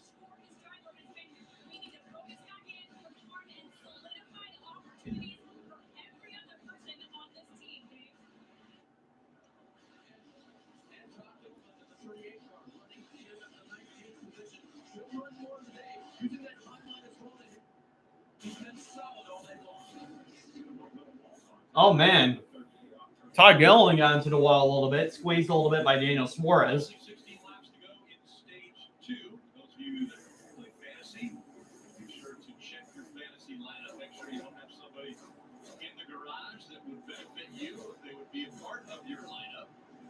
As Jeff and Steve both grab their phones. Ryan Keselowski restarted in 4th. He's fallen to 5th, but staying right there in the top 5. Christopher Bell won stage 1, trying to sweep the stages here in Nashville.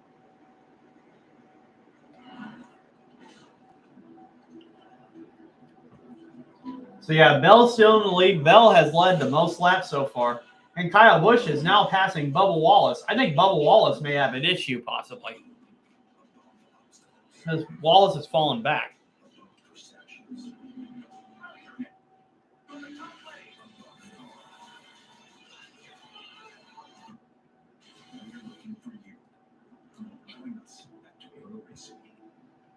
When Just for Men eliminates gray, you get a great before and See where Kyle Busch is running right now. that boost you get when you look and feel your best. And try one-day beard brow cover. The fastest, easiest way to cover grays and define lines. Ashley Stars and Stripes mattress sale is Running 26th. So he's only picked up a couple of his positions since the restart. Purchase on all in-store purchases. Only at Ashley. Shop more deals in-store and online. Moving to the country, don't eat a lot of peaches. Moving to the country, don't eat a lot of peaches.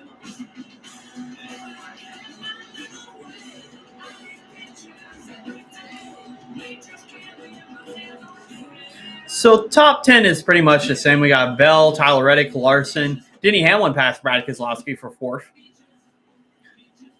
Brad's 5th. Chase Elliott 6th. Martin Truex Jr. 7th. Blaney 8th. Busher 9th. And Noah Gregson's in 10th place. Hamlin led a little bit earlier. I don't think anyone is faster than Bell right now. He seems like he's had the best car.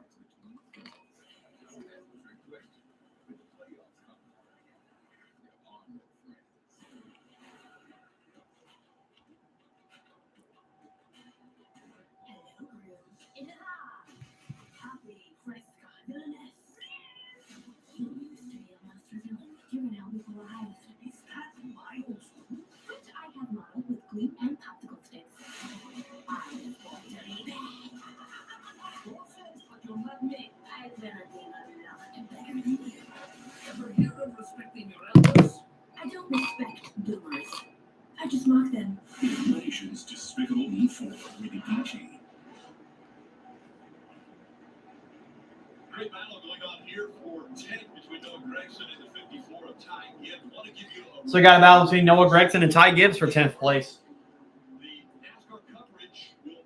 Ty Gibbs spun earlier, and he's already made his way almost back to the top 10. Corey Hines not that far behind him either.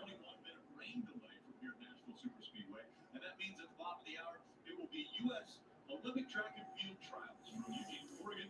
That coverage will continue on NBC, right here on NBC for the final day of the U.S. Olympic track and field trials from Eugene, Oregon. Again, a reminder at the bottom of the hour, we'll be on USA for the conclusion of this race from Nashville after the hour and 20-minute rain delay. It's right along with Corey Hines. Really impressive run for Hines, running in the 12th spot right now. Start this year. These guys, lap after lap, side by side. It's like Noah May getting this lap.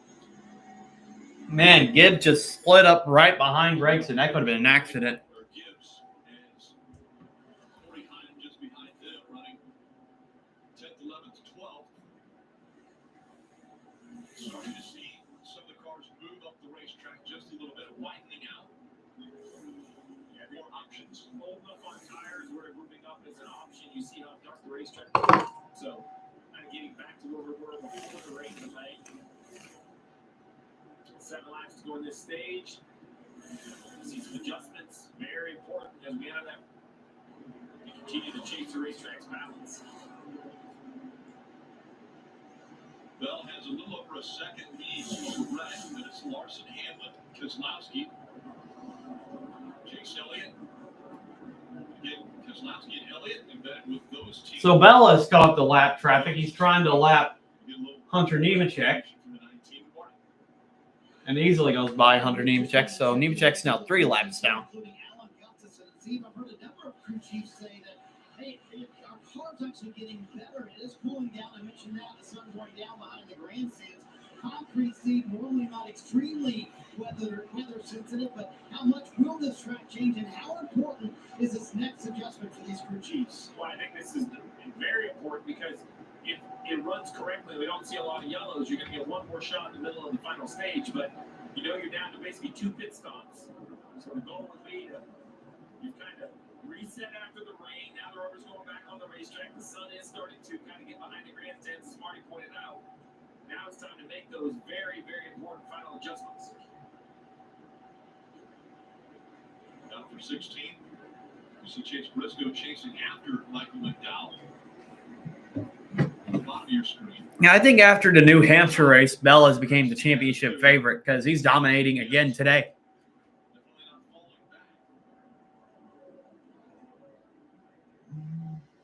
Under 4 laps to go in stage 2, and Christopher Bell has now led over 100 laps, 102 back-to-back races, and that's the first time that he's ever done it. Ty Gibbs a little loose right there.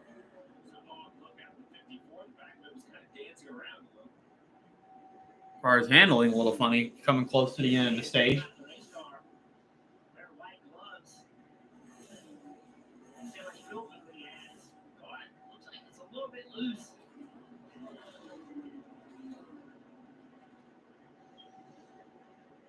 at the inside now as Gibbs trying to take that spot. Okay, he's trying to pass Gregson again for 10th place.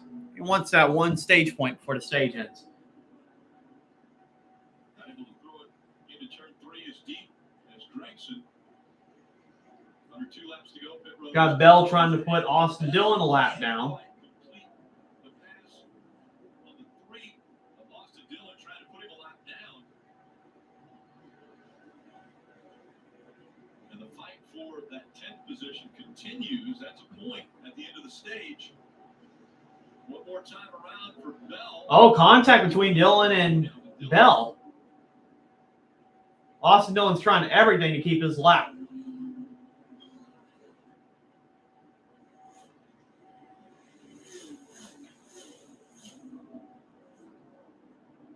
Bell wants to put him a lap down, but he also got an Austin Dillon right there. But just backs out because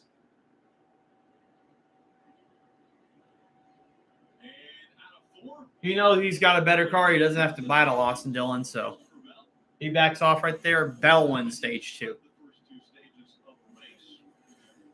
He definitely wants to change history when it goes. Oh, Hamlin got into Larson again. Denny Hamlin and Kyle Larson. I wonder why. And he radioed that he was okay. He's going to get him. That's right. The radio to the driver to calm down. But then he said, I was going to get him. Didn't like the way that Kyle Larson raced him. Wow. Larson and Hamlin getting into it again for the second week in a row. Let's see what happens. Okay, Hamlin slid up the track. Larson did the crossover.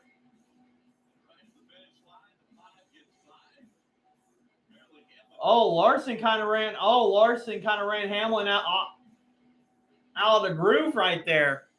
Oh, man. So Hamlin's not happy about that. I hear that. That's why we protect all your vehicles here. But hey, nothing wrong with sticking it to the boss. Well, you gotta take that. Why would that concern me? Because you're are you? We never actually discussed hierarchy. Okay, why don't we just stick to letting Dave know how much he can save when he bundles his home or auto with his boat or RV? Wait, I thought Jeannie was. Wow. 15. So you're telling me this bounce pass gets us into the Creation Museum too? Yep. How could? What are we waiting for? Let's go. Whoa, is that a mastodon? I think so. This is gonna be awesome. When you're cooking on a black stove, you get a better cooking experience. Cook anything, anytime, anywhere. Go to your nearest black stove retailer. All right, so I'm going to go through the top 10 who got stage points during that caution. We got Christopher Bell first, Reddick second, Larson third, Hamlin fourth, Keselowski fifth, Chase Elliott sixth, Martin Truex Jr. seventh, Ryan Blaney eighth, Chris Buescher ninth, and Ty Gibbs passing Noah Gragson before the stage ended and got the last stage point. And now it's a race to the checkered flag.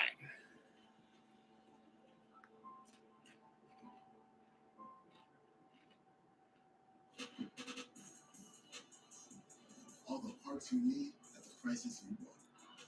Guaranteed to fit. I still think Larson's going to win this race. So you can keep your ride alive. Sticking with my pick. $3.99 and stuffed with pepperoni and cheese. Not crazy fast fast? Go with Tom Ready. Now I have time for more summer fun. Go ball! Get the $3.99 hot and ready crazy pasta urgency pizza. She's been called a legend, the greatest of all time. Simone Biles. When you hear that name, you think about power, talent, triumph, and struggle. She felt the weight of the world on her shoulders. And now, she's back. And in so many ways, she's stronger than ever. This summer in Paris, go make history again. So, Oh, man, why do you hate Corey LaJoy? I dislike Joey Logano the most. I can't stand Logano. He's gotten into so many conflicts with Chase Elliott, and his situation with Matt Kenseth years ago made me dislike him quite a bit. Ironic, I have his signature. Corey LaJoy's signature. I don't dislike Corey LaJoy, though.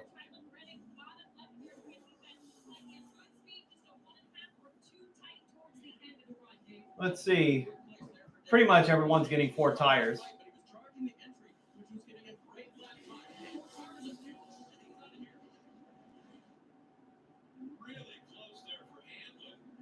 Hamlin picked up 2 positions, but he couldn't win the race off of pit road.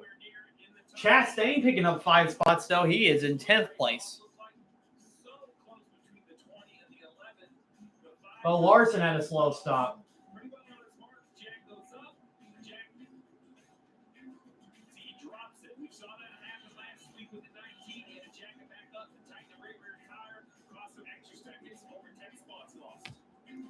Man, Larson lost 10 spots. Lost 10 spots. That's not what you want to happen in Nashville when it's difficult to get track position. All right, I'm going to go pee for Chevy real quick. Easy. You know, a great price on a great product is better than all those things. Right? This big wireless, these things actually work.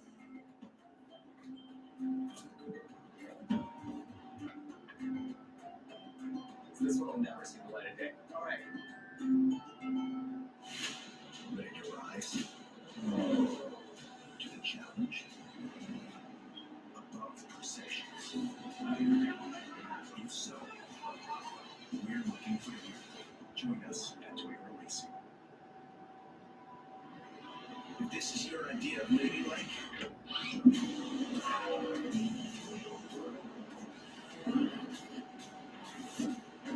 you're gonna fit right in. Join us at Toyota Racing. The Bush Guy, cold and smooth survival skills.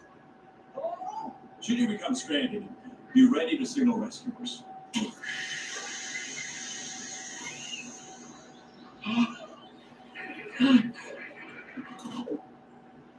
How long have I been out here? About 12 minutes.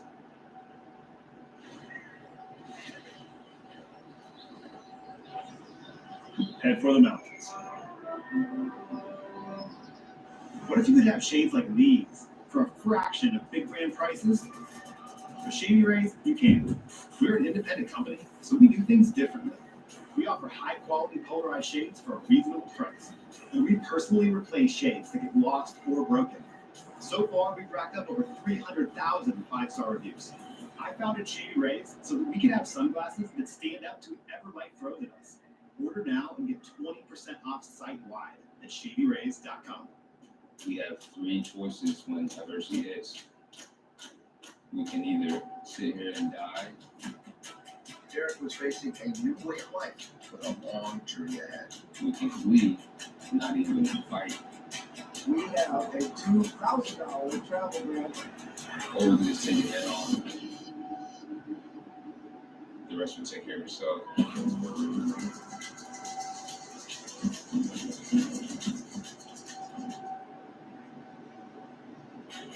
Again, a reminder, approximately 15 minutes. It's 7:30. We will move over to USA and ABC Sports out to see the conclusion of the Nashville Superspeedway Ally 400. That's because of the hour and 21-minute rain delay that we had to experience here. And at 7:30 here on NBC will be the U.S. Olympic Track and Field Trials in Eugene, Oregon. Will culminate. That's very impressive 400-meter featuring Sydney Lockwood Broden. She is the world record holder in that event. Well, Kyle Larson and Denny Hamlin have continued their reckless ways. We've seen it before. We saw it in Atlanta earlier. And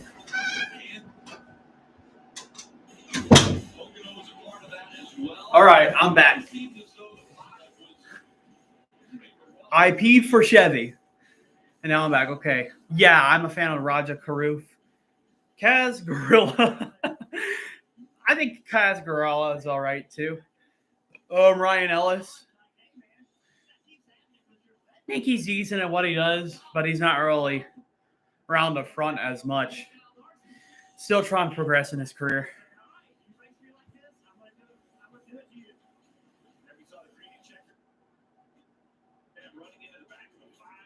Well, I think this race finally showed that Larson had enough with Hamlin. He ran Hamlin up the track before the stage ended. It's going to get ugly between them. Although they're friends. But Hamlin says he's going to get Larson back. So, oh, man. Friends on the track. Friends off the track. Friends off the track, but not friends on the track. That's why they nightclub out NASCAR. Here we go. Final stage. More than 100 laps to go. The green flag's back in the air.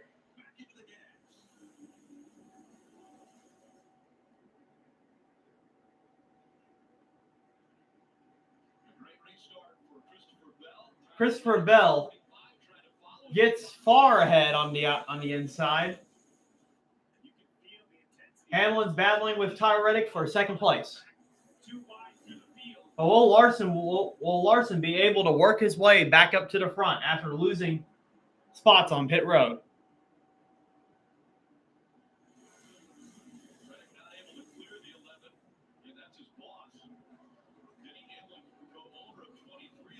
We'll at least see one more stop before this race ends.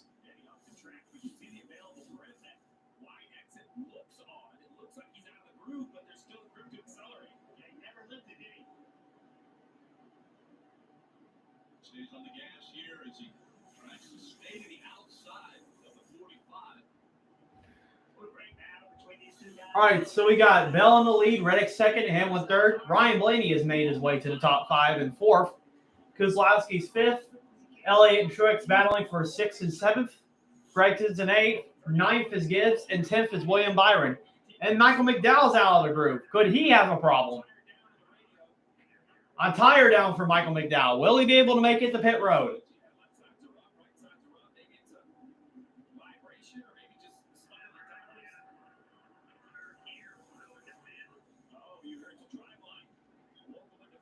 Oh, driveline issue for Michael McDowell. He does not have 5th gear, so his day is likely done.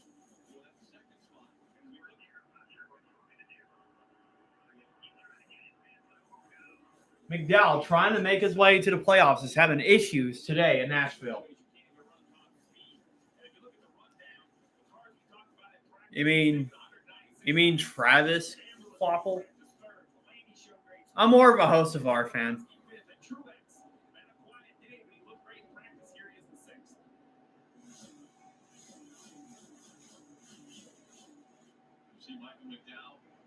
But yeah, he definitely doesn't have any speed on the straightaway, so his day is basically done.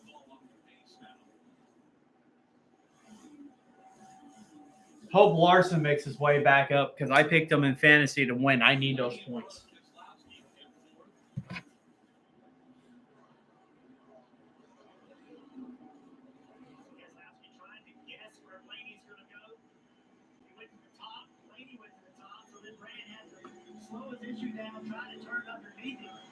Carson Kvapil. Oh, him.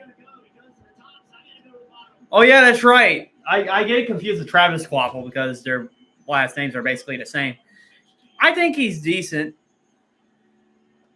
He runs decent. It's time for him to get a win, though.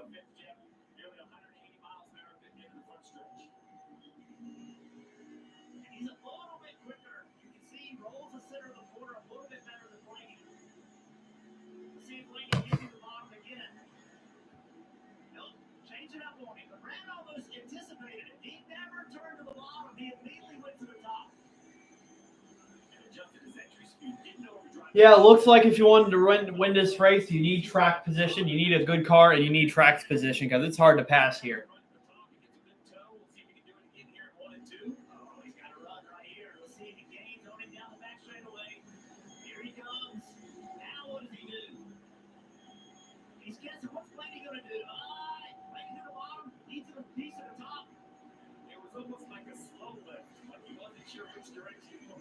And so why does that matter? Because to make the top work, you have to have the right entry speed. You have to have the right angle of attack. And if you're not able to commit because you don't know what the car in front of you is going to do, it doesn't make the rest of the quarter like it needs to. We're talking about a 10th of a second. So yeah, right now we got Bell, Reddick, Hamlin, Blaney, Kozlowski. In 6th, we got Truex Jr., Chase Elliott, Ty Gibbs, Noah Gragson, and William Byron. Because of that bad pit stop, Larson is in 12th, and he has not really gained much at all. To have problems on pit road, you do not want it to happen in Nashville, that's for sure.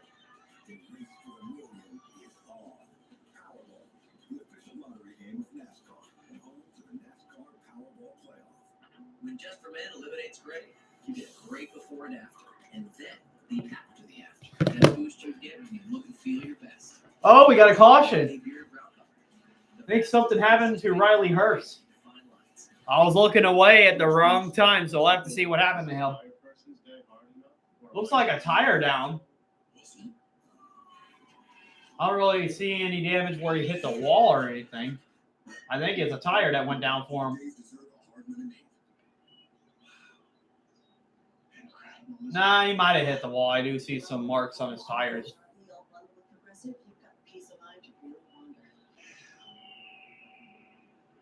Just hope this stays this way. Once word gets out about these places, they tend to. And, we'll have to see what happened on the replay. Hey, Sam. I'm just at this beautiful lake that I just discovered. Practicing gratitude, manifesting abundance. Ashley Stars and Stripes mattress sale is going on now. Save up to $500 on select mattresses. Plus pay 0% interest for 5 years with just on all in-store. There could be a toe link broken on hers. If so, his day could be done. Or his car will handle not as good. Amber Balcon.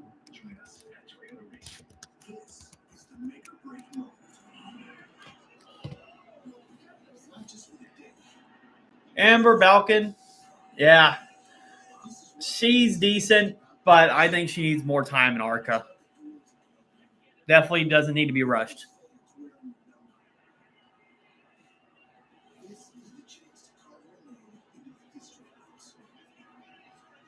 Yeah, Herbst is going to the garage. His day is done. Caution has come back out. It's the 6th one of the day, and this one for Riley Herbst. He got up into the wall. And just a reminder, in just a few minutes at 7:30, our coverage will continue on USA and the NBC Sports app again because of the rain delay that we had here just a little while ago. That means that at 7:30 there will be U.S. Olympic track and field trials right here on NBC from Eugene, Oregon. 97 laps to go. It's not really close enough to the finish to make it on a tank of fuel. For that reason, I don't think the leaders will pit. Maybe someone further back will come over to make adjustments, adjust their race car. But I think the leaders know that they can't come to pit road. So if you're watching the race, the rest of the race will be on USA because of the Olympic trials.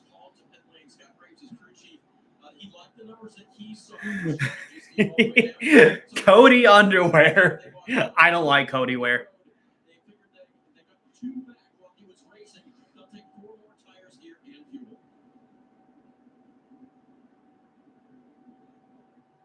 Should again, the 15, Riley Herbst, but the 7 involved in this one. You see they're side by side. They're in turn 1. 7 car put the joint at the bottom of the racetrack. Never is able to stay on there where he needs to be up the racetrack. Hold on, I see. LaJoy got into Herbst. So that's what happened to him. I got to mute for.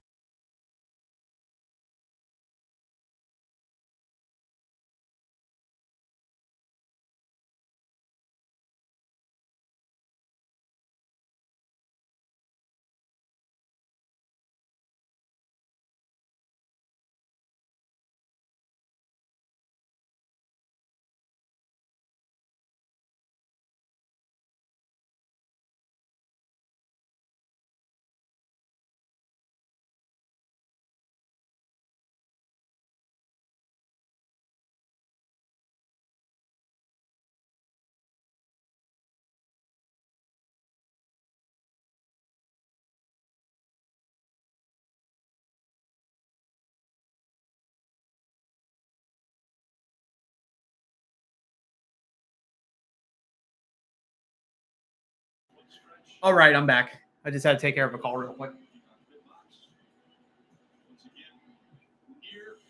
So yeah, the race will be on USA. It all starts Saturday. NBC and Peacock countdown to green for the Xfinity Series. 3 o'clock and 3:30 for racing on Sunday.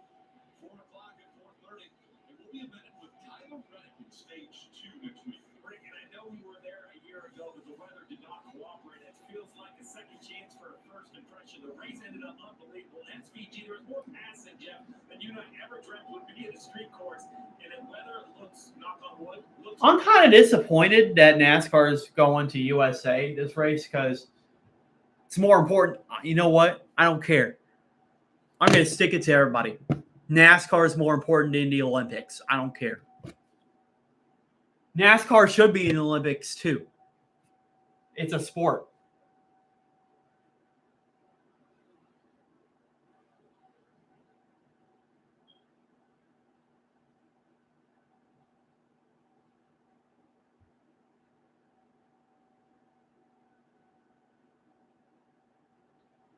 And I don't like it too because it's like my TV is like light years behind whenever I'm streaming it on cable.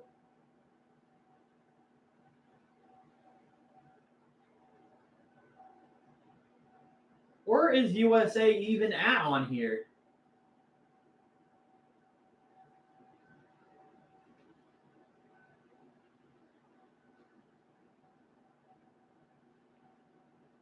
Guide.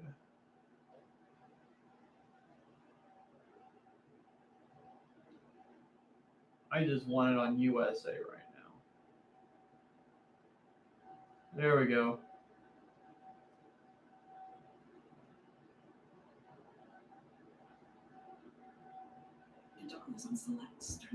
I'm probably missing what's going on right now. They're still under caution right now.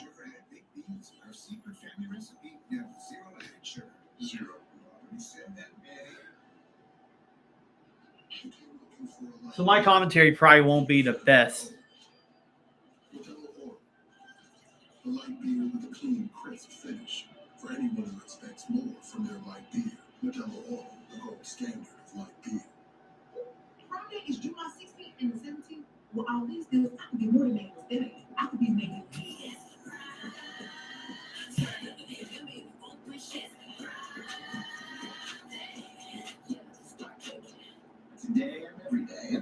What did I eat for breakfast? I'm going to be honest. Sometimes I skip breakfast, sometimes I don't. And I had just a banana. That was it. Getting ready for the Choose here at National Super Speedway. I could be like Lightning McQueen and eat losers for breakfast, but I don't race. Now here we are, 93 laps to go. Bell has had just an unbelievable day. He's won stage 1, he's won stage 2. All right, so they're on USA right now. Everybody seems to try to matriculate to the front. The cars, Marty, that we thought we had good pace in practice. Larson still trying to recover from that bad pit stop a moment ago. I want to show you the right. This car, though, on that last stop, look at that cording all the way around the inside of the right front. His teammate William Byron had one as well. That was actually on the left front. So, Steve, help me understand this. Was that the faster pace you just mentioned, or was that because the racetrack was green after the rain? And will that be an issue moving forward tonight? Yes to both. The issue, I don't think so.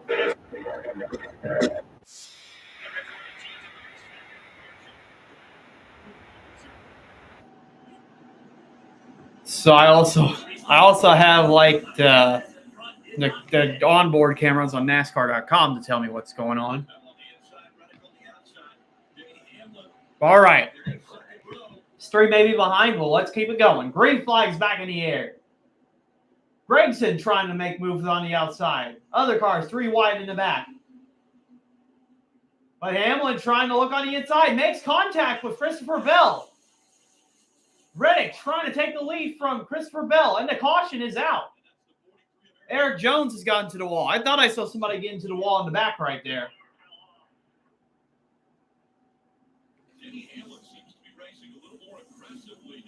So the caution's out.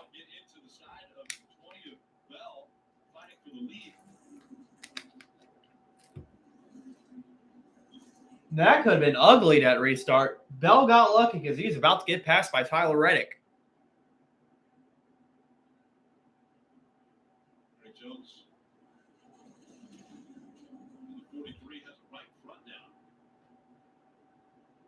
There was radio, whether it was, like, you thought maybe the wheel came off or something like that. I see the wheel nut. So the wheel nut is still there. All right. The wheel is still attached. We'll have to see what happened to Eric Jones right here.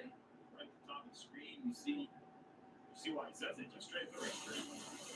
Yeah, he just got out of the groove and straight into the wall.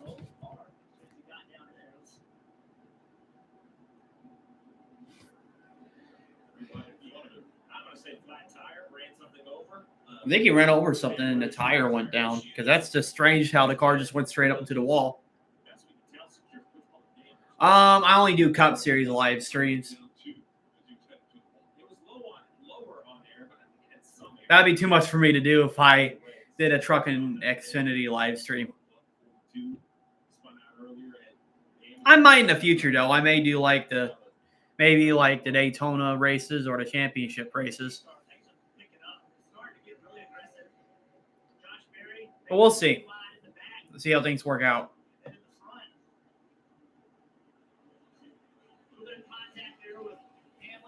eliminate Bell. Get that point in the race. No one's going to give anything. I used to say, game of give and take. You give a guy a shot, take a spot. That was what's happened there. Very awkward timing for the team. 75 to 80 laps in the expected fuel window. I always feel like they shorten a few laps when they're nice enough to give that information. So let's say they could have gone 82 or 83. We're at 90 to 89. The pit road is open. This is a track, because you use brake, you actually can save quite a bit of gas. You can lift early, not use any brake, kind of coast the car into the corner. Look, I don't think the leaders feel like we're inside the window. I might be wrong. We'll see if they pit here. But someone's going to. We already saw Bubba Walls top off at the end of the last yellow. So I think we're close enough that these crew chiefs are going to have to really decide. Someone in the middle of the pack, I think, is going to force this decision, make it uncomfortable. You wonder if it's Joey Logano. They've been impressive with the strategies all day. Or someone further back. No takers yet, so their mileage just must not be good enough. I would think the 23 would come back and be topped off last time. 22nd back, did it that time. So Kyle Busch is the only one making a pit stop right now. Yeah, it has not been a good day for Kyle Busch and Randall Burnett. They have struggled to get better than 25th today, so they pitted the last time as well, taking advantage of this caution to come down pit road and see what can happen. 89 to go, though. They cannot make it all the way on fuel unless there was a lot of caution. I learned to not trust them, Mark. I don't trust what they tell me. I don't trust the fuel. And that's a compliment that they have a way to find some better mileage when they need it. All right, so Kyle Busch only got fuel. I think he was trying to top it off, so they would make it to the end. I think you could probably make it 75 to 80 laps on fuel, but that's kind of stretching it. Hey, while you're there, grab more delectables. We're back to commercial break nonetheless. Delectable cat treat? Delectable Delectables. what? Delectables. Delickable delectables. Yes, just hurry. Must be delicious. Got it. Delectables, lickable treat. Deliciously delectable delectables. Ashley Stars and Stripes mattress sale is going on now. Don't miss these mattress hot buys now only $7.99. And get a free adjustable base upgrade with an Align by Ashley Sleep mattress purchase. Only at Ashley. Shop more deals in store and online. The best things in life, they come in twos. 2 scoops of ice cream, 2 thumbs up. Who got the lucky dog this caution? Let me check. Switch to Consumer Cellular and get 2 months of service free. That's right, 2 months free. All with the same. Okay, it looks like they scored Reddick as the leader. Make the switch today. Call. I think it might have been Michael McDowell. No, Michael McDowell was still in the lead lap. He just fell in the back. Deal of the year. I don't think anyone got the lucky dog. Eric Jones is the last car on the lead lap. Or the last car. The first car, a couple laps down. He's 2 laps down, so he got one of his laps back. Oh, he just brought out the caution. That wouldn't make any sense. I don't think anyone got the lucky dog. Once again, 2x2. We'll try the restart again. It didn't go well for Eric Jones. Yeah, probably him. Last restart, and a little bumpy for Denny Hamlin. See if he'll go aggressive again.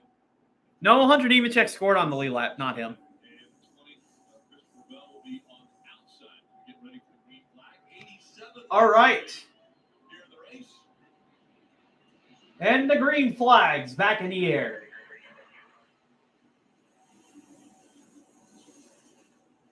Really good restart there again. Reddick goes to block Christopher Bell. On that speed going into I mean, not Denny Hamlin, excuse me. Bell's got to run on the outside. what a run he has.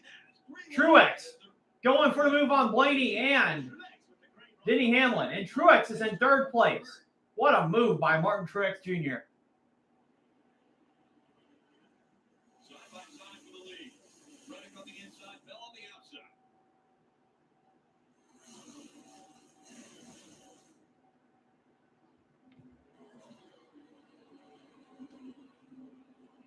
Reddick and Bell are still battling for the lead. The first time Bell has been challenged, besides at the beginning of the race with Denny Hamlin for this race right now.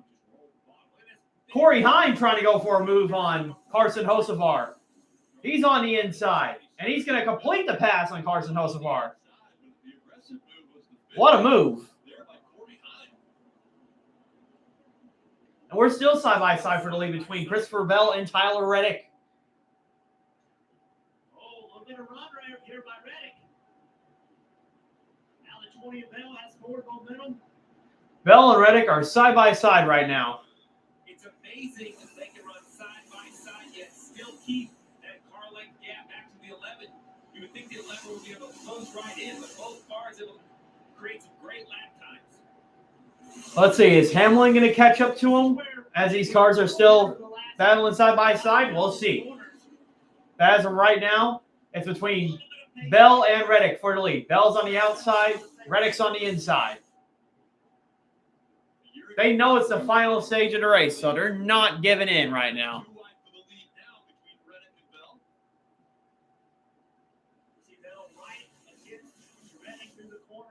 Reddick still running on the inside, and so is Bell on the outside. They make contact. That could have been close, but they keep it going. And they're still in the lead.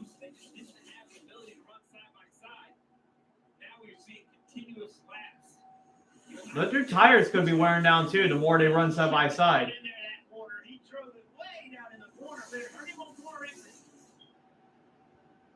Oh, we got a spinner. Chase Elliott. The caution is out, but he keeps it going.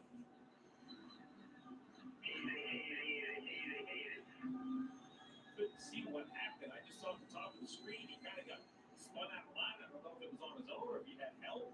He's running at 6th position. I don't think he has any damage, though. He could keep going in the race. Everything looks fine right there, but around it goes. He just got loose on its own, and it just went around on him. I spoke to several drivers this morning, and what they said was that to get the car to turn in the middle of the That's disappointing, but I'm a Chase Elliott fan, so that's kind of rough that he spun around, but at least he's still in the race and didn't crash out.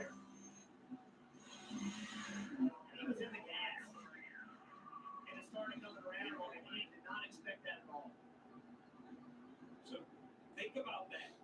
Chase Elliott, an amazing race car driver, spins out with no contact. Yet the two leaders are side by side. The racing is just shocking. That's goes right along again.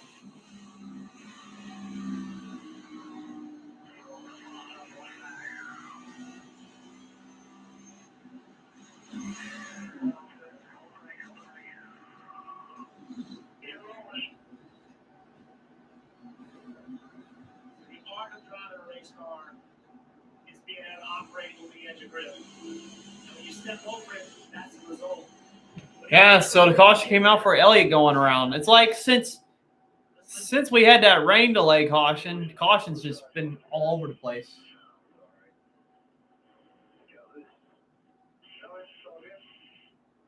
I love that. It's all good. Why is it all good?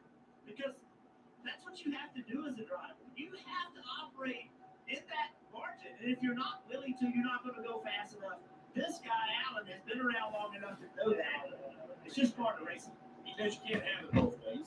You can't ask your driver to try, extraordinary. Let's see, Eric Jones, does he get the free pass? I believe he does. So that make him go 1 lap down instead of 2 laps down. Chase Elliott and Kyle Larson came into this race with 620 points apiece. And the reason that's important, you win the regular season, there's another 15 playoff points that you were able to earn for that win. Why didn't they come to pit road then? Well, the pit road was closed right there, so I think they feel like the tires are not flat spot enough for the pond because they, I think, at just a normal pit stop, trying to keep their track position. Now for the rest of the field, 79 to go, pit road being open and green. I believe, we're to this point where it might be uncomfortable, it might be a stretch, but I think all of these teams have to come to pit road as we see. Nine kind of arguing about where he should be in the lineup. We'll see what NASCAR says about this because these the past cars as we're coming to pit road being open. Here we go. Everybody's making pit stops now. Blaney stays out. And so does a couple other cars. James Small told Martin Truex Jr. worked close enough here that we're going to come down pit road. Truex, and I can't quite get it turned in the middle like I need, but my exit are really good, Kim. Adam Stevens, Marty saying the same thing, and Christopher Bell, we're right on our number. We need to come down now. Christopher needs to be freed up. You saw the chassis adjustment. 4 fresh go. Let's see. Good pit stop by Bell. Also taking 4, still tight on that machine, Dave. Eddie Hamlin said I was a little bit tight, but that was behind those two who were racing for the lead. 4 tires here in fuel to get to the end. He won't be the first off pit road. Maybe by strategy. I think Chastain just took 2 tires, and so did Logano, Barry, and Justin Haley. Kyle Busch took no tires. Buescher also took no tires, so a lot of mix-up over there for pitting.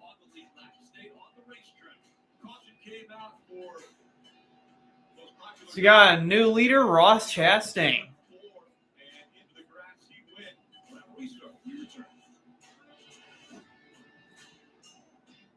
America is always on the move. Moving forward.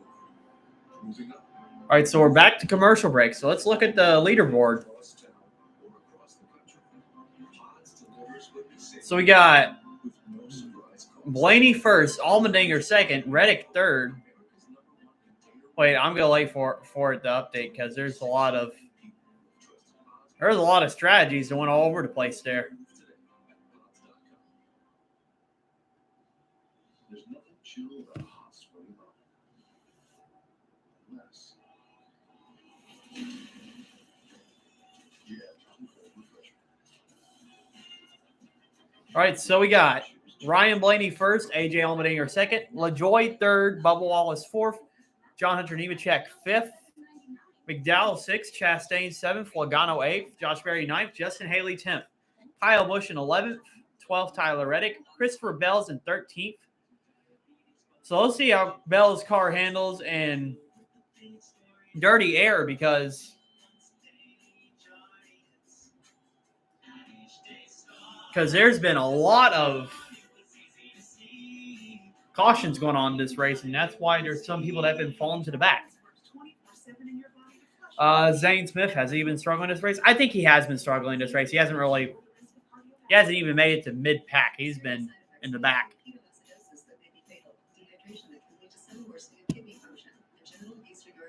But, man, the field, it's like the grid has been inverted now.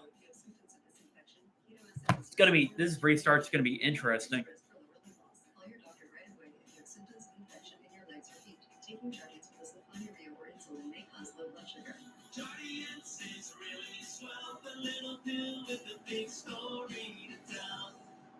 In Chicago, we're known for our creativity, and this could be our best creation yet.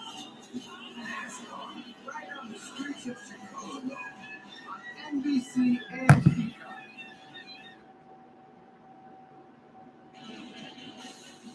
Welcome back to the Allied 400 at Nashville Super Speedway.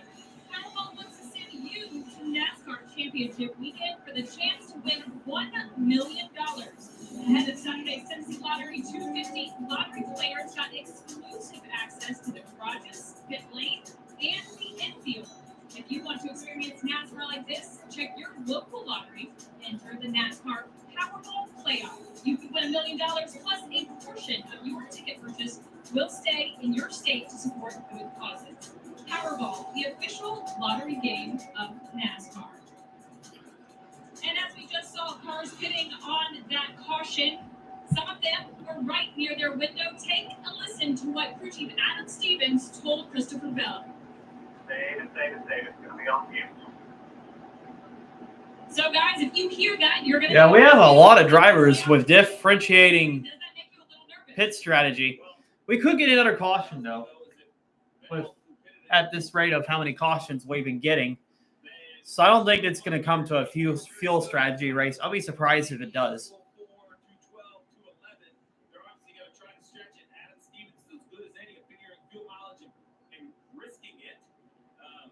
Okay, pace cars, lights are off. Got Blaney and Allmendinger, LaJoy and Bubba Wallace, Nemechek and Chastain, Nemechek and Chastain. Then we got, I believe, that's Josh Berry and Yeah, that's Josh Berry and Joey Logano back there. Oh, it's possible. Buscher's hungry. That's the toughest thing about strategy. Stay on time. As well as the right call. One of the yellows got to come out. What's everybody else going to do? But he has no tires, so Depending on the field, it's I don't know how that will affect him. Look at the 8 car 10th spot. Where is he going all day? In the 30s. Right. And hitting earlier is giving him an opportunity to make something happen. You see the variety of tires as well, right? We talk a lot about fuel, but some are on fresh tires, some aren't. Here we go. The green flag will be back in the air. 75 laps remain. 75 laps to go. Everybody getting aggressive on this restart. Bubba Wallace trying to look to the outside. Gets blocked by A.J. Allmendinger. Chastain looking to the bottom of the pass. Bubba Wallace as Ryan Blaney pulls away.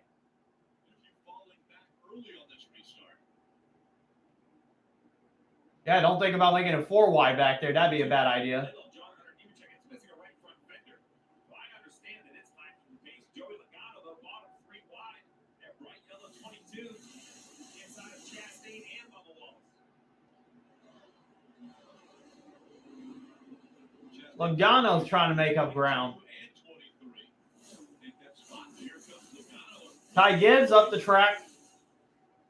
Going to lose a bit of positions right there.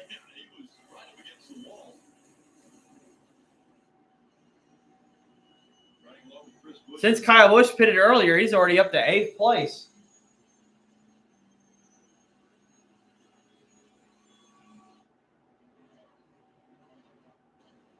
So how does this strategy work out for Blaney, Allmendinger, LaJoy, Chastain, Logano?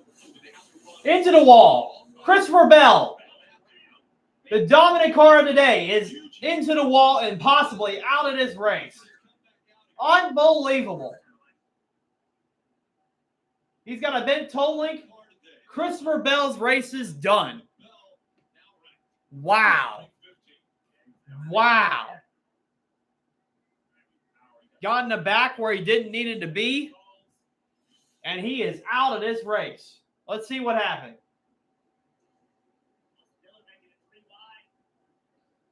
Let's see. Bell trying to make a move. He just got loose. All by himself into the wall. What happens when these cars get loose? And there it is. That thing came around on Christopher Green to do it. Cars are difficult to drive. So Christopher Bell is out of this race after leading most of the laps. It's anybody's race now. Bell's out of it. It's anybody's race. He had been up front for most of the day, so that clean air. Definitely a lot different than what he was experiencing there as he was following John Hunter Nemechek through the center of the turn. So to answer your question, Blaney's kind of no man's land because everybody that was close on fuel who just pitted on lap 221, but these caution flags, they are absolutely not there. So now you have from basically, looking at our time and scoring, I want to say it's Josh Berry and even Joey Logano, they have enough fuel to make it. So there's 15, 20, 25 cars, Marty, that aren't going to come to pit road. See, I told you we were going to get another caution. I had a feeling. Just told Ryan Blaney a moment ago, he said, quote, our bet is made. We got to stick in here and just see what happens. So they, again, want that long run right here. But Blaney kind of in a no man's land, as you mentioned. See, they get here, they're going to be behind everybody else that came to pit road a moment ago. And so what has this strategy done? Look at the 16 car A.J. Allmendinger. Average running position so far today, 28. And here he is with 71 to go. Gambling a little bit that he can make it. But he's got a shot. If he had no shot running 28, now maybe he can. Wow. That actually, with Bell spitting out, that changed everything for this race.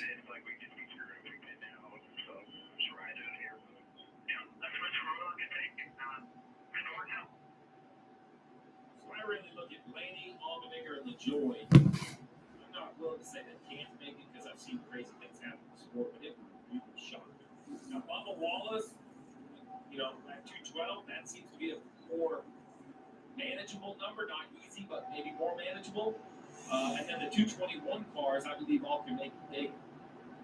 Before that last restart, I went to the 16 pit box and checked with Travis Mack. He kind of laughed and threw up his arms and he said, I mean, we need 15 laps. So they need about 30 laps of caution, right, to make that happen. But start counting. And behind them, the 7 of 4 in the drive. Well, that's Ryan Sparks at the helm there.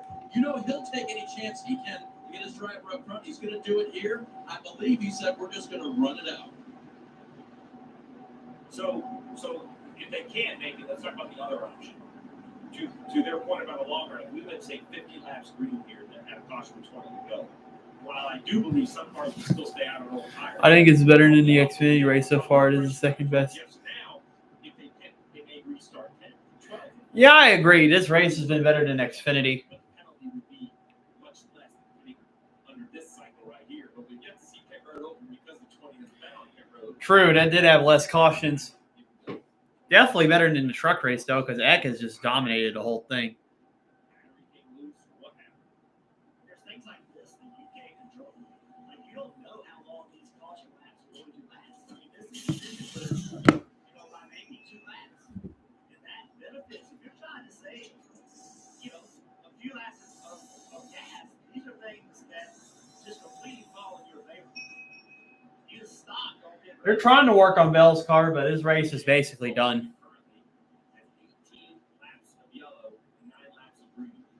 So, if you're 15 short, 18 laps of yellow, now you've made up time. So now you're basically, do the math. You still need a few more, but one thing's for sure, the intensity is not going down when everyone else is racing for position. So you're saying there could be another caution? Of course, there could be another caution. Nice. 69 laps to go. Yeah, Eckes is getting older, but yeah, he's doing good. So he's on the clock. He can only repair certain things. And the more experience he gets, the better driver he's going to be. Travis Pastrana. Honestly, I think he would have been a decent Xfinity Series driver if he would have stayed in the Xfinity Series. I mean, he kept having bad accidents, but he only drove in it for like 1 year and then a few selective starts in 2014. But he did have a top 20 finish in the Daytona 500, which was impressive.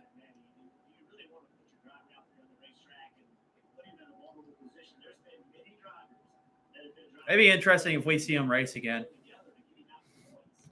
in the Cup Series or whatever he does.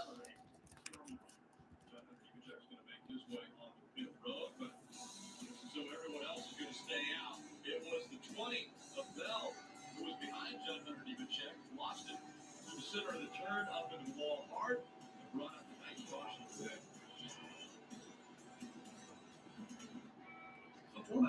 Ty Majeski. Yeah, Ty Majeski's also a decent truck series driver. I think he would have been.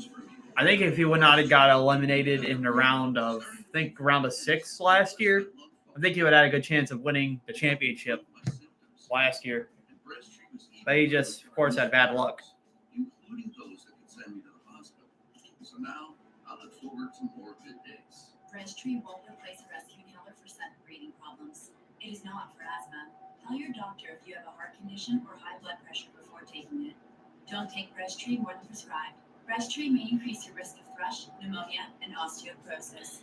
Call your doctor if worsened breathing, chest pain, Additionally, problems urinating, Hooters vision racing changes, order. or eye pain occur. Can't afford your medication? AstraZeneca may be able to help. Ask your doctor about Tree. You don't have to be in the race to be in the race. The Nascar Powerball Playoff is back. Oh, interesting. I don't think Hooters is a sponsor of Chase Elliott anymore. I think they were pulled. Interesting development. Because they've been pulled and they're not having any more sponsors for Chase Elliott later this year. An update I just got.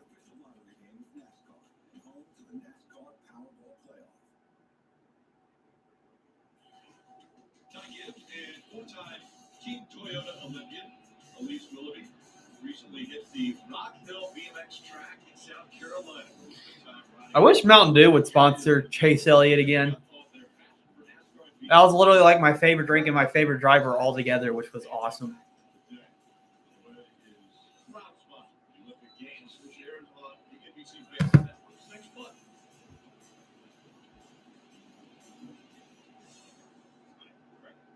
Okay, 1 to go on this restart.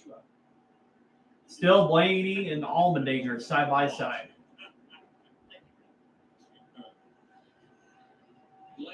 And we'll have 66 laps to go whenever we go green flag racing.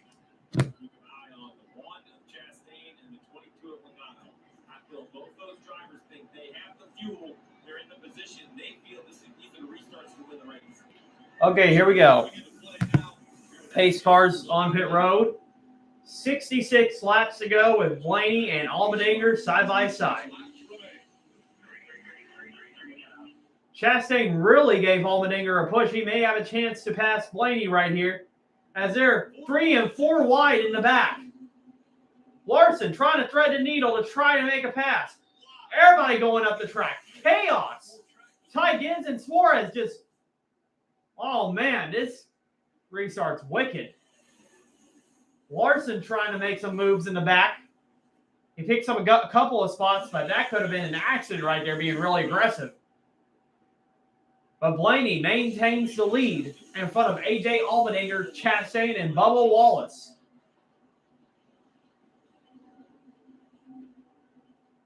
Hamlin trying to make a move on the outside. Kyle Busch. Hamlin almost got squeezed in the wall right there. Wow. Track position is really important, and everybody's trying to get their chances at it. With 65 laps to go. LaJoie and Bubba Wallace are side by side.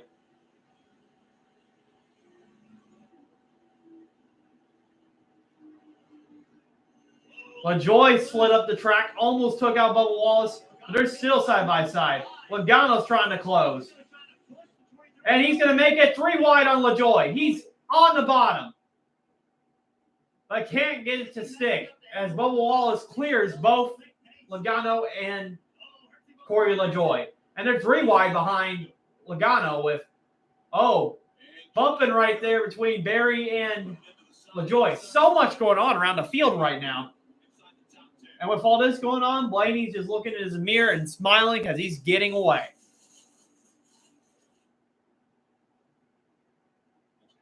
Wow. What a restart. I'm surprised we haven't had a caution yet.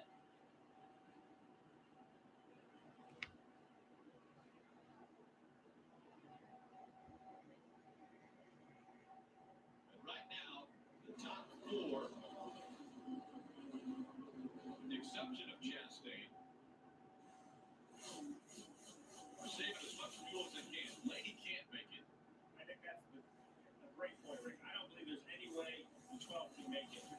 Allmendinger is making fuel. Chastain, I believe, thinks he can make it. He is pushing Allmendinger. He's not going to let I believe the other drivers will make it on fuel, but Ryan Blaney is the only one that cannot make it on fuel. So he's hoping for a couple more cautions.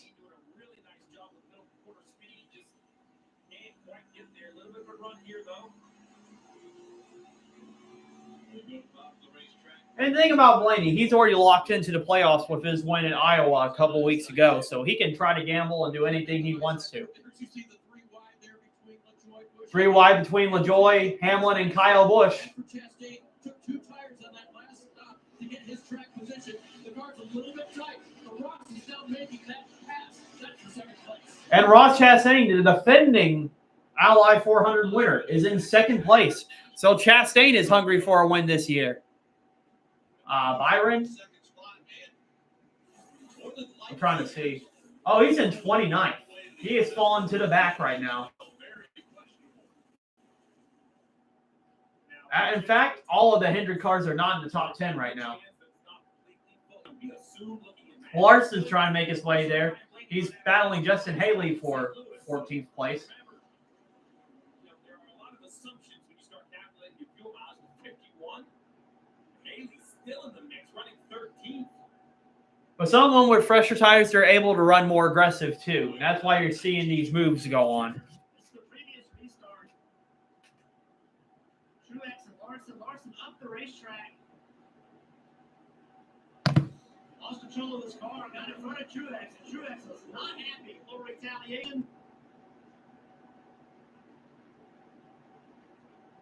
Oh, Kozlowski's into the wall. Caution's out. He just lost the car and he is out of the race.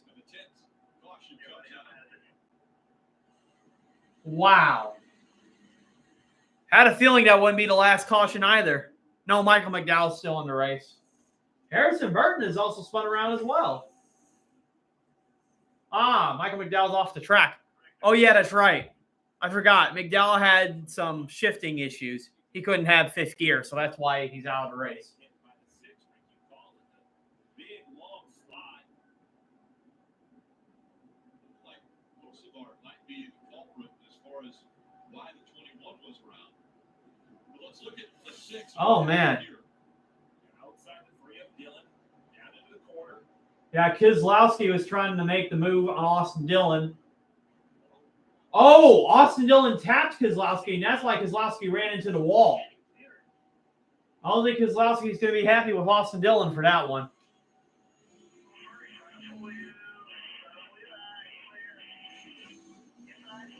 Kozlowski may not have been cleared either.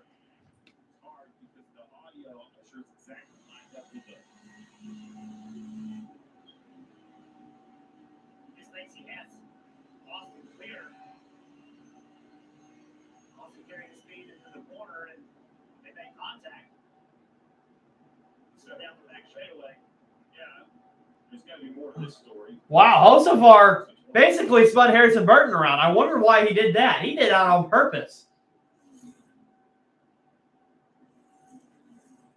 Yeah, there's got to be more to that story. I'm telling you, drivers are hot in the cars and the tempers are flaring. This is what makes racing great. Take a look at that. They do not like issues on pit road or issues under yellow. Let's listen in to those more. I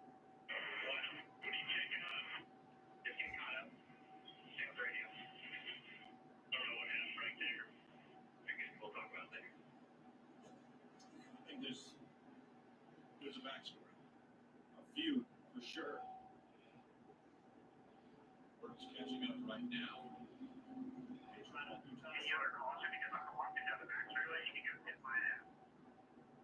that was response. Two young guys. Racing. March is 21, Burton 23. See right here, the 6 is already wrecked, so we're coming to the yellow. 77 could say that the 21 checked up. I think at the end the 21 did, but everybody was slowing down but the 77. So it looked to me like the 77 is going up. Man, Hocevar is kind of dumb for that. He literally... 21 sees he's coming in the mirror, gives him a little bit of a brake check, and the 77 turns less and spins the 21 out. So He literally spun a 21 out because he thought they were still racing and everybody was slowing down. That's crazy. No, Fincham retired out of the race before the rain delay even. Extreme stretch, so why not give the driver the fresh rubber, let him race from the back, see what he can pick up in these final 55 laps. Right about 52 or so when they get going for you guys.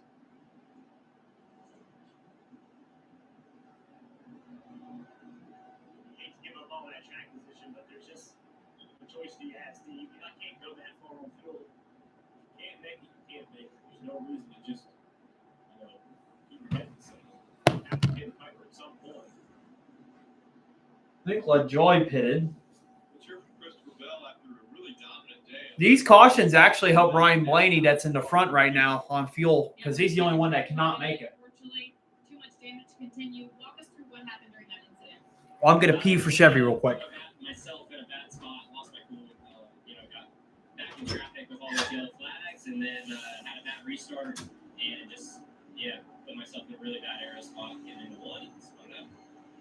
Very frustrated Christopher Bell down here. Like you mentioned, Rick, 131 laps, so at least the team has that to rest their He won both stages, so it's not going to end up being a fast point day because he gained 20 points through the stages, but obviously the finish is not what he was hoping for. You heard what he said. We talk about restarts and track position and how that is so important. He said he got a bad restart, right? And then he he put himself in a bad situation. Well, he did that because he's trying to make it up. You know, he's trying to, hey, I got a bad restart spots, I got to go make it up. And again, it's these cars don't drive themselves. They are very difficult to drive, and you overstep it.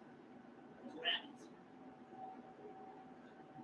So they'll be trying to put that one back in the hauler as Brad Keselowski's crew working on the 6 to get it straightened out. Marty, what about the 12 team?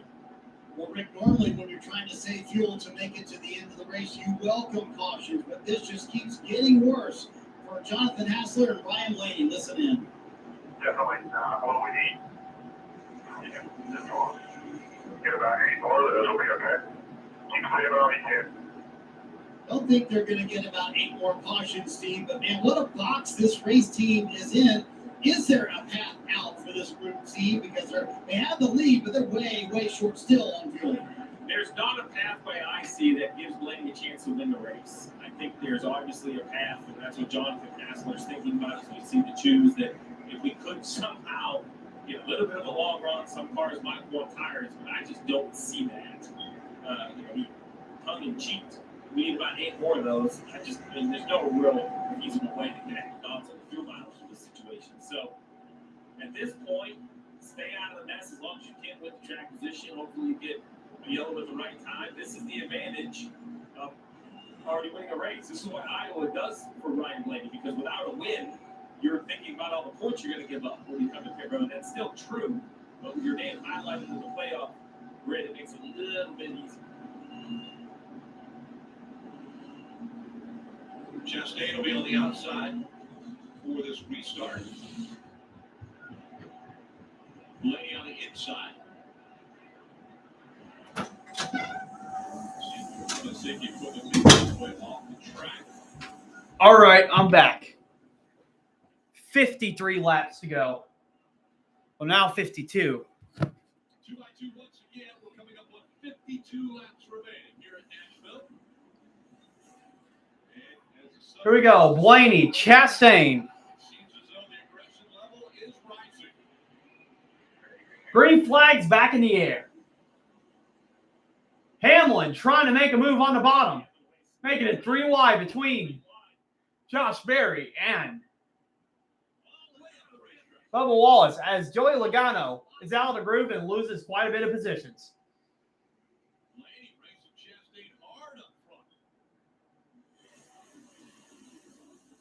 Blaney trying to race Chastain, but it doesn't last as Chastain is in the lead for the first time today.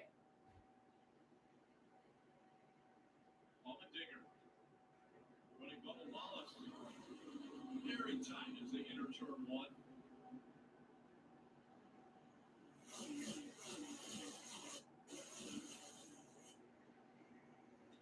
Yeah, close call there. Yeah, so aggressive.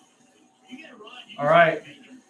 Denny Hamlin trying to be aggressive with these moves, and he's making it 3 wide between Kyle Busch and Josh Berry. Josh Berry got loose. He's going to lose a position. Hamlin gains 2 positions right there. What a move by Denny Hamlin.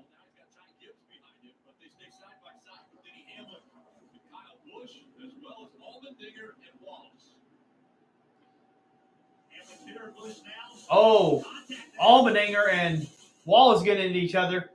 Berry got into the wall a little bit also. Wild stuff going on with 50 laps to go. Hamlin moves up, and he's getting passed by Ty Gibbs on the bottom. But Kyle Busch is moving up to the top 5 as well.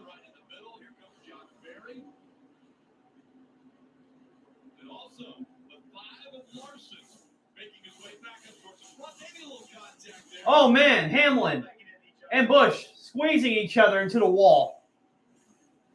That could have been an accident right there. Hamlin trying to race Kyle Busch hard.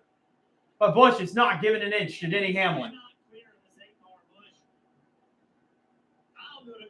Entertaining stuff going on right now in Nashville.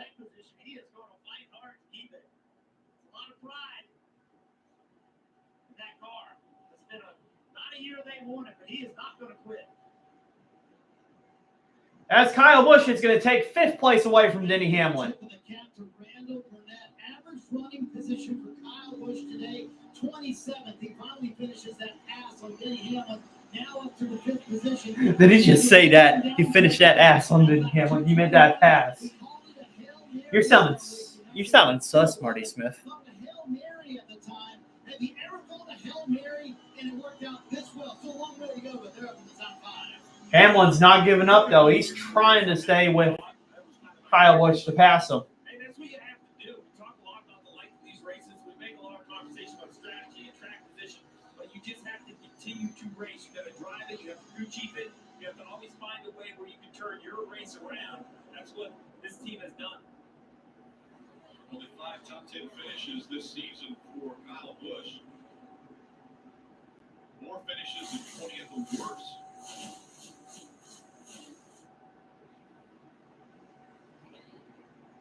Kyle Busch is now closing in on AJ Allmendinger.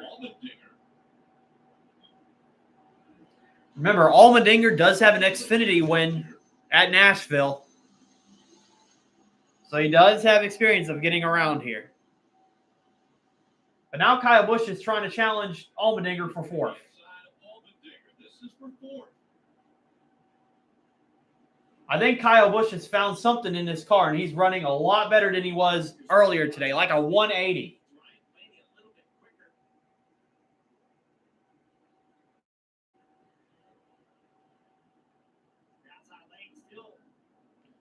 Busch is driving it in there.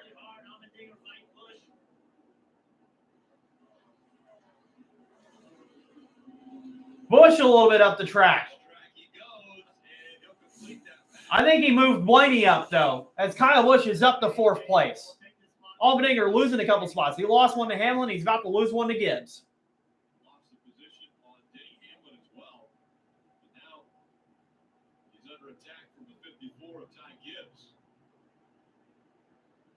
And don't look now, but the 5 of Kyle Larson coming into the mix. Larson's closing in, though. He's got the freshest tires out of all of them. Right behind AJ Allmendinger and Ty Gibbs. Still got a little more than 40 laps to go. Getting close. By the way, Chase Elliott with that spin earlier already made his way back up to 15th. Schedule free mobile service at safelight.com. Can I have some mics, please? Guys, they are. I don't know. What's Up to it, buddy boy. Hard days deserve a hard lemonade. Jay, this is your father. Before you hang up, I got arrested.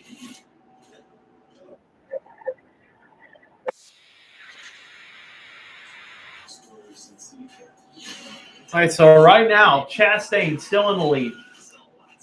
Larson trying to make a move all the way up high on the outside to pass Ty Gibbs. But Ty Gibbs shuts the door for 7th place.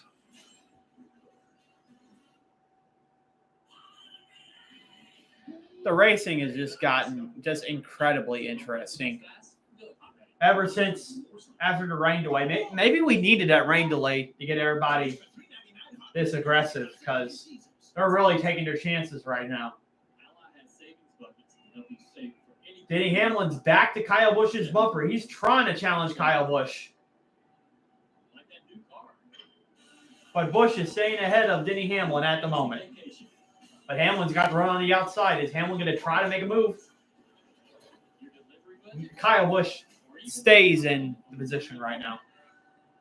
Our savings buckets help you save for what matters most to you. Ryan Krauser, the greatest shot putter the world has ever seen. Learn how to throw in Grandpa Larry's backyard. For years, Larry battled cancer, clipping stories in the newspaper whenever Ryan won, and asking him, "When are you going to break the world record for me?" Ryan smashed the world It's like Kyle Busch is better on the inside, but Hamlin's trying to use that outside to get ahead of Kyle Busch. 3 times straight. Even more history for Ryan, Krauser's, and Not that far up ahead of Kyle Busch is Bubba Wallace.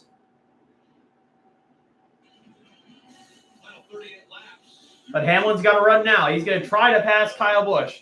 Kyle Busch just did not have a good run right there, and Hamlin's going to try to pass him on the outside. Hamlin trying to make it stick, and he passes Kyle Busch. Talking about fuel there. Probably for Ryan Blaney, but watching. But Kyle Busch is fighting back. Hamlin's still on the outside. And Hamlin clears Kyle Busch. Yeah, so there's a lot of conversation. I think here's the situation. I have Chastain hitting a lap 2:21. You see 42 laps, I believe, with the yellows. They feel pretty good. They can make it. Blaney, I don't have any way they can order this. The 23 of Wallace, I still think they're a little short, but they're probably going to gamble, run it until it runs out. Hamlin, Busch also can make it. Allmendinger looks short. That's what I got out of top 6. Blaney, for sure, now making. So if you're Chastain, you're really probably focused on the 11 right here. You would love it if the 23 got by you, but I think if you're Chastain, you're just assuming pace-wise you are trying to outrun Denny Hamlin. Gibbs and Allmendinger once again side by side. So we got a little more than 30 laps to go. It's going to come down to the end who's going to win this race. But right now, Blaney and Wallace are not good on fuel, I believe. Allmendinger, Gibbs almost tangled into the wall right there.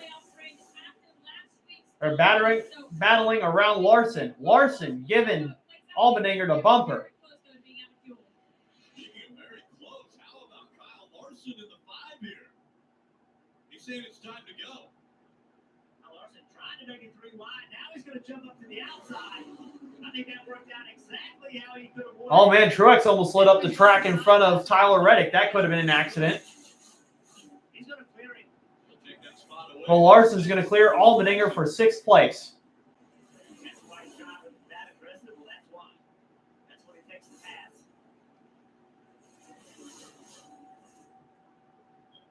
I will say, there's going to be a lot of frustration heading to the street course. You know, there's been a lot of beating and banging and upset drivers. That just makes Chicago that much fun. Denny Hamlin getting to the inside of the 23. Bubba Wallace. Denny with 33 to go. He's got a good car. It's how long do these passes take? Clearing the 23 right there, a big advantage for the 11. So Hamlin up to 3rd. We know Blaney will have to come to pit road for fuel. All right, so as we run right now, the top 10, Chastain, Blaney, Hamlin, Wallace, Kyle Busch, Kyle Larson, AJ Allmendinger, Ty Gibbs, Reddick, and Truex Jr. Blaney, Bubba Wallace, and Allmendinger will not make it on field, as Ryan Blaney's going to pit right now. The gamble for the 12 just didn't work. Marty. With about 2 laps to go, Ryan Blaney asked Jonathan Hassler, anything I can do for you at all? Hassler said, no, there's nothing that's going to get us out of this situation. So, Steve, I think in all the strategies that they played out, they never imagined they would eventually have to make the final stop of the day here under green. Well, I've been guilty of it. A lot of crew chiefs have been. Ty Gibbs sliding up the track. Tyler Reddick trying to take advantage. And they're still side by side. Fuel hitting under green is going to cost the 12 car a solid finish. You know, I think they could. So Blaney just pitted. So Blaney's not winning this race. Unless we get like a caution, he gets lucky, but he's already a lap down. Stretch of fuel races for the 12 car. Kyle Busch just passed Bubba Wallace for 3rd place, but I believe Bubba Wallace is also low on fuel as well. Stage 2. But that's not going to help much.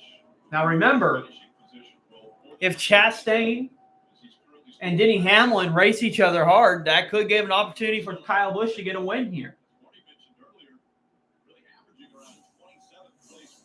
Kyle Busch is staying in range of Hamlin, only like a second behind him, but he has to find some time because he's like 2.5 seconds behind Chastain right now. He's running 15. If Busch could find a way to finish top 3, what a major win, a gain in points on a day where he was having trouble staying in the lead lap, much less falling out of 3rd place finish. As they're running, you see the points. Busch 33 below the cut line. Big thing for going. 19 seasons where he has been able to win a race. That's the most ever in the history of NASCAR. Any driver to be able to go that many seasons consecutively winning a race, and that is in jeopardy unless he gets to victory lane here in 2024. Busher trying desperately to get by Allmendinger. You see why it's so difficult. As long as Allmendinger can carry the center. Yep, Allmendinger's losing spots, but Allmendinger's low on fuel too, so there's not really much he can do. Then people run down the back straightaway with faster pace just like this. Hamlin has closed the gap a half a second. He's only 2 seconds behind Chastain now with 25 laps to go. He did confirm for me they are good to go on fuel. And you think about the last few weeks for Kyle Busch, they lost 57 points to the pit line, Dave. That's on paper. Burnett told me it's been much more when you look at our car potential. This team just needs a good finish. This will do the trick. Leader Ross Chastain has been told he's good on fuel. If they can hold off Denny Hamlin, it'll be a hometown win. You're just outside of Nashville. You say, why is that? The cars are prepared in Concord, North Carolina. Well, the dream when Trackhouse was formed between Justin Marks and entertainer Pitbull was to have a presence in Music City, in Nashville. Justin told me this morning that's becoming a reality in 2 weeks. They will cut the ribbon on 4,500 square feet of entertainment space for Trackhouse Entertainment Group right down on Broadway. They're looking forward to that. They'd love to celebrate it with a brand new trophy. Big celebration a year ago when Ross Chastain was able to win here at Nashville. So yeah, Ross Chastain, the defending winner of the Ally 400s, in the lead right now. But Hamlin is closing.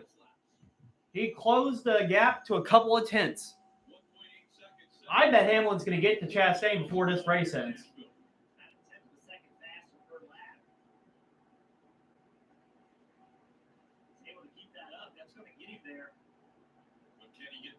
Larson's trying to close on Bubba Wallace as well.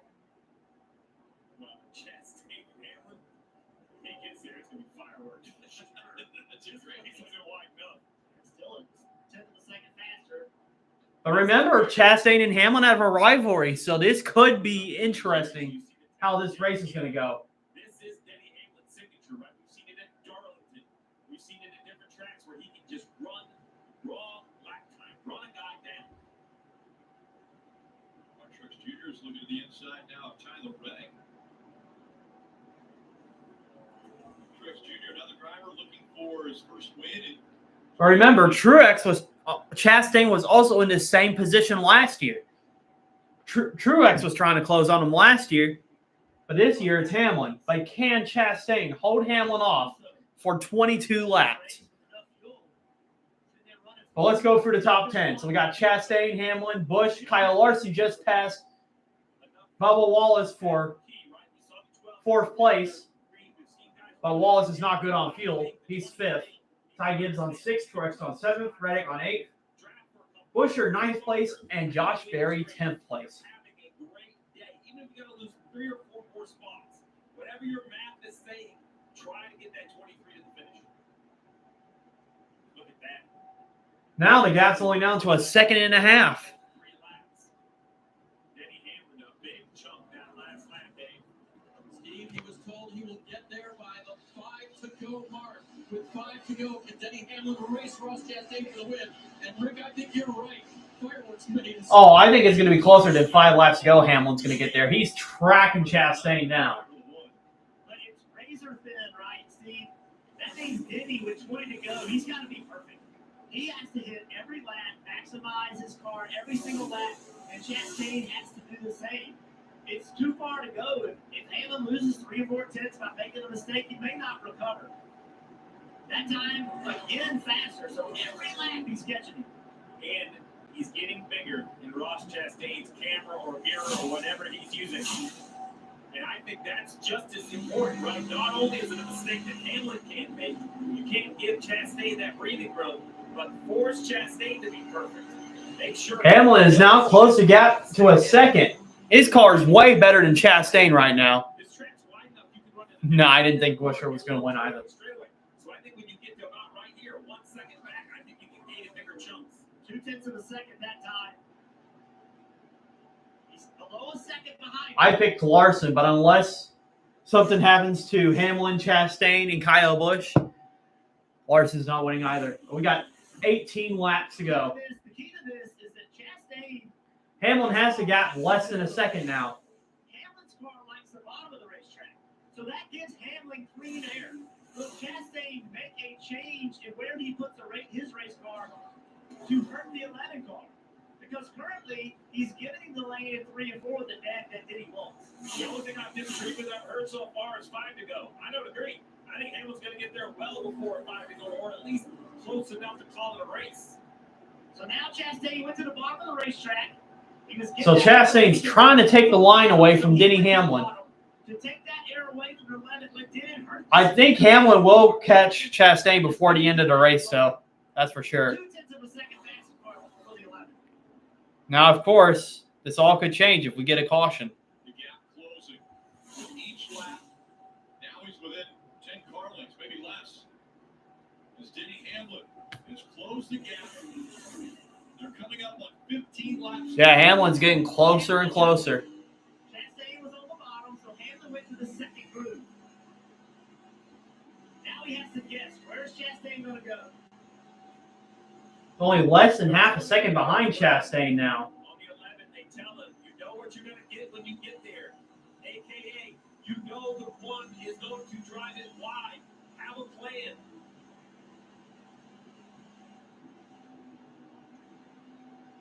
Oh, Denny way up the racetrack. Big run. Hamlin trying to use that outside to catch up to Chastain. We got 14 laps to go. Can Chastain hold Hamlin off? It's going to be a difficult task because Hamlin is now on the bumper of Chastain. Hamlin trying to go on the outside, but Chastain takes the air away. Denny now has to guess where Chastain's going to go. Assume he doesn't go to the same place he did the last corner, and he didn't. He went to the top. So Denny goes to the bottom. Closing in again. But then the one starts to pull away as they go down the front stretch. 13 to go. Hamlin backed it off a couple of tenths. Chastain's taking that dirty air away from Hamlin. Or giving Hamlin the dirty air, excuse me. But we got lap traffic coming up in a little bit. So this is going to make this race interesting. As Hamlin's looking on the outside again. Chastain goes up there again.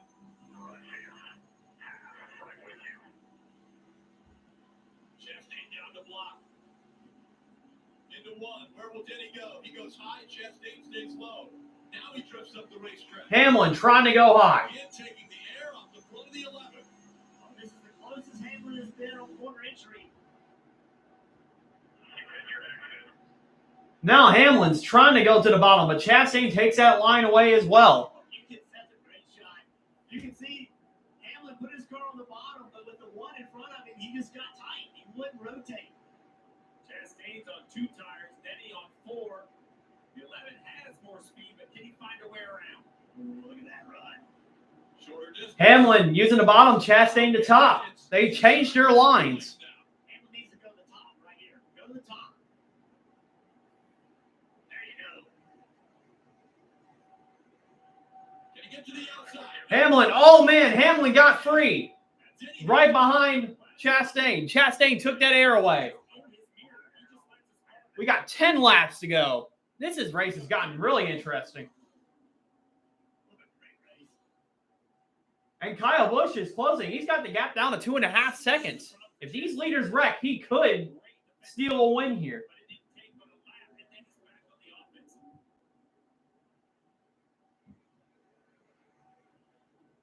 Risky part. Just grab a drink. All right, let's sit back and watch this show. All right, so Denny's giving him multiple shots, outside, inside.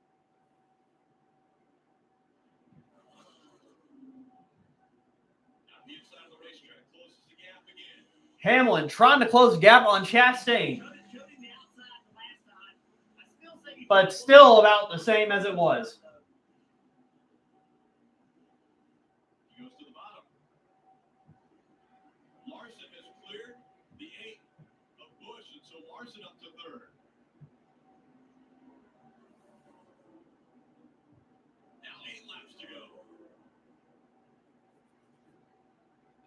way up the racetrack again. This time he'll have momentum if they come off of turn 2.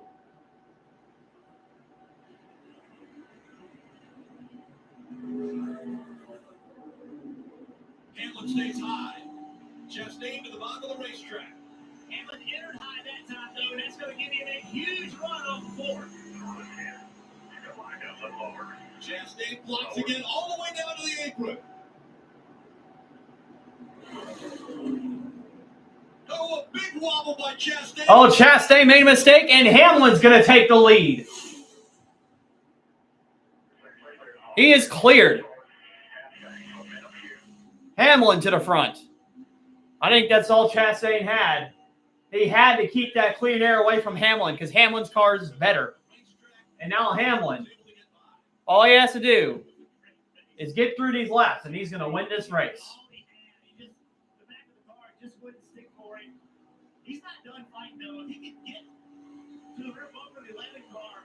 It's not over. If Hamlin makes a mistake, though, Chastain could catch him.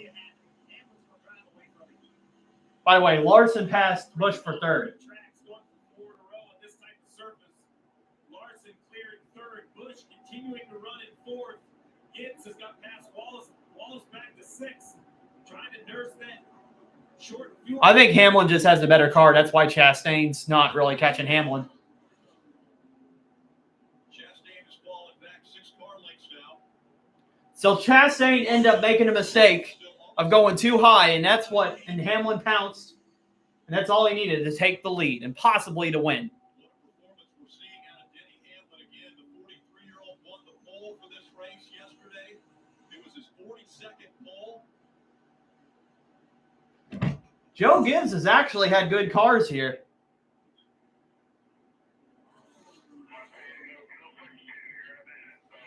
But this race is definitely not over. So fuel switch 2, you have the opportunity to run on 1 or 2 basically lift pumps. What he's saying is, hey, I'm not worried about it. Probably with 2 laps to go, he's going to say go to 2. He thinks he can make it on gas, but he doesn't want it to stumble. Chastain is close enough that he doesn't want it to stumble and then flip to 2 then. Just be proactive. You're not going to pit. You're either going to run out of gas or take it at this point. And the lift pump is inside of the fuel cell. Yes, there's one in each pickup that fills a bigger pod. Although I'm going to tell you, Chastain is not going away. Only a half a second back. You talk about that razor's edge. Oh, man. So 2 to go. Denny will reach up. Change the settings. Here comes Chastain again. Finding that high line. Man, what a turn. For Denny Hamlin, 2 laps to go in Nashville. They all think they can make it on fuel, but again, it's very... Here we go. 2 laps to go. Chastain's not letting... Oh! Austin Cindric spinning, and the caution's out with 2 laps to go. Wow. Unbelievable.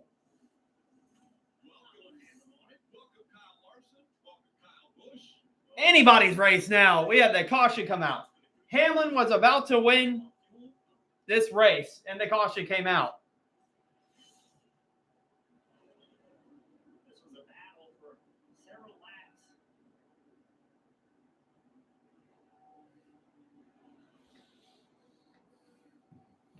Still side by side on turn 2. Slow contact. But it did. It just caused Cindric to lose control.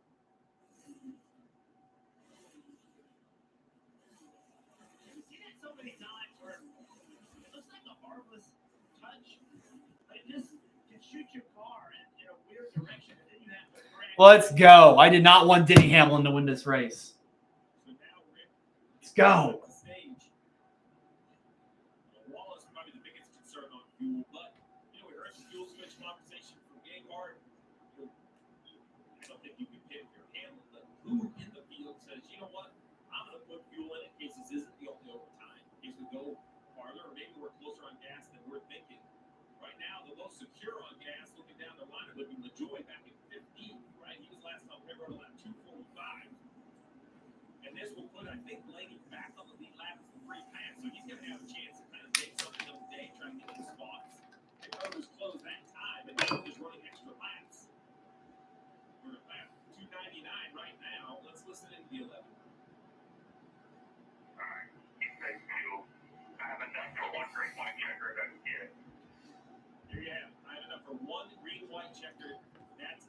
Hamlin's could be short on fuel though.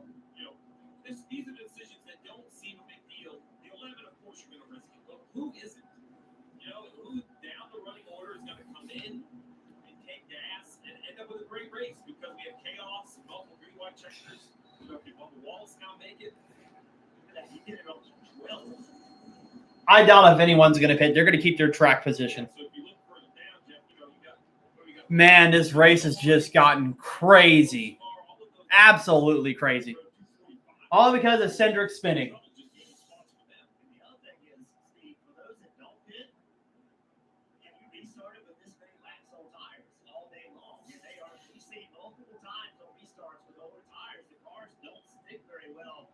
This is uncharted territory.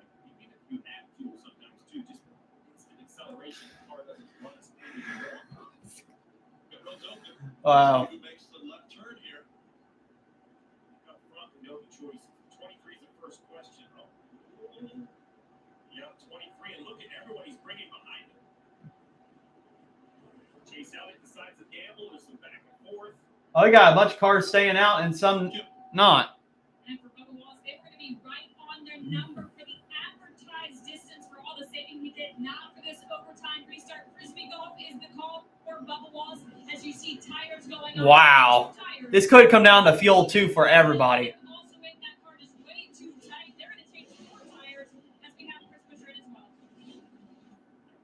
It might not be fun. I love this call by Bubba Wallace. I love what Booty Barber said. The math is the math. We are not going to make this. If they were 60, 70, 80 points out, I would say, why? Try maybe they could stack up in front of you, you can win. But they're not. They're right on the cut line. They're the first car out. Points are still a pathway forward. And, you can't just hope it into contention. You only have what you have.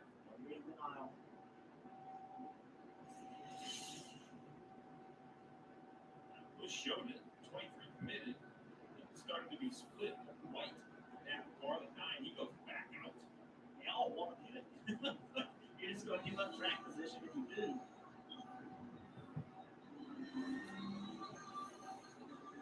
So we're going into overtime for this race. Some stayed out, some didn't. So we got Hamlin first, Chastain second, Larson third, Busch fourth, Ty Gibbs fifth, Truex sixth. The leaderboard's changing. Hold on. That's the old leaderboard because Bubba Wallace pitted and stuff.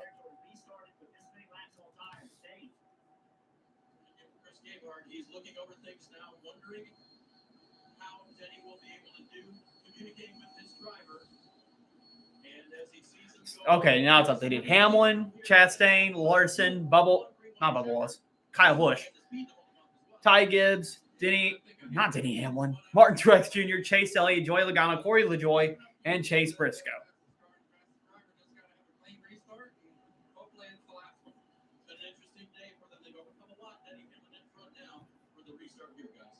Look who's around Denny Hamlin, though. He's got Ross Chastain and Kyle Larson, who's one of the best at restarts.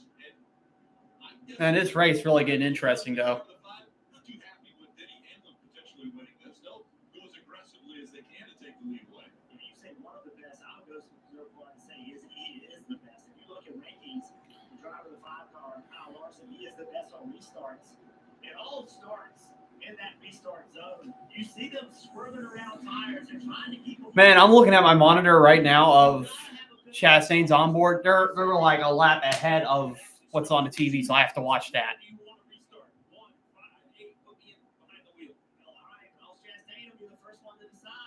Hamlin's going to go to the bottom. What surprises me, Chastain to the top. Oh, I know this move. Hamlin's going to the bottom to run Chastain up the track. I know what he's going to do.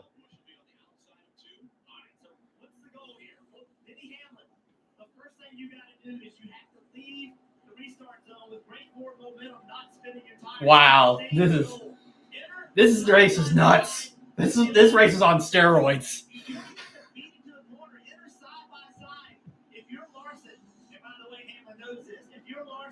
When you get to the start-finish line, you need forward momentum, 3 wide. Enter turn 1 on the inside of Hamlin, and if he do that, Hamlin will be in trouble. And what's Kyle Busch willing to do? 19 years He has won a race. This could be 20, just extending the record. He already owns it. Let's listen to the 11. Oh, man. I don't want to spoil it on the stream, but something good did not happen.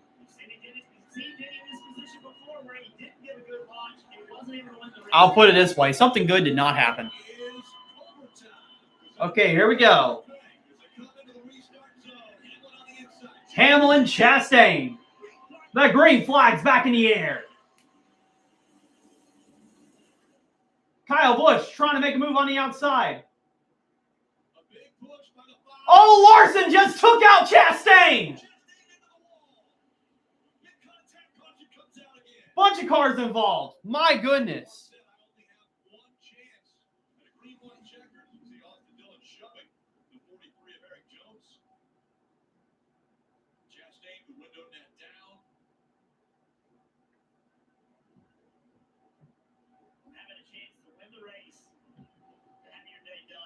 Wow.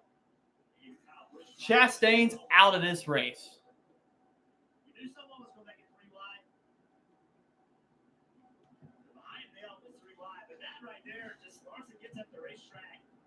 He was pushing. Seemed like he was pushing Hamlin. It's just off the front. Something sparks, Jim. Watch the front of the 5. I don't know if he hits the apron. Something seems to spark when it turns right. Hard to tell. Oh, I think Larson hit the apron and he took out Chastain. Kyle Busch trying to get a good finish, and he's into the wall, too.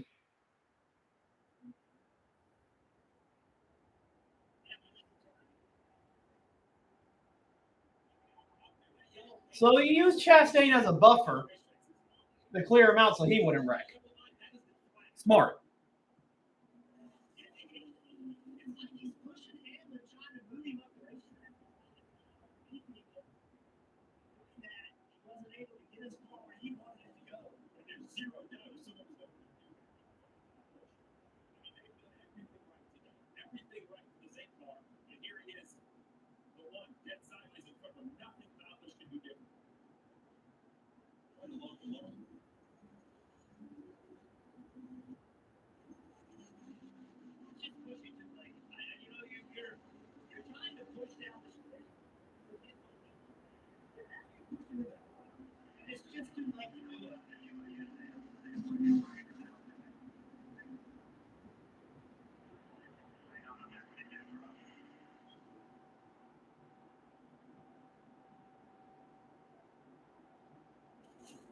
Man, quite a bit of cars got involved in that.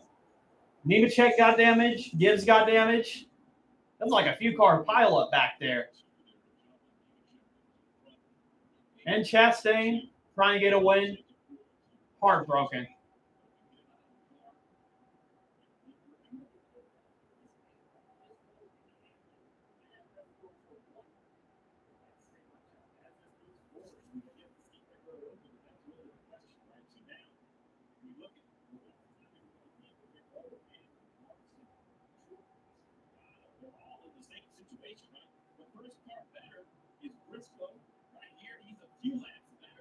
This is not good for Hamlin, though, who's trying to save fuel with that stack up.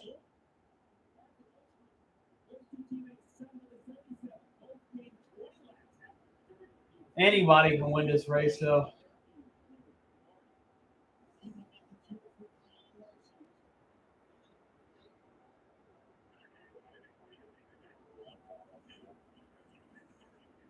Chase Briscoe is good on fuel, though.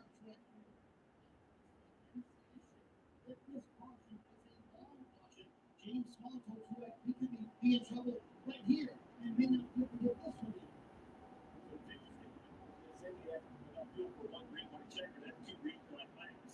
We didn't run.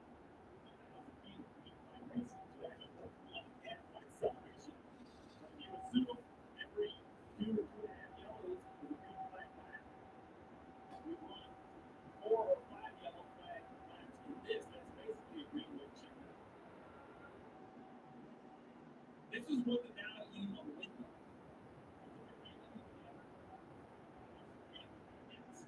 Truex, while he hasn't won, he's 169 points above the top line. I'm to say he can run out of gas, right?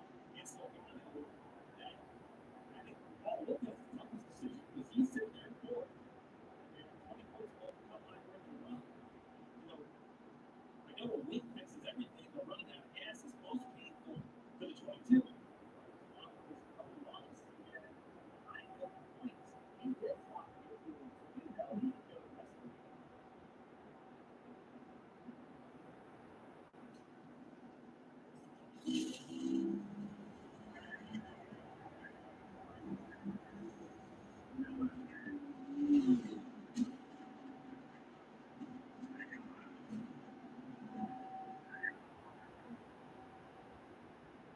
Man, will all these drivers make it on fuel, though? This is a long caution. Man, race just chaotic.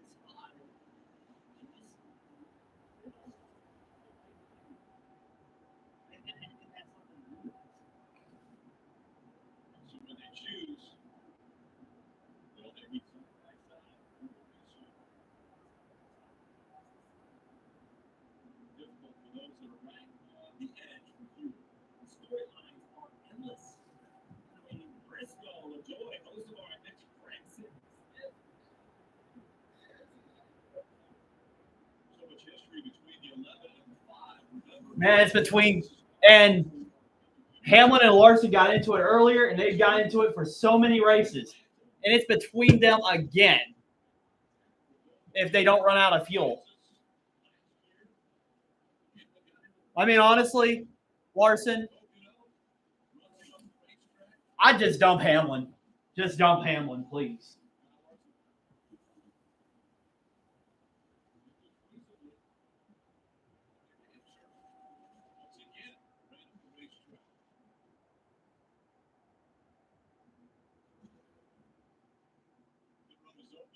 They're still going under.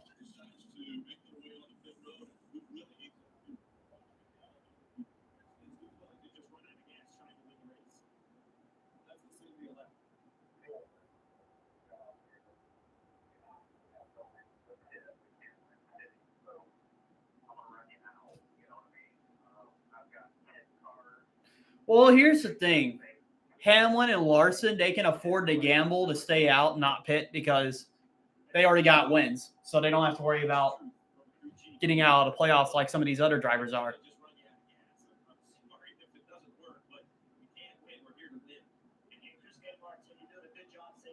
There's a bunch of drivers that could be not good on fuel. This is going to be a disaster if they all run out when it gets to the restart.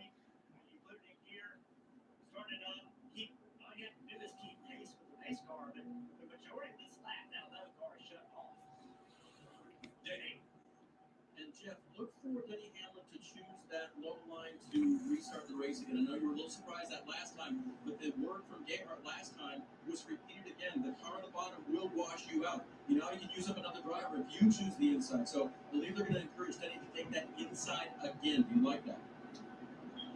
You know, it's just not a great choice. I mean, you're right. You expose yourself to being used up if a driver's on the bottom.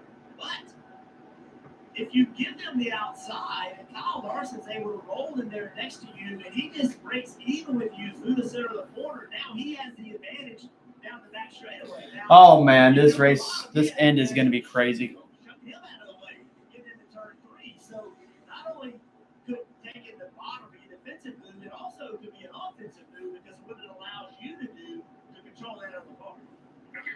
All right, Hamlin, of course, is going to pick the bottom and Larson on the outside.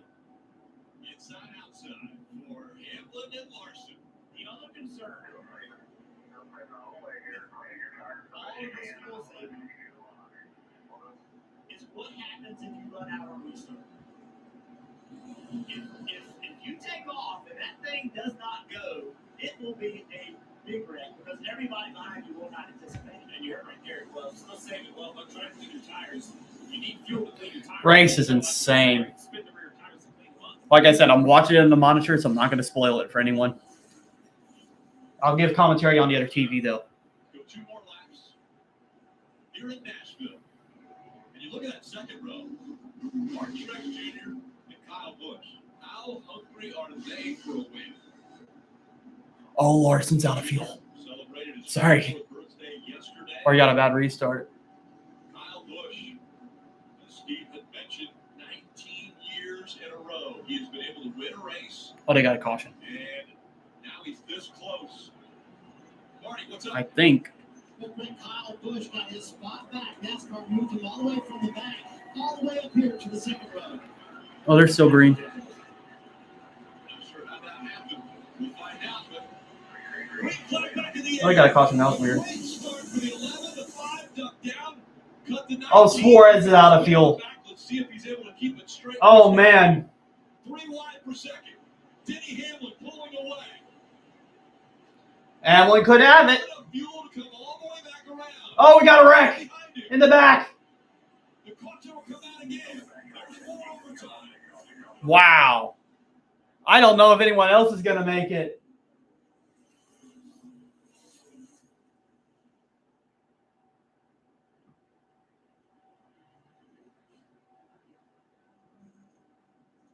Well, if there was ever a question, I would say right now.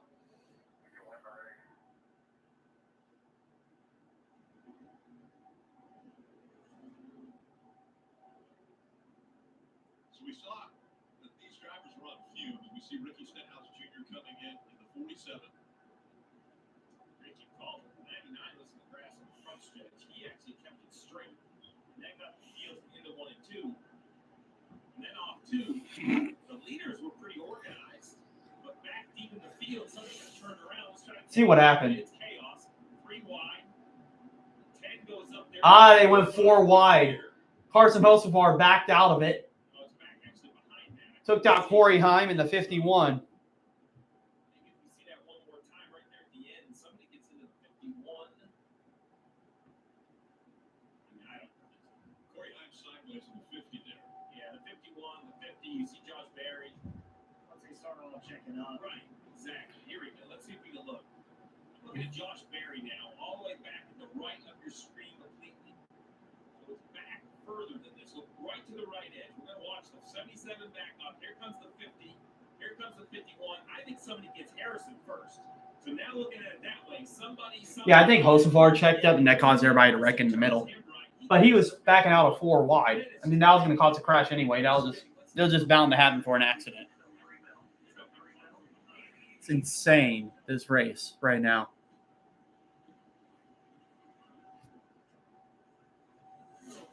And we still don't know if everybody else is going on fuel. This might be a good shot of what happens first. This is great slow motion right here. I mean, they're saving. This allows them to save more, but all these laps, surely they're using some fuel. What crease you struggling with here? Let's see. We're struggling with the Harrison's rear tires up the rim. So pushing, not trying to wreck them, trying to push the 21. It's a pretty wide checker. You're trying to push the 21 forward, but we see this at Daytona. You know, a little push is okay. At some point, you're just pushing the guy faster than it can go. Harrison loses the back of his car, and they all kind of pile in together. And our safety crew there with Harrison Burton as he'll head to the infield care center. Look at that. Closed. Everybody through 6th place is pretty much empty. Briscoe has got 91 laps on him. Like Joy, Gregson. No, Gregson's already out too.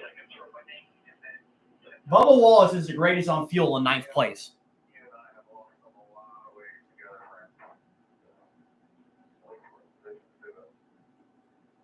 Gayard also told him we can be emotional about this and stay out and try to win it, but I don't think we can win it this way. They are talking about pitting. They just don't have any fuel. Well, I like the call the last time. I think Gayard understands the situation, so you know he knows it's dire and he knows it isn't what it's gonna be. I do agree with his assessment, right? I mean, you're still racing for regular season points. If you don't think you can win, that's a tough call. Man, it looks like people could be pitting. A little bit of cleanup still to. Well, I mean, if everybody runs around out of fuel in the front, that's going to cause an accident. Pits are closed. Kyle Busch lined up in 4th. We were all shocked. Pits are still closed, too. Lined up in 4th. Let's watch this last replay. So he's an innocent victim. It had nothing to do with the red. But that doesn't matter. Like, he is out of the screen. All these guys are going by. There he is. All these cars are going by. He's lost his track position. He could not keep pace. Right, here he is in fourth. So the rule is that you have to keep pace with the field. As the field takes yellow, it slows down. So as the one comes up, the 8 gets on the brakes, not to hit him, to your point, not his fault. But I see how many cars want to go through. I see the 23 go by. I see a whole bunch. It's just crazy that they not give up in fourth. It's not right. I would love to see Kyle Busch win for the 20th year, but I can't see any way that Kyle Busch should be fourth in this situation. If he was in the accident, not of his doing, or avoiding the accident, which you can't stop on the racetrack. Cars that are on the left side going by at speed have to be scored. What happens is, Rick, is if you're in the accident or you can't maintain pace, you get blended.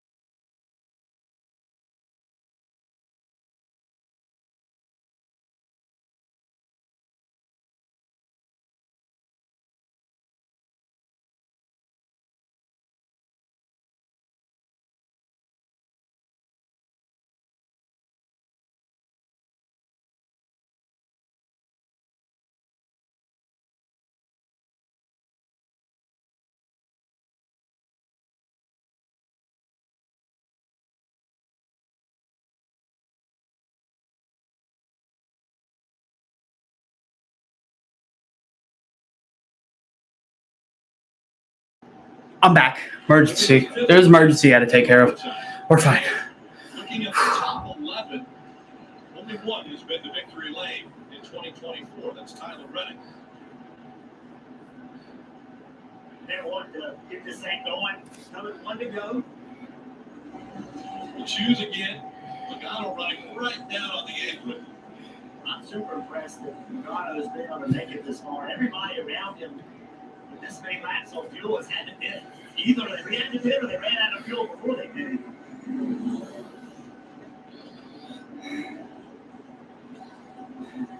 A lot of craziness taking place here to get this one done. And we'll pick it up next week in Chicago, on the streets of Chicago. Again, that starts Saturday for the Xfinity Series on NBC. Countdown to Grand 3 o'clock, racing at 3:30. Streamed on Peacock as well Sunday.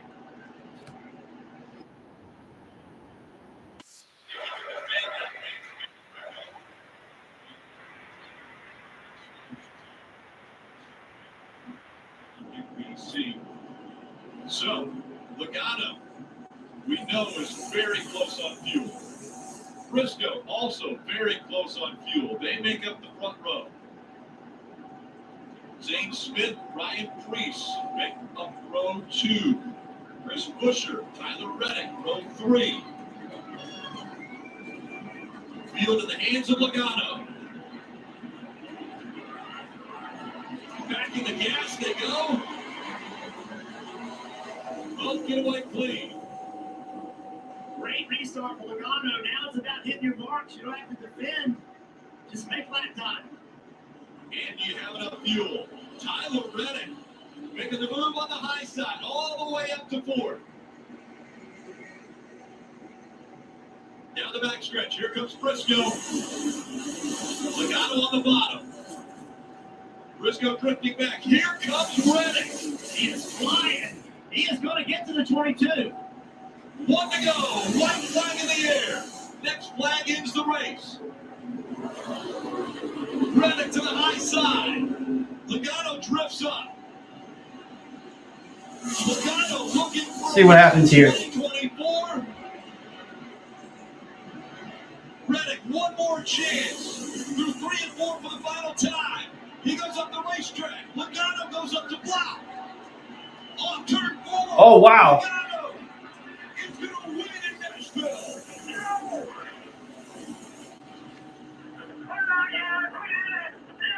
Logano wins and just runs out of fuel at the line.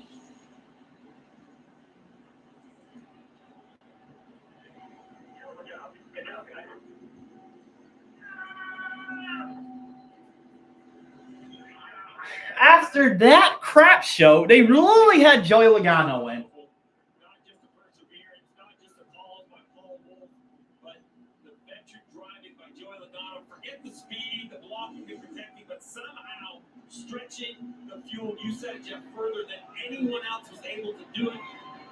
We saw Briscoe run out on the backstretch on that last lap. He had 3 laps more fuel than Joey Logano.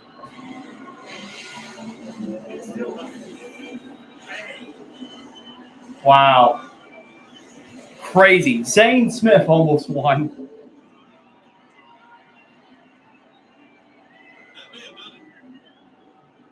What more do you need? He did the burnout. You got to celebrate. Don't discount. We talk a lot about the fuel knowledge, but don't discount the move he made over to 1 and 2 to take Reddick. Take it away from him. You know, Reddick had massive. Wow, what a finish. I did see Kyle Busch get into the wall and then Barry get into the wall. Here's a 2-time champion. And he was fighting all season long, just right at the cut line to get into the playoffs. And now this win locks him in.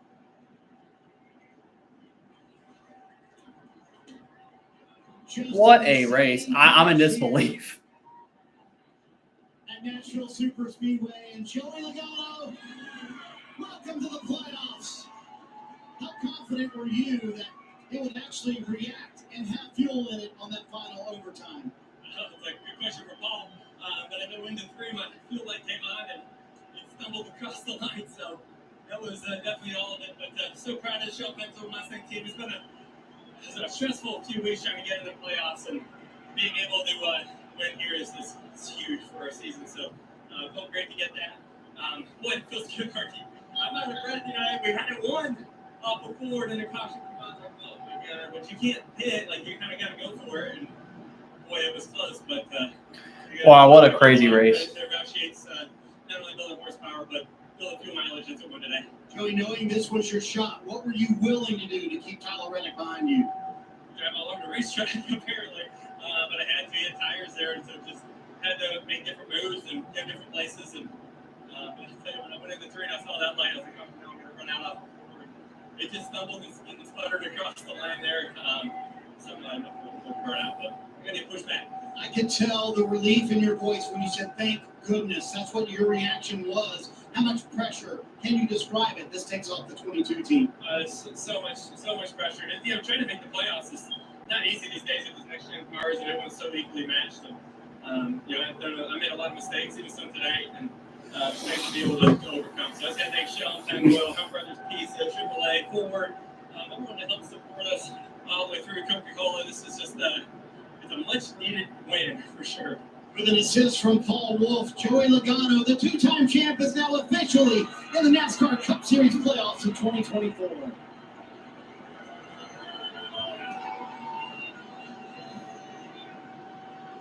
Another checkered flag for Joey Logano, and it was a crazy finish again. We see the 99 go up, clip the 19.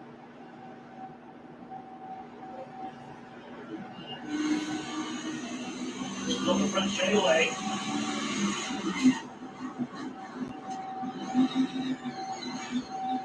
It's right back in the gas. And then he said he had just enough fuel and stumbled when he crossed the finish line. And the team celebrates again. 15. Wow. What a crazy race. All right, I'm out of here. See y'all later.